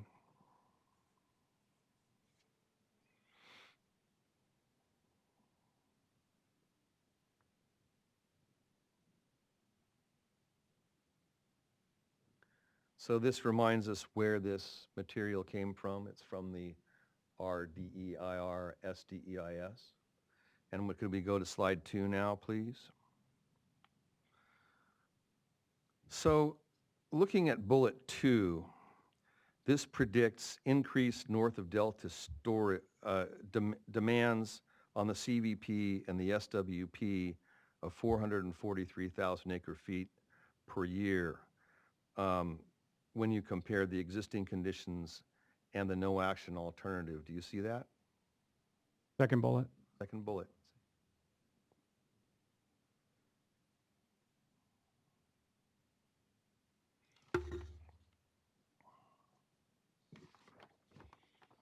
I see it. And given your understanding of the system and what is stated in this bullet, is it fair to say that most of the predicted increase in north of delta demands are not, you will not be able to meet, or the projects will not be able to meet with increases in excess, in use of excess water? Talking about north of delta demands. It would depend on the timing of those demands. Given what you know about the timing. Objection, speculative, would depend upon the hydrology of the year as well as climate change and how that plays out. Mr. Schutz, Yes. would you like to narrow the focus of your question?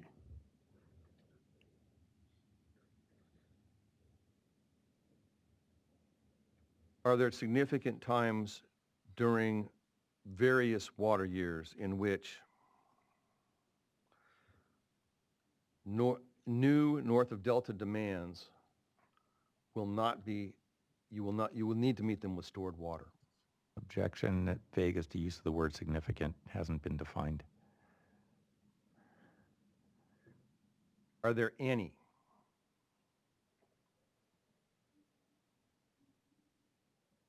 Are there any what? Are there any circumstances in which this new north of delta demand that your document predicts will need to be met with stored water and not excess water? I don't know. Okay. Looking at bullet 3 predicts an increase in up to 25% of state water projects south of delta demand. Is that correct?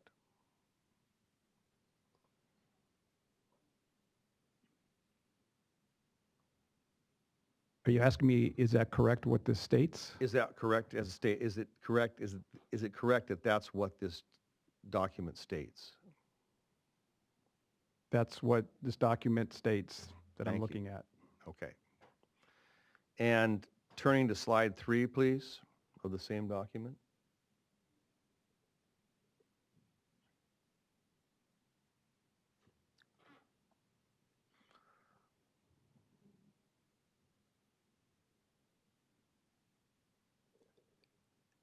This slide suggests that end of September storage in Oroville, on average, will be 440,000 acre feet less under the no action alternative as compared to existing conditions. Is that correct?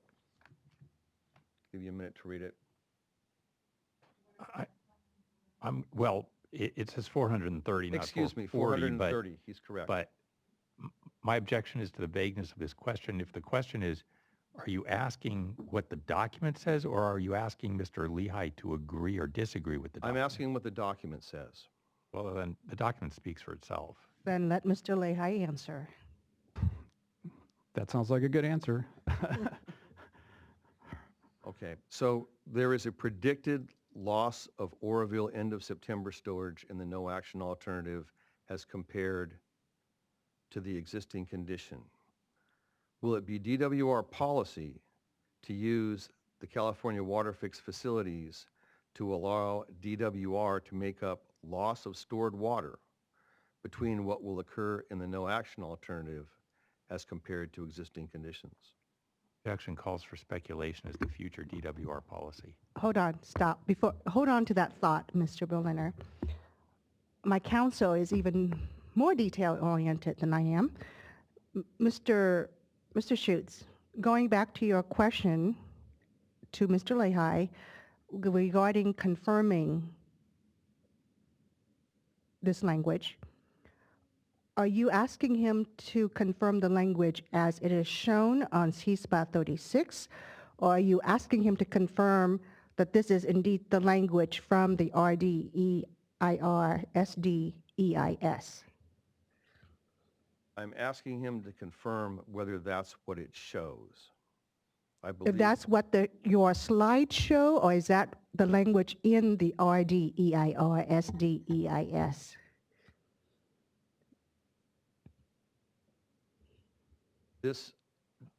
This exhibit was submitted and accepted into evidence in a previous phase of this proceeding, and I didn't think that the authenticity of it was in question. And so what I'm asking is simply what on its face, the document says. Is that satisfactory, Ms. Heinrich? I guess if you're just asking the witness to confirm that you're accurately summarizing what's on the slide, assuming that what's on the slide is correct. Okay, I'm trying to establish foundation for my series of questions. And I'm done with that, and I'm going to ask the questions. Well, if I could then interject, because my understanding is the witness is answering questions that say, for example, that CSPA 36, page 3, has a sentence on it that says that Lake Oroville storage would decrease by 430,000 acre feet. Decrease by 430,000 acre feet. And that's the only thing he's answering.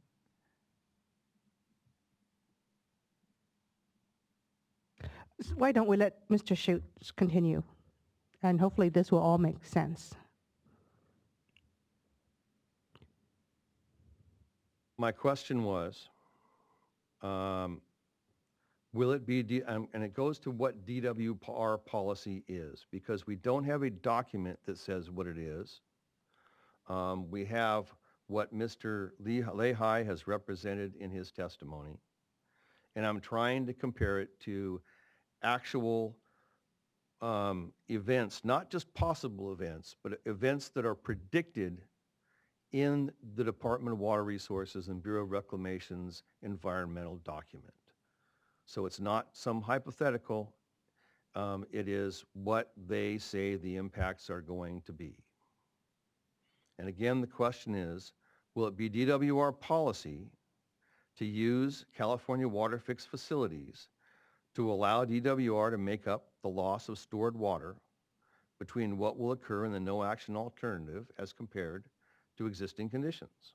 I'm going to object to this question as being vague. He hasn't specified what alternative and operational scenario this particular slide is referring to. What alternative and operational scenario this slide is referring to, for all we know, it could be one of the alternatives in the EIR-EIS, which is not the petitioned project and therefore is irrelevant and beyond the scope of this witness's testimony. Excuse me, I didn't ask about any particular scenario. I asked about the no action alternative and existing conditions as they were presented in your DEIR. I didn't ask about Okay, any. Mr. Schutz, hold on. Help me understand. So you're looking at the no action alternative as Right. modeled by petitioner. Correct. Okay, and then you're looking at, Existing conditions as modeled by petitioners in their DEIR. I'm sorry, stop. Okay, so the no action alternative And existing conditions. and existing conditions. They are different. Okay, and your question is? My question is, will DWR policy be to restore some of the storage that was lost or that will be lost under the no action alternative as compared to existing conditions using CWF facilities?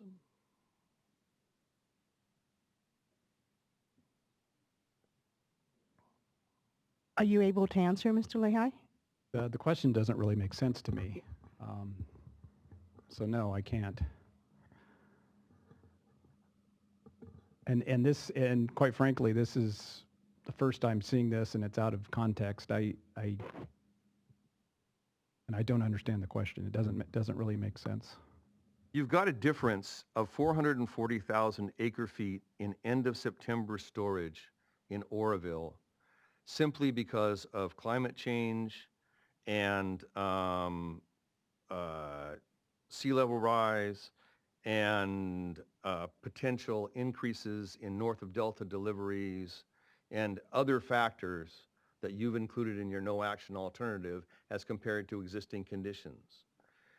I want to know if you're going to try to get back to that 440,000 acre feet of north of storage in Oroville using the flexibility that's provided to you by the California WaterFix facilities. I want to know what your target is.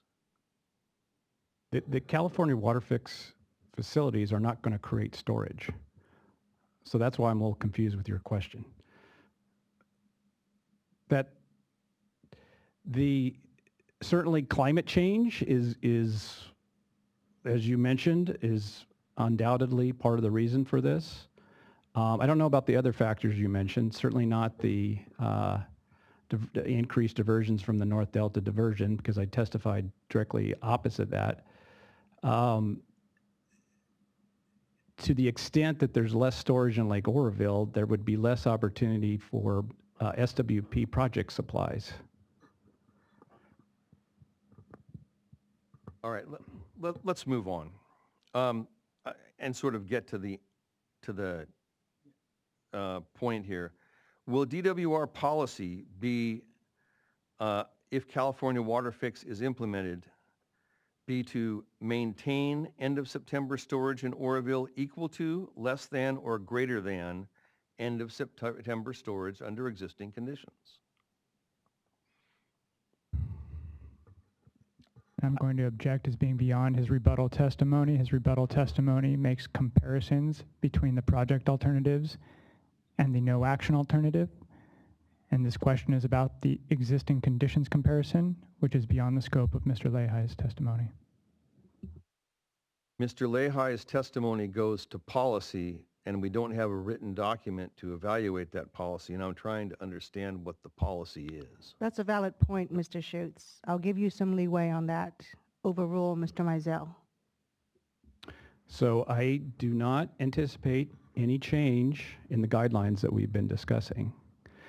So in order, if there's less inflows into the system as a result of climate change or whatever else, in order to maintain the same carryover storages in our policy, we would have to release less water for our own contractors in order to achieve those same storages.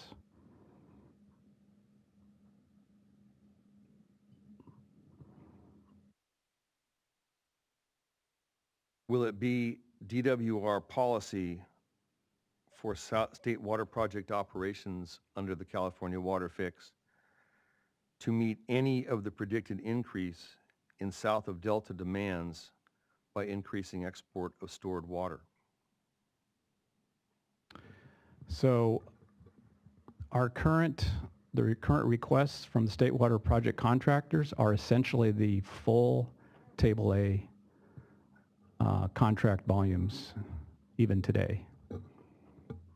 So there's no chance that those would be increased above the Table A amount. So what are the predicted south of Delta, is it in this slide or the previous one, increases that are referenced in your document? Would you go back to the previous slide, please?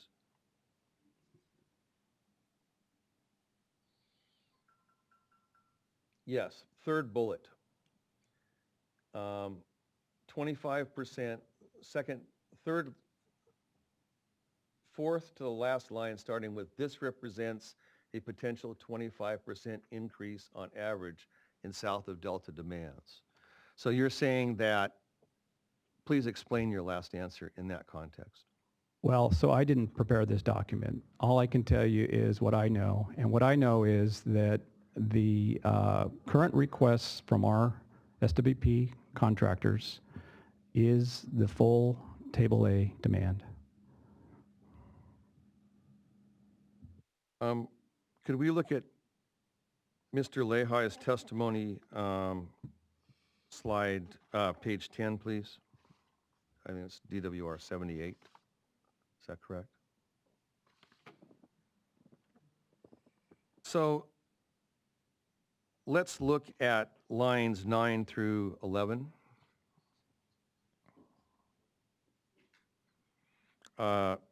It says that some of the pre-existing ability to export excess flow would be restored with CWF, correct? Correct. And you will have a return of flexibility that will make you less reliant on upstream storage, correct? Correct. Does that mean that you will actually use less upstream storage to meet project demands, particularly south of Delta, or is it just a statement of flexibility? No, it's a statement that adheres to the guidelines that we've been discussing to the extent that we have an ability to export additional spring flows, thereby resulting in an increase in the SWP allocation. Our guidelines would suggest that we would then retain more water upstream for the following year with that increase in SWP allocation afforded by the increased export of excess flows. All right. Can we look at DWR 10, slide 4, please? I'm almost done with this witness.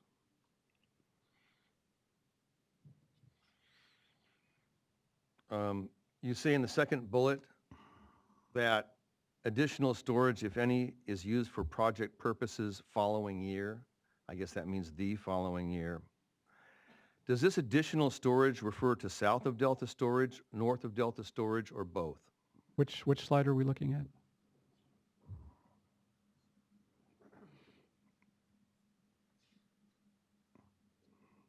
Bottom bullet, additional storage, if any, used for project purposes following year. Okay, there was a different slide up earlier. All right. Yeah.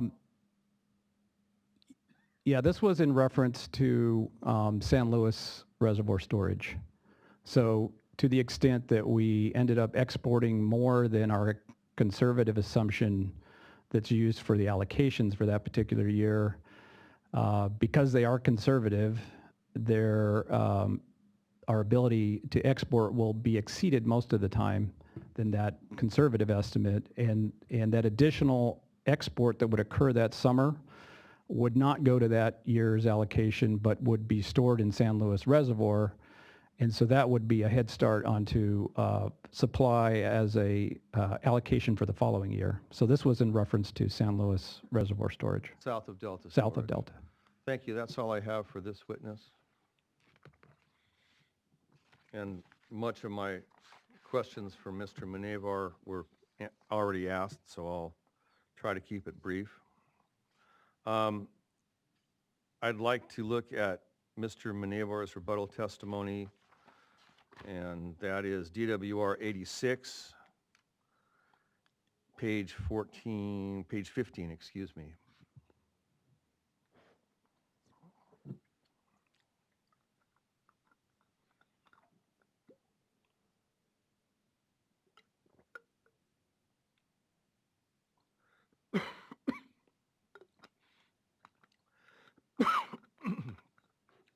And lines 9 through 20, please.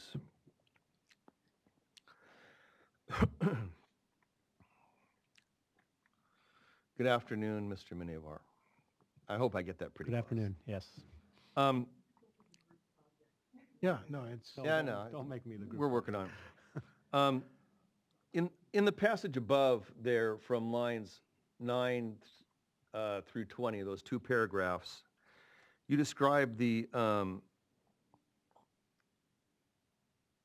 existing San Luis rule curve as being unreasonable for application under California WaterFix modeling scenarios. Is that correct?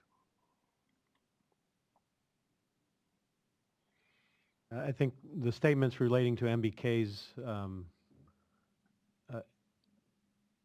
non-adjustment of the rule curve to associated with the WaterFix. Very well. How do you know that the projects under California WaterFix would prioritize upstream storage flexibility over increased exports?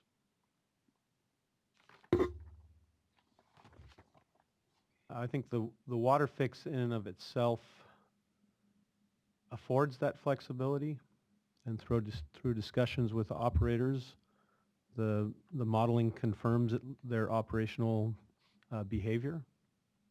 So you base that on your discussions with operators. You weren't given a document that said this is how you should model this. Is that right? That is correct. Okay. Specifically on lines 19 and 20, you state that MBK overshadowed the additional goals of CWF to maintain upstream storage flexibility. Is that correct?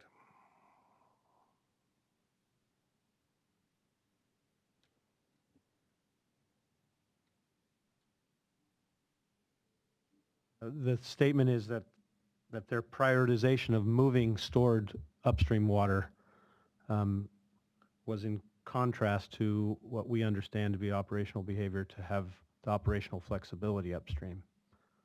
Okay.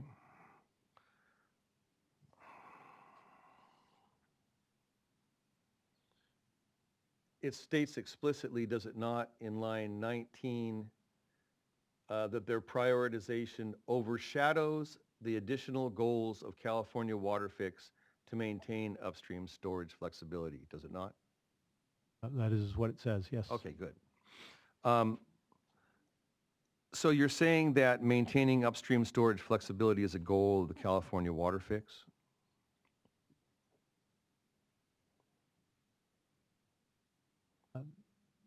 That's the question? Yes. Yeah. That is one of the objectives, I think, in terms of at least operational behavior associated with the WaterFix implementation. Okay. Is it increasing exports also a goal of the California WaterFix? I think to the extent that that export can be met through the additional flexibility of the North Delta intakes. Is restoring exports to a level prior to 2008 a goal of California WaterFix? There was no target in the modeling of what export levels to achieve. Okay. Could we please turn to Mr. Minevar's rebuttal testimony on page 46, lines 11 to 22?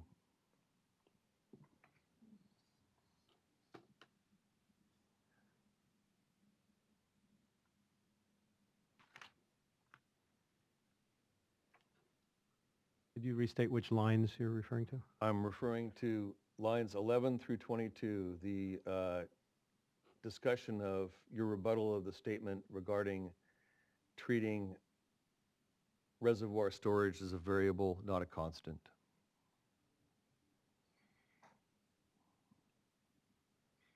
And I'd like to call your attention specifically to the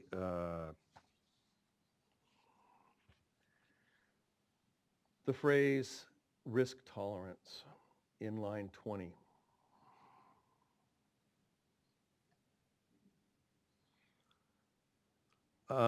Do existing regulatory requirements contain a defined risk tolerance for a state water project in California and Central Valley project operations?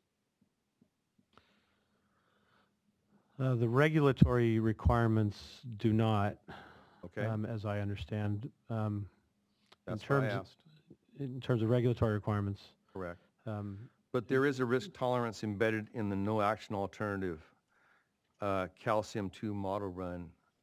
Yeah, that- if I Yes. can continue with the, I wasn't quite done with the previous statement. Sorry. For the biological opinion, in terms of attempting to achieve Shasta storages, there are specified levels of desirable storage levels at certain levels of exceedance. And whether that's regulatory or biological opinion, I don't know how to classify that, but so I would put that in that category. So my question is, didn't you decrease the risk tolerance in modifying the San Luis rule curve in the California WaterFix alternatives that you've presented?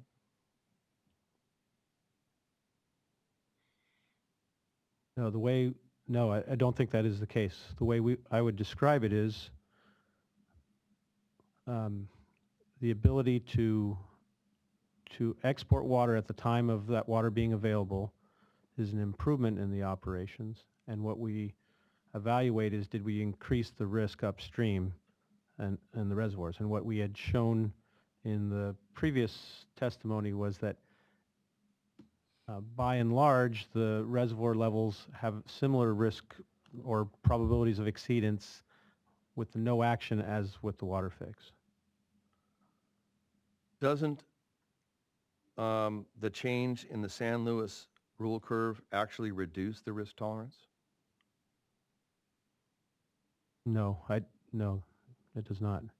It merely responds to the availability of supply and the ability to export that supply. That's all the San Luis rule curve is attempting to marry up the timing of availability of supply with the timing of moving that water across the delta and into San Luis storage. So under the biological opinion, for example, there has to be a movement of water outside of March, April, May, largely, because of their being severely restricted in exports. The WaterFix does not necessarily have the same level of restriction during those same months. I understand that. Okay. Referring again to the paragraph above that we're looking at, is it your opinion that the reservoir operations the petitioner has modeled in the California WaterFix alternative are the only reasonable reservoir operations for the California WaterFix? I think they're our best representation based on our understanding of operational behavior. I didn't ask that. I asked if it was the only reasonable operation. Well, then I can't answer that. All right. Thank you. That's all. Yes. Mr. Jackson, you're up. Thank you. Mr. Munivar, you saw the slide that indicates that there's going to be a substantial drop in storage between the existing condition in Lake Oroville and the no action alternative, and therefore every other alternatives. You saw that slide? I did see the slide. Is there any way that you can pick up water to solve that deficit from below Lake Oroville?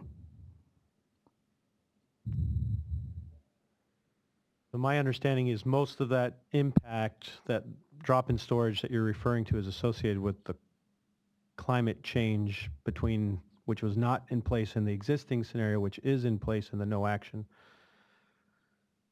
Some of that is changes in flows into Lake Oroville, but by and large, it's changes in flows downstream of Lake Oroville. What information did you use to model the changes above Lake Oroville?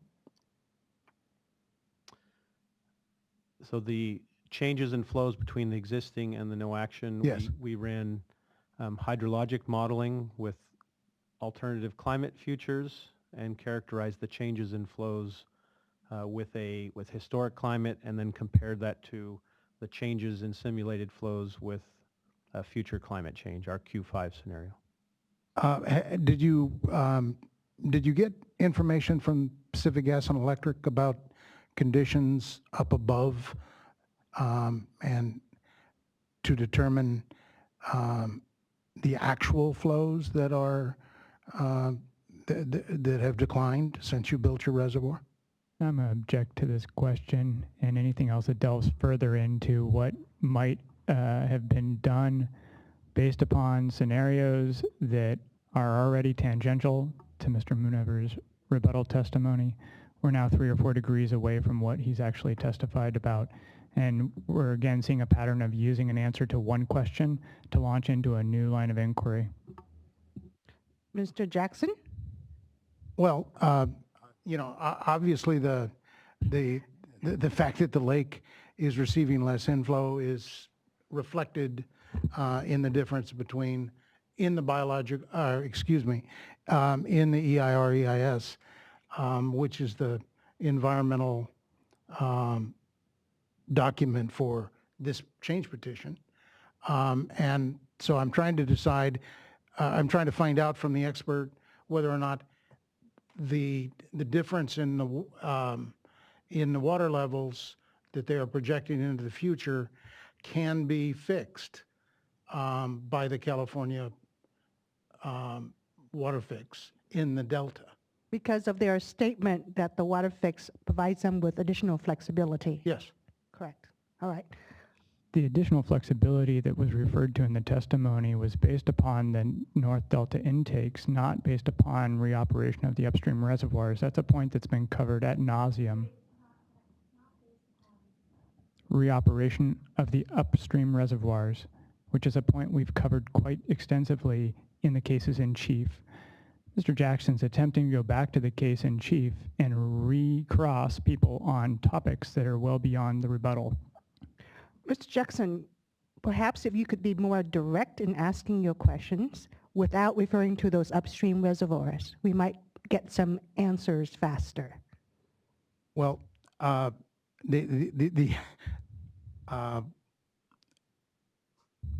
question is basically to determine whether or not the California WaterFix actually grants flexibility anywhere above, you know, with both the state and the federal contractors in the northern area. It's evidence that has been presented by the projects and indicates that that the flexibility is not going to solve the storage problem. And so there really isn't any gain in flexibility for storage upstream.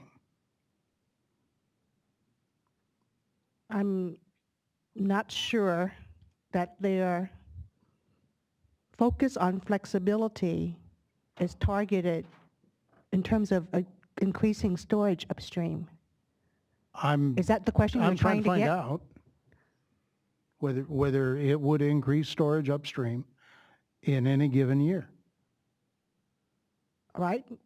Please answer that one question. I think most of the operational flexibility that both Mr. Lehigh and I were referring to was the timing of export flexibility. There may be some marginal flexibility associated with the upstream reservoirs, but because, as Mr. Lehigh testified, most of the SWP operations is picking up unstored water, it is unlikely that that flexibility is severely or significantly enhanced for Lake Oroville. Or,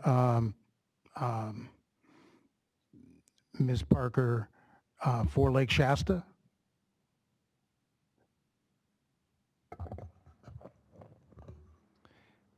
I believe the answer for CBP facilities north of the Delta is similar to that for the State Water Project. Again, the flexibility that is anticipated to enhance operators' ability to export water is the conveyance afforded by the North Delta diversion, And as the difference between the no action alternative and the WaterFix scenarios depict, it is not anticipated that that would result in significant differences to north of Delta storage operations. And so therefore, the increased flexibility of building the project is almost entirely a benefit to south of Delta exporters. Is that correct? I believe that's the point of the project.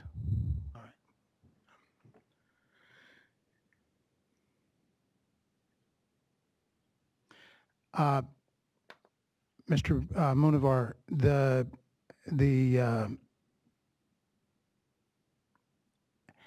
same kind of line of questioning to get right to the point.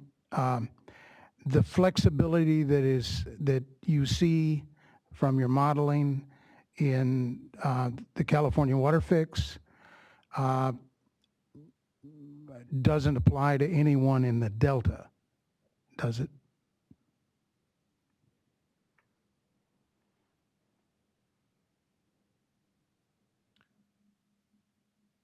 At least my reference to operational flexibility was referencing the projects, the State Water Project and the Central Valley Project. I had not really thought of it in terms of operational flexibility for those in the Delta.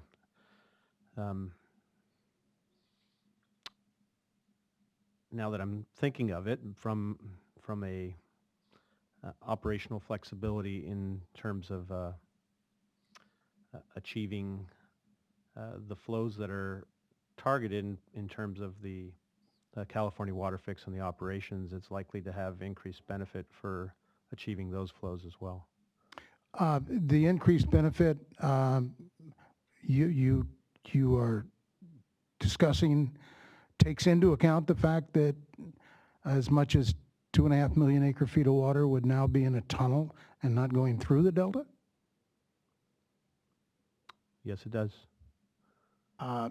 And that comes from Oroville or upstream reservoirs? It comes from the watershed, from the Sacramento Valley watershed. So now there are lots of people in the watershed with water rights. And let's take Oroville as an example. When Oroville spills, like it did pretty much all winter, or at least from January on, Oroville is generally managed by its flood control regulations, correct? During flood control events, yes. Right. When that water is released, who does it belong to in terms of your modeling? Objection. Calls for a legal conclusion. He's asking a modeler about the administration of water rights, and I would think that's something more appropriately addressed to the water board. He's asking how it's reflected in the modeling, and if Mr. Munivar, now I have to stop whenever I say your name. If you do not know, then just say so. The ability for the projects, the CVP and the SWP, to export is governed by the Coordinated Operations Agreement, which both assigns relative obligations for in-basin requirements as well as proportions of unstored water for export. To the extent that that spill becomes unstored water for export, there is a sharing of that between the SWP and CVP. Does your modeling take into account a sharing of it with property owners, water rights holders in the Delta? The modeling accounts for all in Delta demands being satisfied. But doesn't increase the opportunity for water rights holders in the Delta to use extra water. Yeah, it does not provide more than what we use in the model called our consumptive use estimates. All right.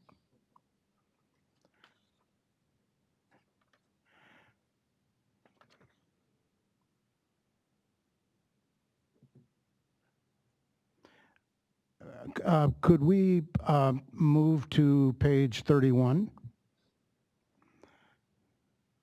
at line 13 through 16?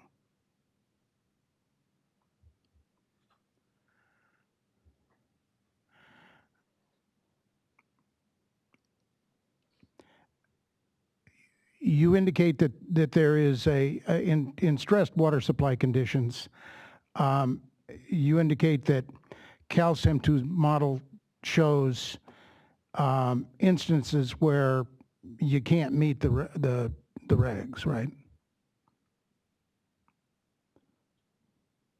Well, I'll restate what I wrote here because I'm not sure what regs means, but that under some of those conditions, and particularly under the climate change scenarios, that's where most of them are showing. There can be instances where the water in storage is already used for meeting regulatory requirements and senior water right holders, and there may not be sufficient supply to meet all of those to the fullest amount. So when you're in that situation, do you model reduced deliveries to south of Delta? When we reach those conditions, there are generally no stored water releases for exports. Yeah, that wasn't exactly the question.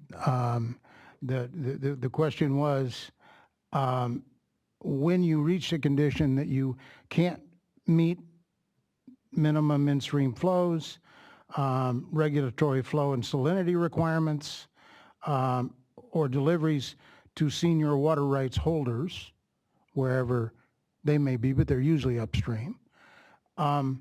Does your model then cut deliveries south of Delta? In general, in those years, allocations are probably already at zero or very close to zero. The priority of the system would be to meet the in-stream flows and the senior water right holders before exporting any water from storage, even if there were an allocation higher than zero. Now, when you use the word senior water rights holder, are you talking about in a contractual sense within the projects, or are you talking about everybody who is senior to the projects, or both? I believe I'm referring to senior to the projects. Yeah.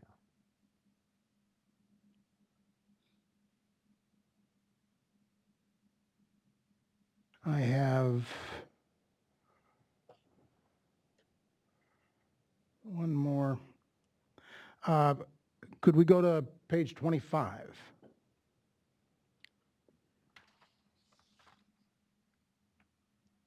First lines 7 through 9.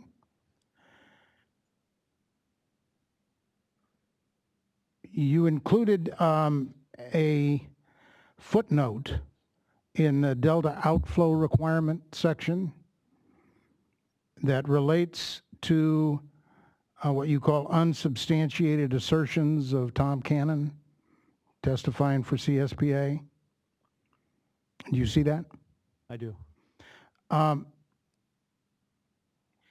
Was it your understanding that Mr. Cannon was saying that there was not going to be an EI ratio, or was he talking about the petition which requests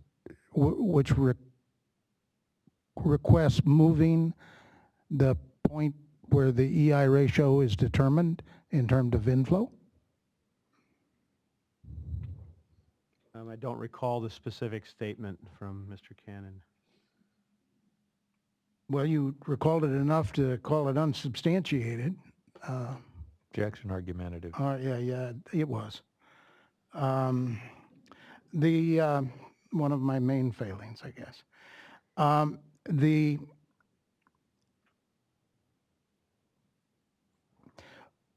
In your modeling for the California WaterFix, does the movement of the point of measurement of inflow allow the diversion at the North Delta not to be counted as inflow? Objection, misstates testimony. We didn't propose to change the point of measurement of inflow. Actually, I'm intrigued by this line of questioning. How is that proposed change reflected in the modeling? Or is it reflected? Yeah, I believe we presented this on direct, but it is the export that is being used in terms of the export inflow ratio is the export, the South Delta export, not inclusive of the North Delta export.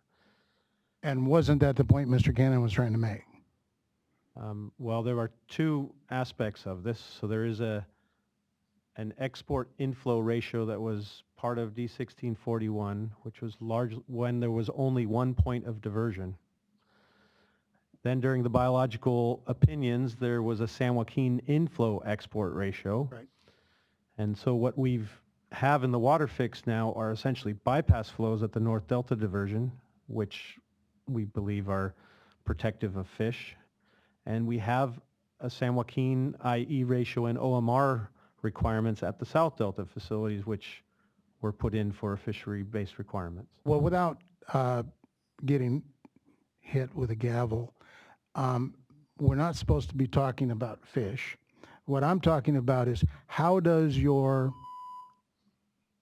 and I'm right at the end if this works, how does your modeling take into account the fact that the new design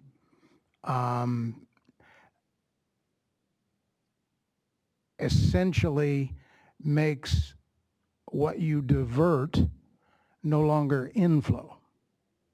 Is that how it works? I think that's what I was trying to phrase. The North Delta bypass flows essentially. I'm not talking about bypass flows. Well, I'm talking about inflow into the system, into the delta. Well, why don't we I give can the only witness answer it the way I'm intending to answer it here. So. Okay, Mr. I can't say your name. Please go ahead. Mr. Wenover, yes, please go ahead and answer. Okay. The North Delta bypass flows essentially have a percent of river flow that can be diverted, subject to a number of rules. The South Delta diversion continues to have the EI ratio as included in the D1641. In addition, it has a whole suite of additional requirements that limit the South Delta export. So in combination, those tend to be more restrictive than the EI ratio that was part of D1641. Well, let me follow up on that a little bit. The essentially the EI ratio that measures how much the South Delta pumps can take now includes all the flow coming in from the Sacramento, the American, the Trinity, the Feather, and is measured there as inflow. Now you're going to have two systems. One's going to go through Hood, and we'll have the same EI ratio to take care of pumping at the South Delta. But the Clifton Court becomes connected to these tunnels. Is that water, how is that water treated? Is it inflow?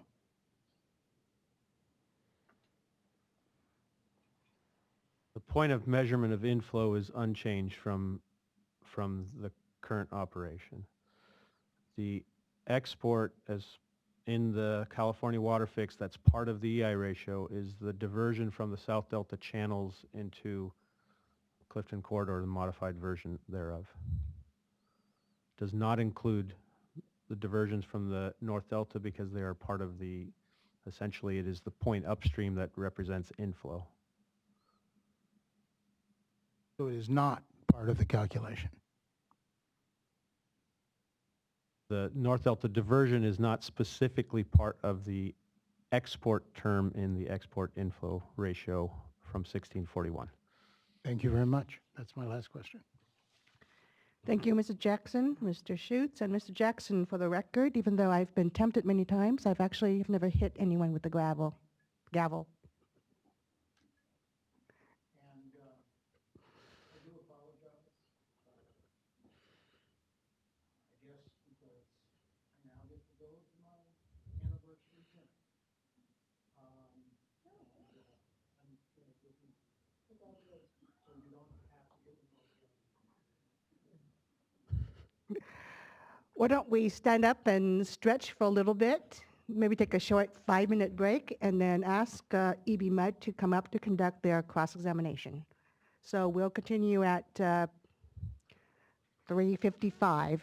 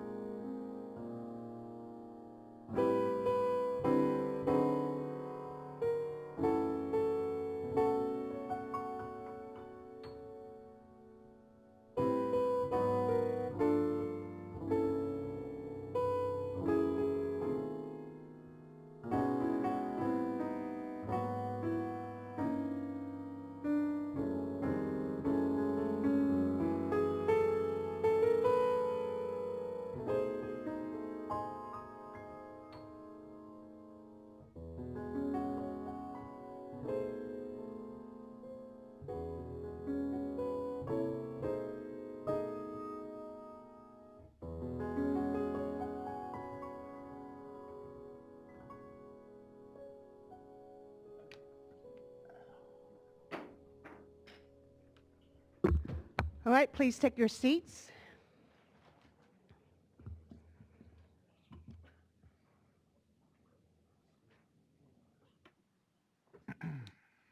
Mr. Etheridge? My name is Jonathan Salmon. Mr. Salmon. I'm from East Bay Yep. MUD, Office of General Counsel. That's Right. East Bay Municipal Utility District. Sure. Is that better? Yeah. Good afternoon. I'm Jonathan Salmon. I'm with East Bay Municipal Utility District. My questions are for Dr. Nader Tarani, and they pertain to his rebuttal of Dr. Ben Bray's testimony, which concerned reverse flow impacts at Freeport. I'm going to ask Dr. Nader Tarani about the following topics. First, his calculation of the probability of significant reverse flow events in low flow conditions. Second, his critique of Dr. Bray's bias correction of the DSM-2 model data. Third, the manner in which Dr. Nader Tarani compared the results of the various modeled scenarios to support his conclusions. Fourth, the exceedance curve that appears in his rebuttal of Dr. Bray. I may have a few other miscellaneous questions, but I expect I can wrap up in perhaps 45 minutes, and we can all go home. Dr. Nader Tarani, first I'd like to ask you a few questions about your calculation of the likelihood of significant reverse flow events under certain low flow conditions. Could we please display the exhibit DWR 79, which is Dr. Nader Tarani's rebuttal testimony? I'd like to see page 13 at lines 8 through 15. 8 through 15, yes.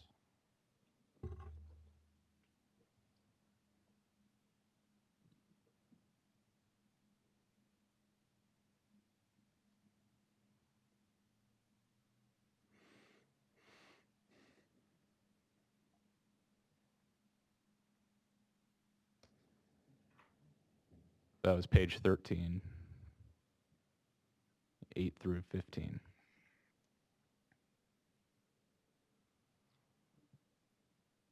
So this is a paragraph numbered paragraph 1. It states a percentage probability of a significant reverse flow event occurring when flows are below 8,000 CFS at Freeport. Dr. Nader Tarani, if you could review that paragraph briefly. I'm sorry, are you referring to the paragraph starting from line 8? Yes.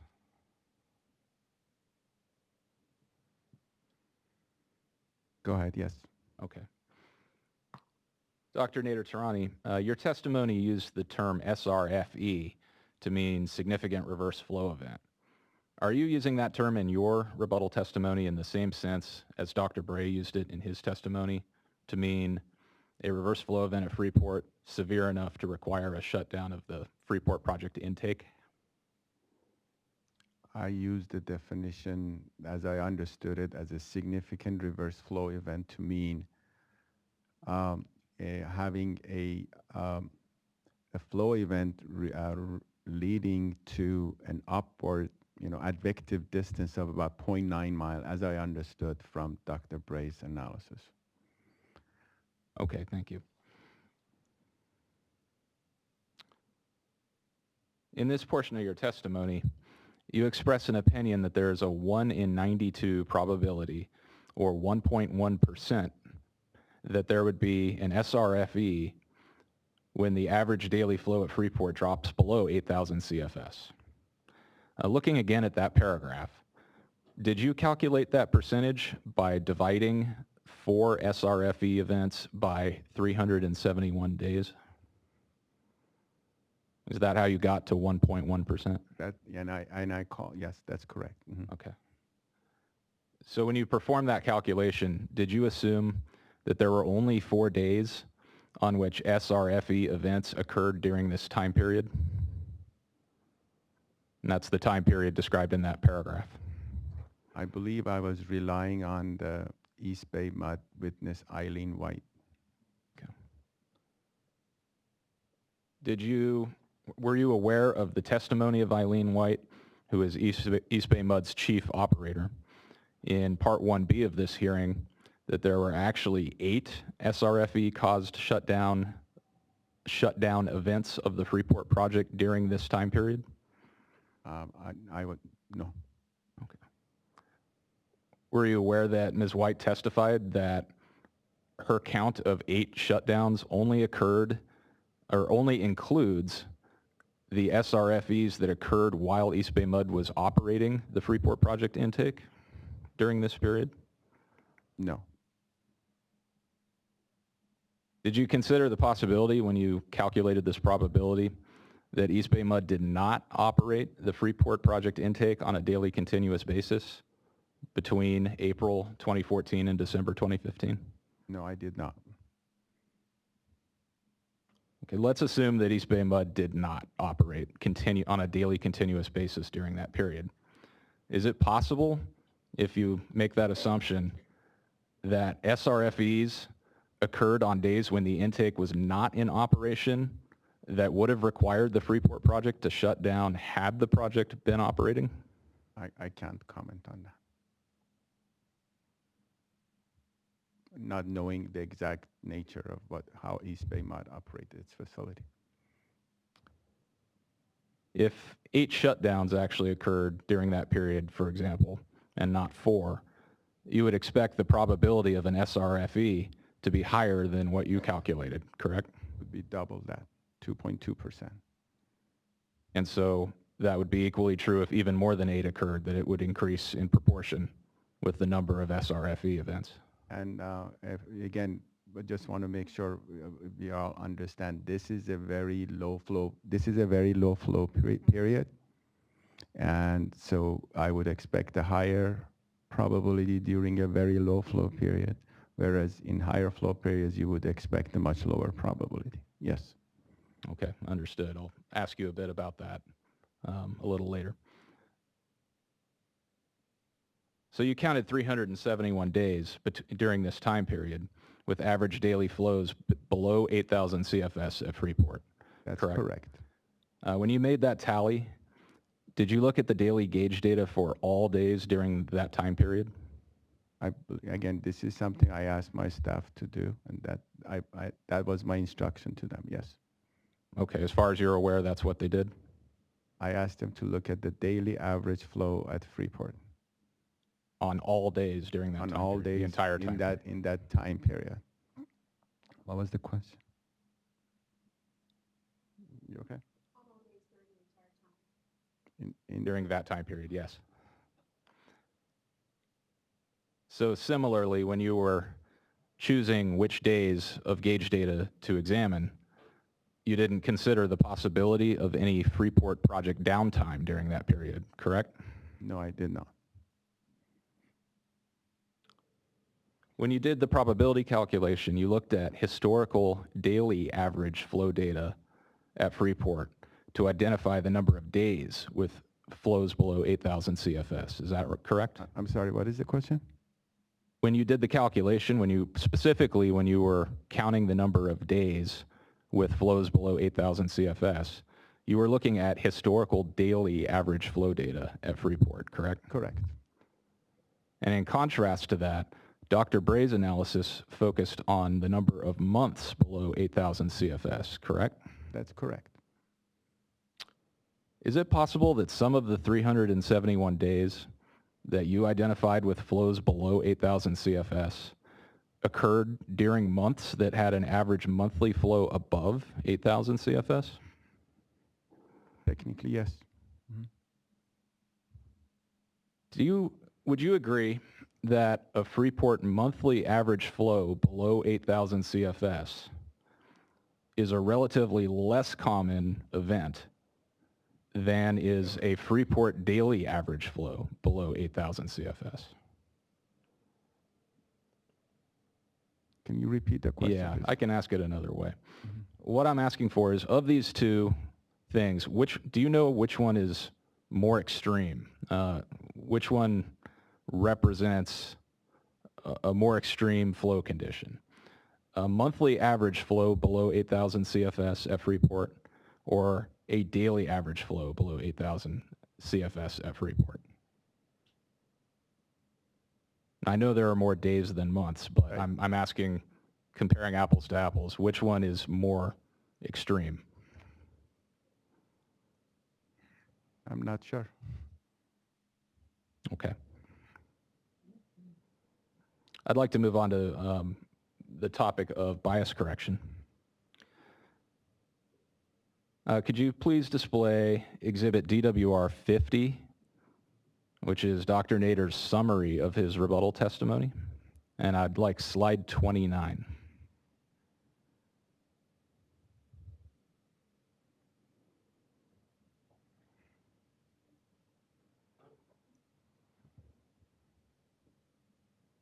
Did you want 50 or 50 errata? I believe 50, because 50 errata is just an excerpt of slides other than this slide. Thank you.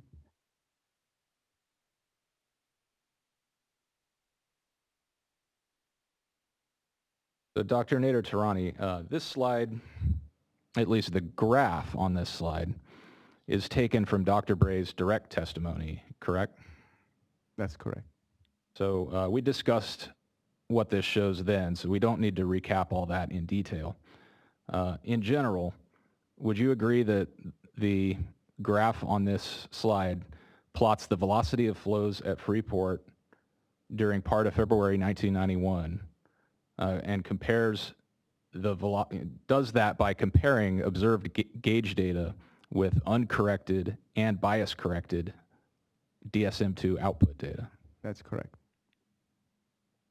So according to the gauge data, which is shown in blue, there were several actual reverse flow events during this period. Is that correct? Talking about based on Freeport gauge?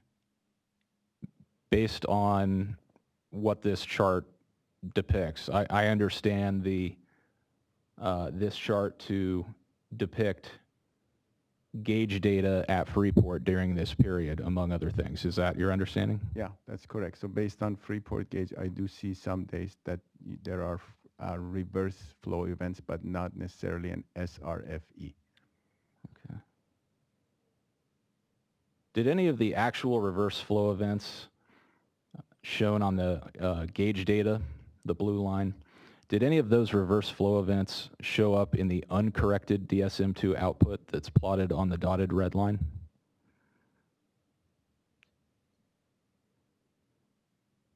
No, I do. In this 8-day period, I do not see that. If I use the terms low tide and high low tide, do you have an understanding of what I mean by that? You can go on, and I can tell you if I need further explanation. Okay. What is your understanding of that, briefly? The difference between low tide and high low tide. Typically, we do that with respect to water levels. That is, mostly based on my understanding. And that very high water level, that represents the high. And at the very low end, that would represent the low. And in terms of velocity as depicted on this chart, does this chart depict peak velocities that represent a high-low tide and other peaks that represent low tide? Again, I'm more familiar with using the terminology with respect to water levels and not velocity. Okay.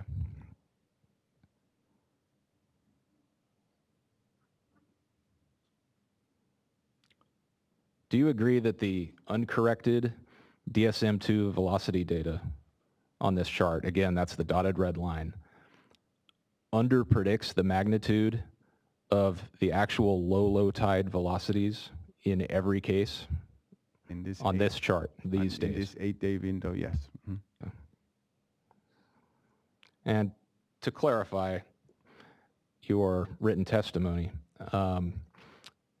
you do not disagree with Dr. Bray's conclusion that DSM-2 systematically underpredicts peak velocity at Freeport during high and low tide. Is that correct? I'm only judging it based on this one figure.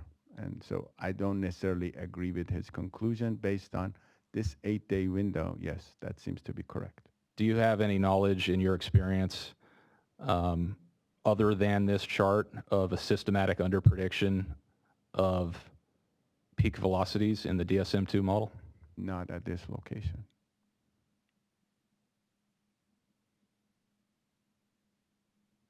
In your opinion, is it an accepted practice among modelers to perform bias correction before a modeler analyzes model output data, to the extent the modeler is aware of a bias within the model that would affect that analysis? Depending on the specific item of interest, that as long as the person who's analyzing it is fully aware of the consequences of applying the bias correction.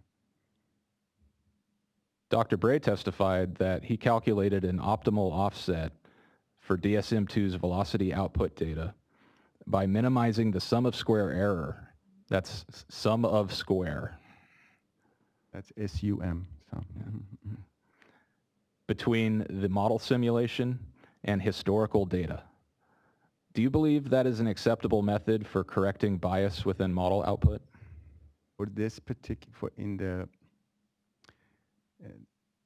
in the methodology that Dr. Bray used to use that information to predict the frequency of SRFE events, I don't think that was the appropriate way.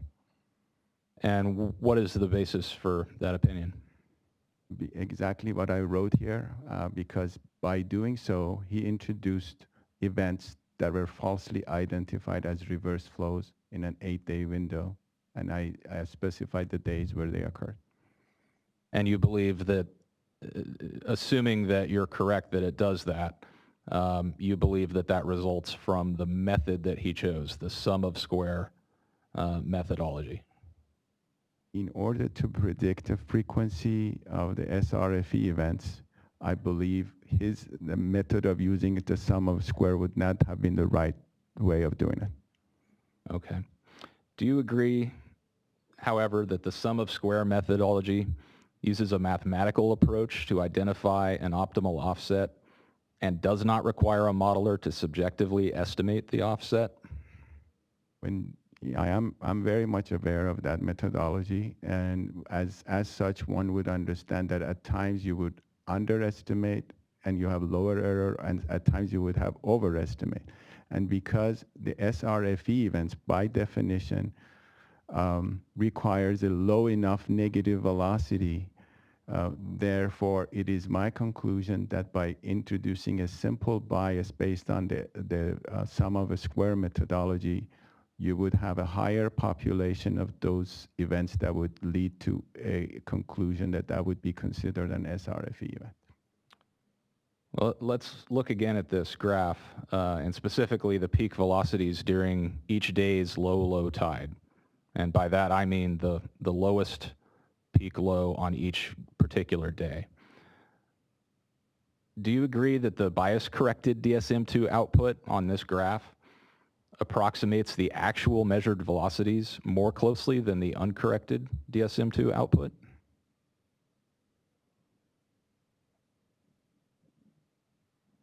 No. And why do you say that? I mean, take for example, on the February 13, you would compare green line versus the red line and versus the gauge. I see there are two lows on the 13. I'm referring to the first one. You see the red line is closer to the Freeport gauge than the green line is. So that's an example. Okay. I'm asking specifically about the lowest low in each day. And just to be clear, the reason why I'm focusing on that is because as Dr. Bray testified, the low tidal peaks are more closely associated with SRFEs. And so he testified that's how he calculated his offset. So that's why I'm asking about those specific peaks. It looks like in a lot of events, the 4 days that I show were identified. Basically, the correction went, he overcorrected basically in those 4 days. Okay. Do you agree that at times the bias-corrected data also underpredicts velocity at peak low tide on this chart? That is correct. So it's not a consistent overprediction of reverse flows? It's sometimes under predicting them and sometimes over? Correct, but because the SRFE event mainly requires a low enough or a high enough negative velocity, simply doing a sum of square approach it is my opinion that you would get a higher population of those events if you simply do a sum of square approach in correcting the bias. And is that opinion, are you expressing that opinion with reference to the low peaks as opposed to all of the reverse peaks?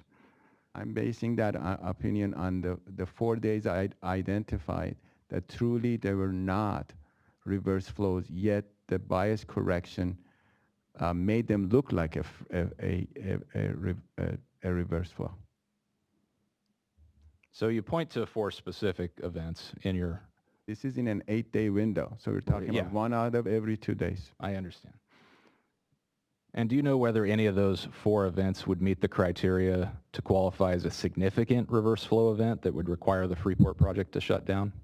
No, they would not. But my opinion is if it's over predicting the opportunity for reverse flows, it would do so also. It would lead to a higher frequency of SRFE events, and I can point to some figures in Dr. Bray's if that would be helpful. I anticipate we may get to that in another topic. But of the 4 examples that you cited of over-prediction on this chart of the bias-corrected data, only one of those 4 occurs during a low tide. Is that correct?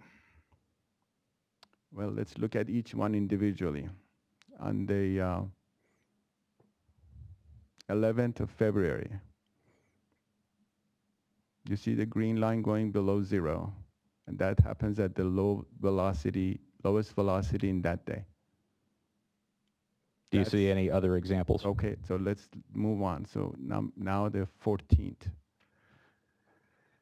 On 14th, according to the green line, you would see two reverse flow events, but that does not represent the lowest velocity on that day. On the 15th, once again, the one that on the 15th is not the lowest velocity. On the 16th, it's coming close. The green line is showing 2 reverse flows, whereas CDEC data shows only 1. If someone performed bias correction using the sum of square offset method, and they specifically attempted to achieve a fit with low peaks, if that was the specific purpose when the sum of square calculation was done, would you expect the bias corrected output to fit better with the low peaks than with other peaks?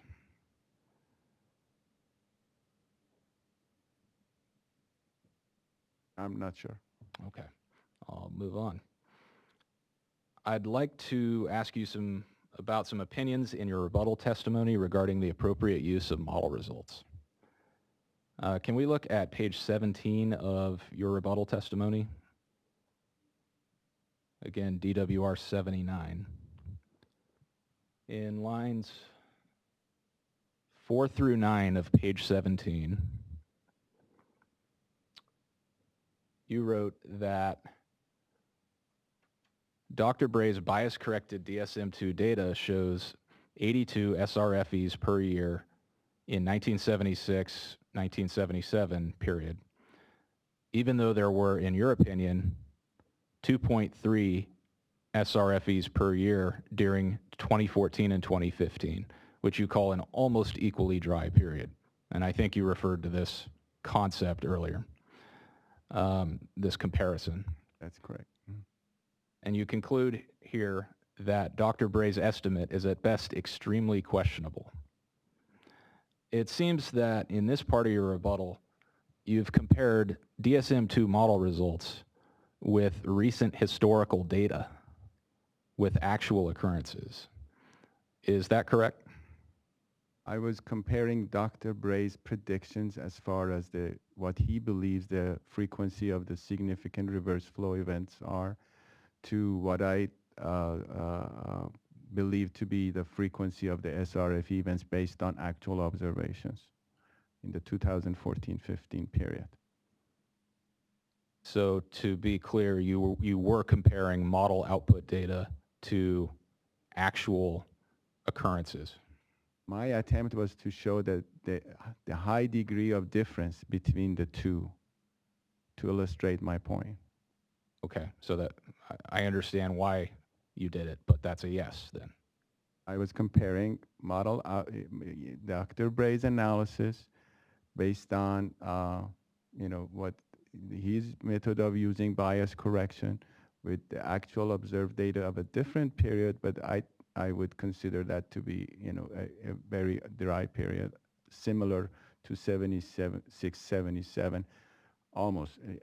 Or I expected the probability of SRF events to be in line, and I was trying to illustrate a point that they're not in line with those estimates. Mm-hmm. There's been some discussion in cross-examination and some opinions expressed in written testimony of people on this panel regarding the appropriateness or lack of appropriateness of comparing model output data to actual measured data or actual events. And so I have some questions about how comparable these things are that you compared, the model output with the actual occurrences during the last drought. Does the NAA modeling that Dr. Bray analyzed represent a future condition? That's correct. Does it incorporate a future level of development? That is correct. Mm-hmm. Does the NAA include modifications to historical hydrology to simulate climate change? That's, to my understanding, that's correct. And the NAA also assumes a certain level of sea level rise, correct? I believe it's about 6 inches, 15 centimeters. So there are several future conditions built into the model that do not yet exist in the real world and did not exist in 2014 and 2015. Is that right? That's correct. Would you expect these future conditions to cause, and specifically the incorporation of those future conditions into the model, would you expect that to cause the model results to look different than actual historical data? But not to the degree that is shown here. But you would expect a difference? I would expect some difference, yes. So for example, if you looked at modeled flow data from 1990 and you compared it with gauge data from 1990, would the future conditions incorporated into the model result in modeled flows differing from the actual observed flows? It would be different. So given that all these future conditions were built into the model that do not yet exist in the real world, would you agree that it's inappropriate to directly compare the frequency of actual SRFEs with the frequency of modeled SRFEs? My main reason for including that statistics was to show the great degree of difference between these two numbers. The changes that you mentioned, in my opinion, does not provide enough of a difference to cause that kind of a magnitude of a difference in terms of outcome for the occurrences of the SRFEs. Can we look at page 28 of your rebuttal testimony? Down at the bottom of that page. In fact, if you could get the top of 29, that would be good. The sentence that begins, Dr. Burke there. In this part of your testimony, it appears that you're critiquing another expert modeler's choice to compare historical EC values to the EC values that were modeled in the NAA. You said in your testimony that it was inappropriate for that modeler to compare historical data with modeled data to support his arguments. Is that an accurate summary of this portion of your testimony? I'm sorry, which lines are you referring to? I'm looking at starting on line 25 of page 28. And really the rest of that paragraph, so through to line 5 of page 29. My explanation of this is appropriate use of the model, and it is my opinion that it would be incorrect to compare model results for 15-minute or a day from one scenario to the other. Well, why is it appropriate for you to compare the frequency of SRFEs modeled in the NAA with the historical frequency of SRFEs actually experienced during the last drought, but not okay for the other expert modeler to do what he did? As I said, I was just illustrating the large difference in terms of the two, one being 2.3, one being a lot higher. I forget the actual number, 80, to illustrate the point that it's, the outcome of his use of the model results would lead to believe that. You just mentioned use of 15-minute output data. I'd like to ask you about that too. Correct. Can we move to page 11 of your testimony? At the top of the page, lines 1 through 4.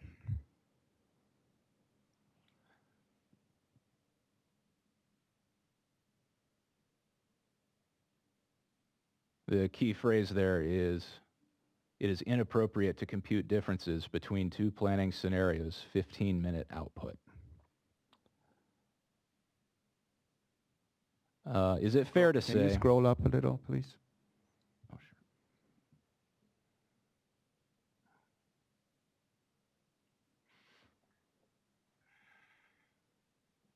Okay, now can you go down?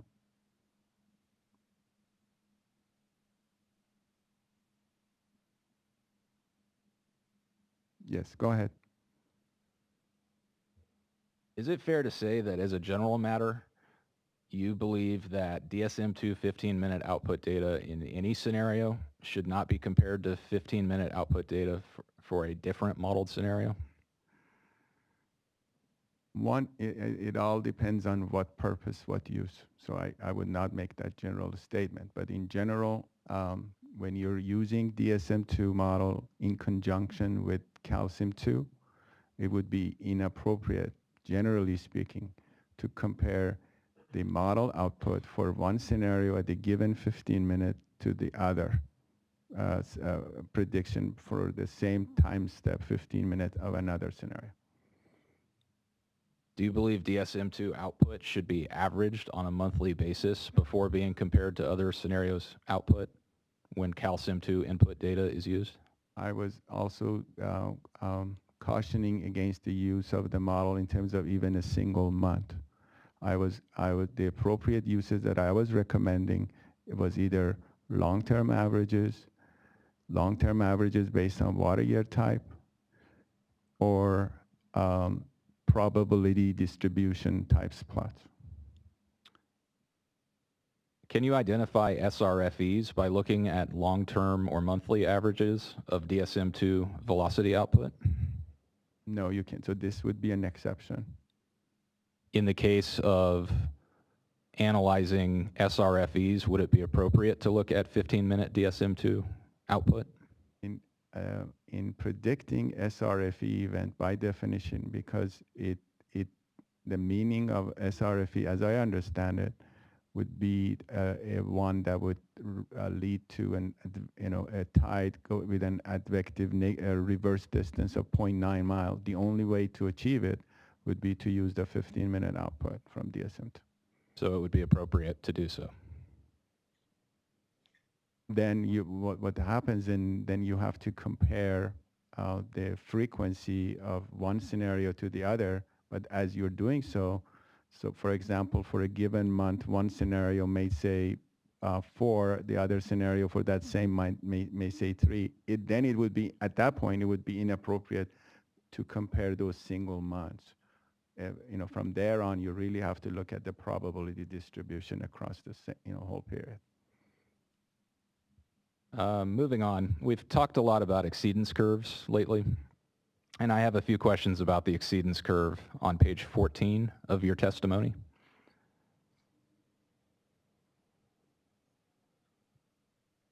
It's labeled Figure 5.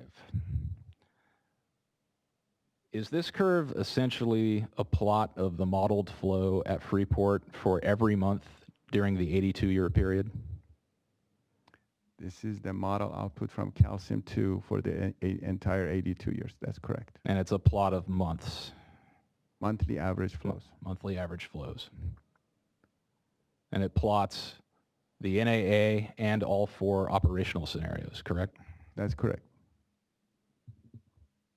And there's only calcium flow output represented on this exceedance chart, correct? Not velocity output, for example? That's correct. And this chart only shows 1 point on the river, Freeport. Is that right? That's correct. So this exceedance curve doesn't tell us anything about whether changes in flows might be significantly changed, either up or down, during specific times of year. I was primarily using this in response to Dr. Bray's use of the calcium 2 flows to determine the potential for the frequency of the SRF events. If I were interested in seeing how flows would change in operational scenarios in a particular season, say in the fall, could I tell that from this chart? Not from this chart. There are other ways you could do that.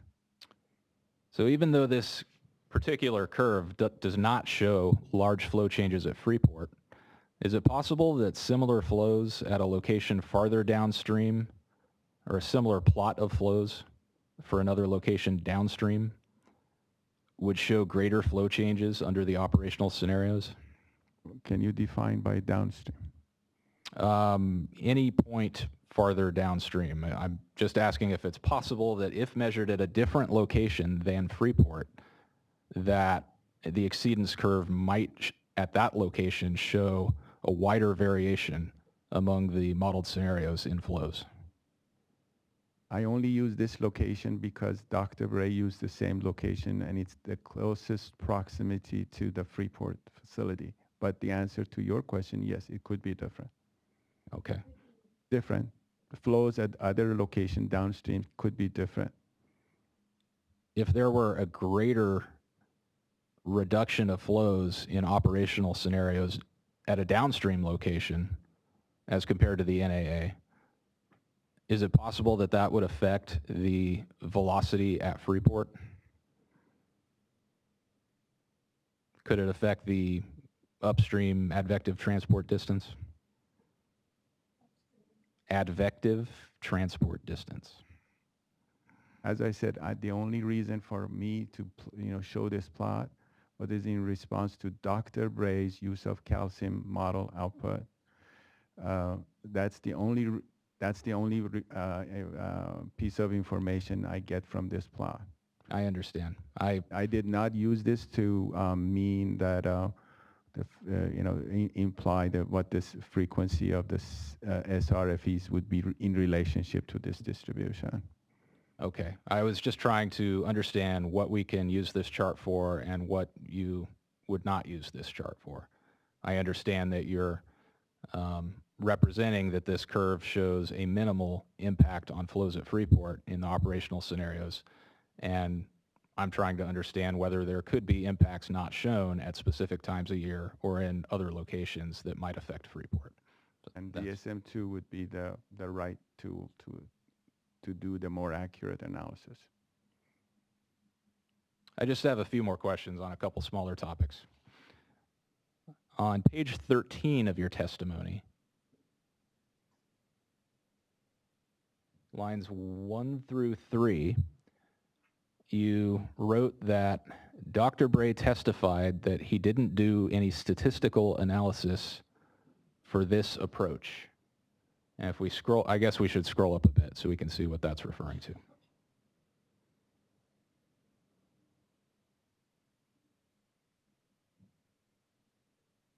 So please review lines, page 12, line 25, through to the end of that paragraph. Yes, I see that. In your opinion, what kind of statistical analysis would have been appropriate for that purpose?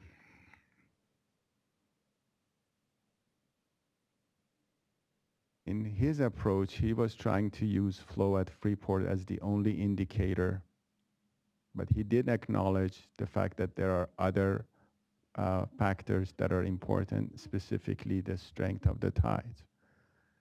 And so, and that's where I think if you look at his plots, you will see that there are times with even higher flows. You could have an SRFE event,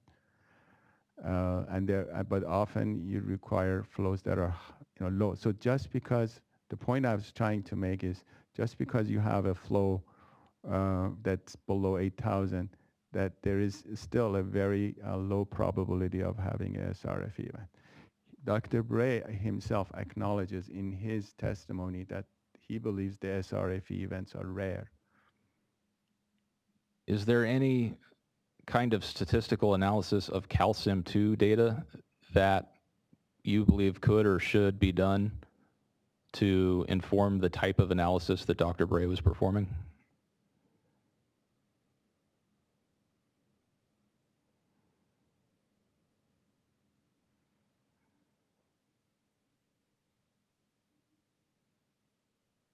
I'm basically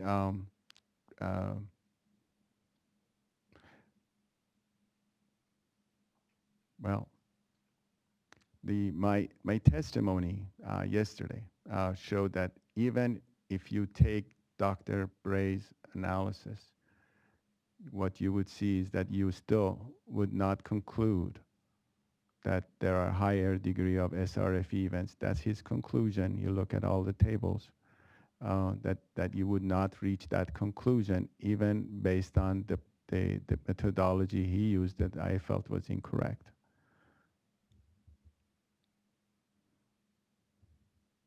Finally, I'd like to ask you about a statement on page 13 of your testimony, rebuttal testimony, lines 19 to 21.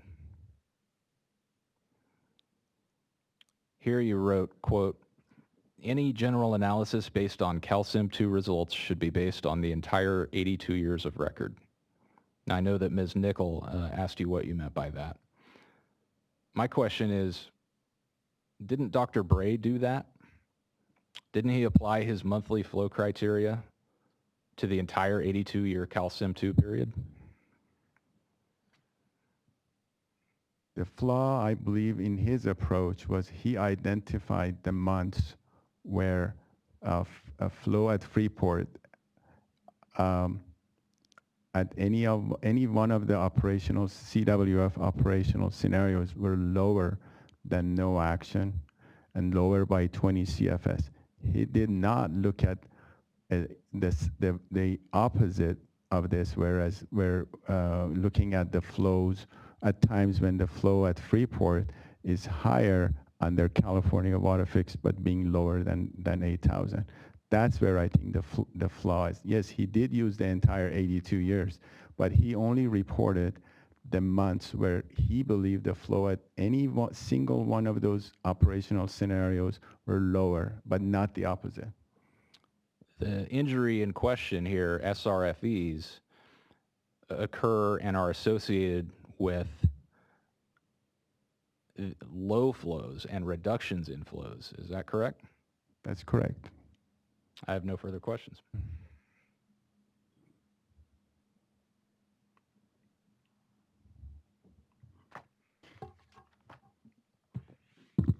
You done? I am done. Thank you, Mr. Salmon. And before we adjourn for the week, a clarification, Mr. Mizell.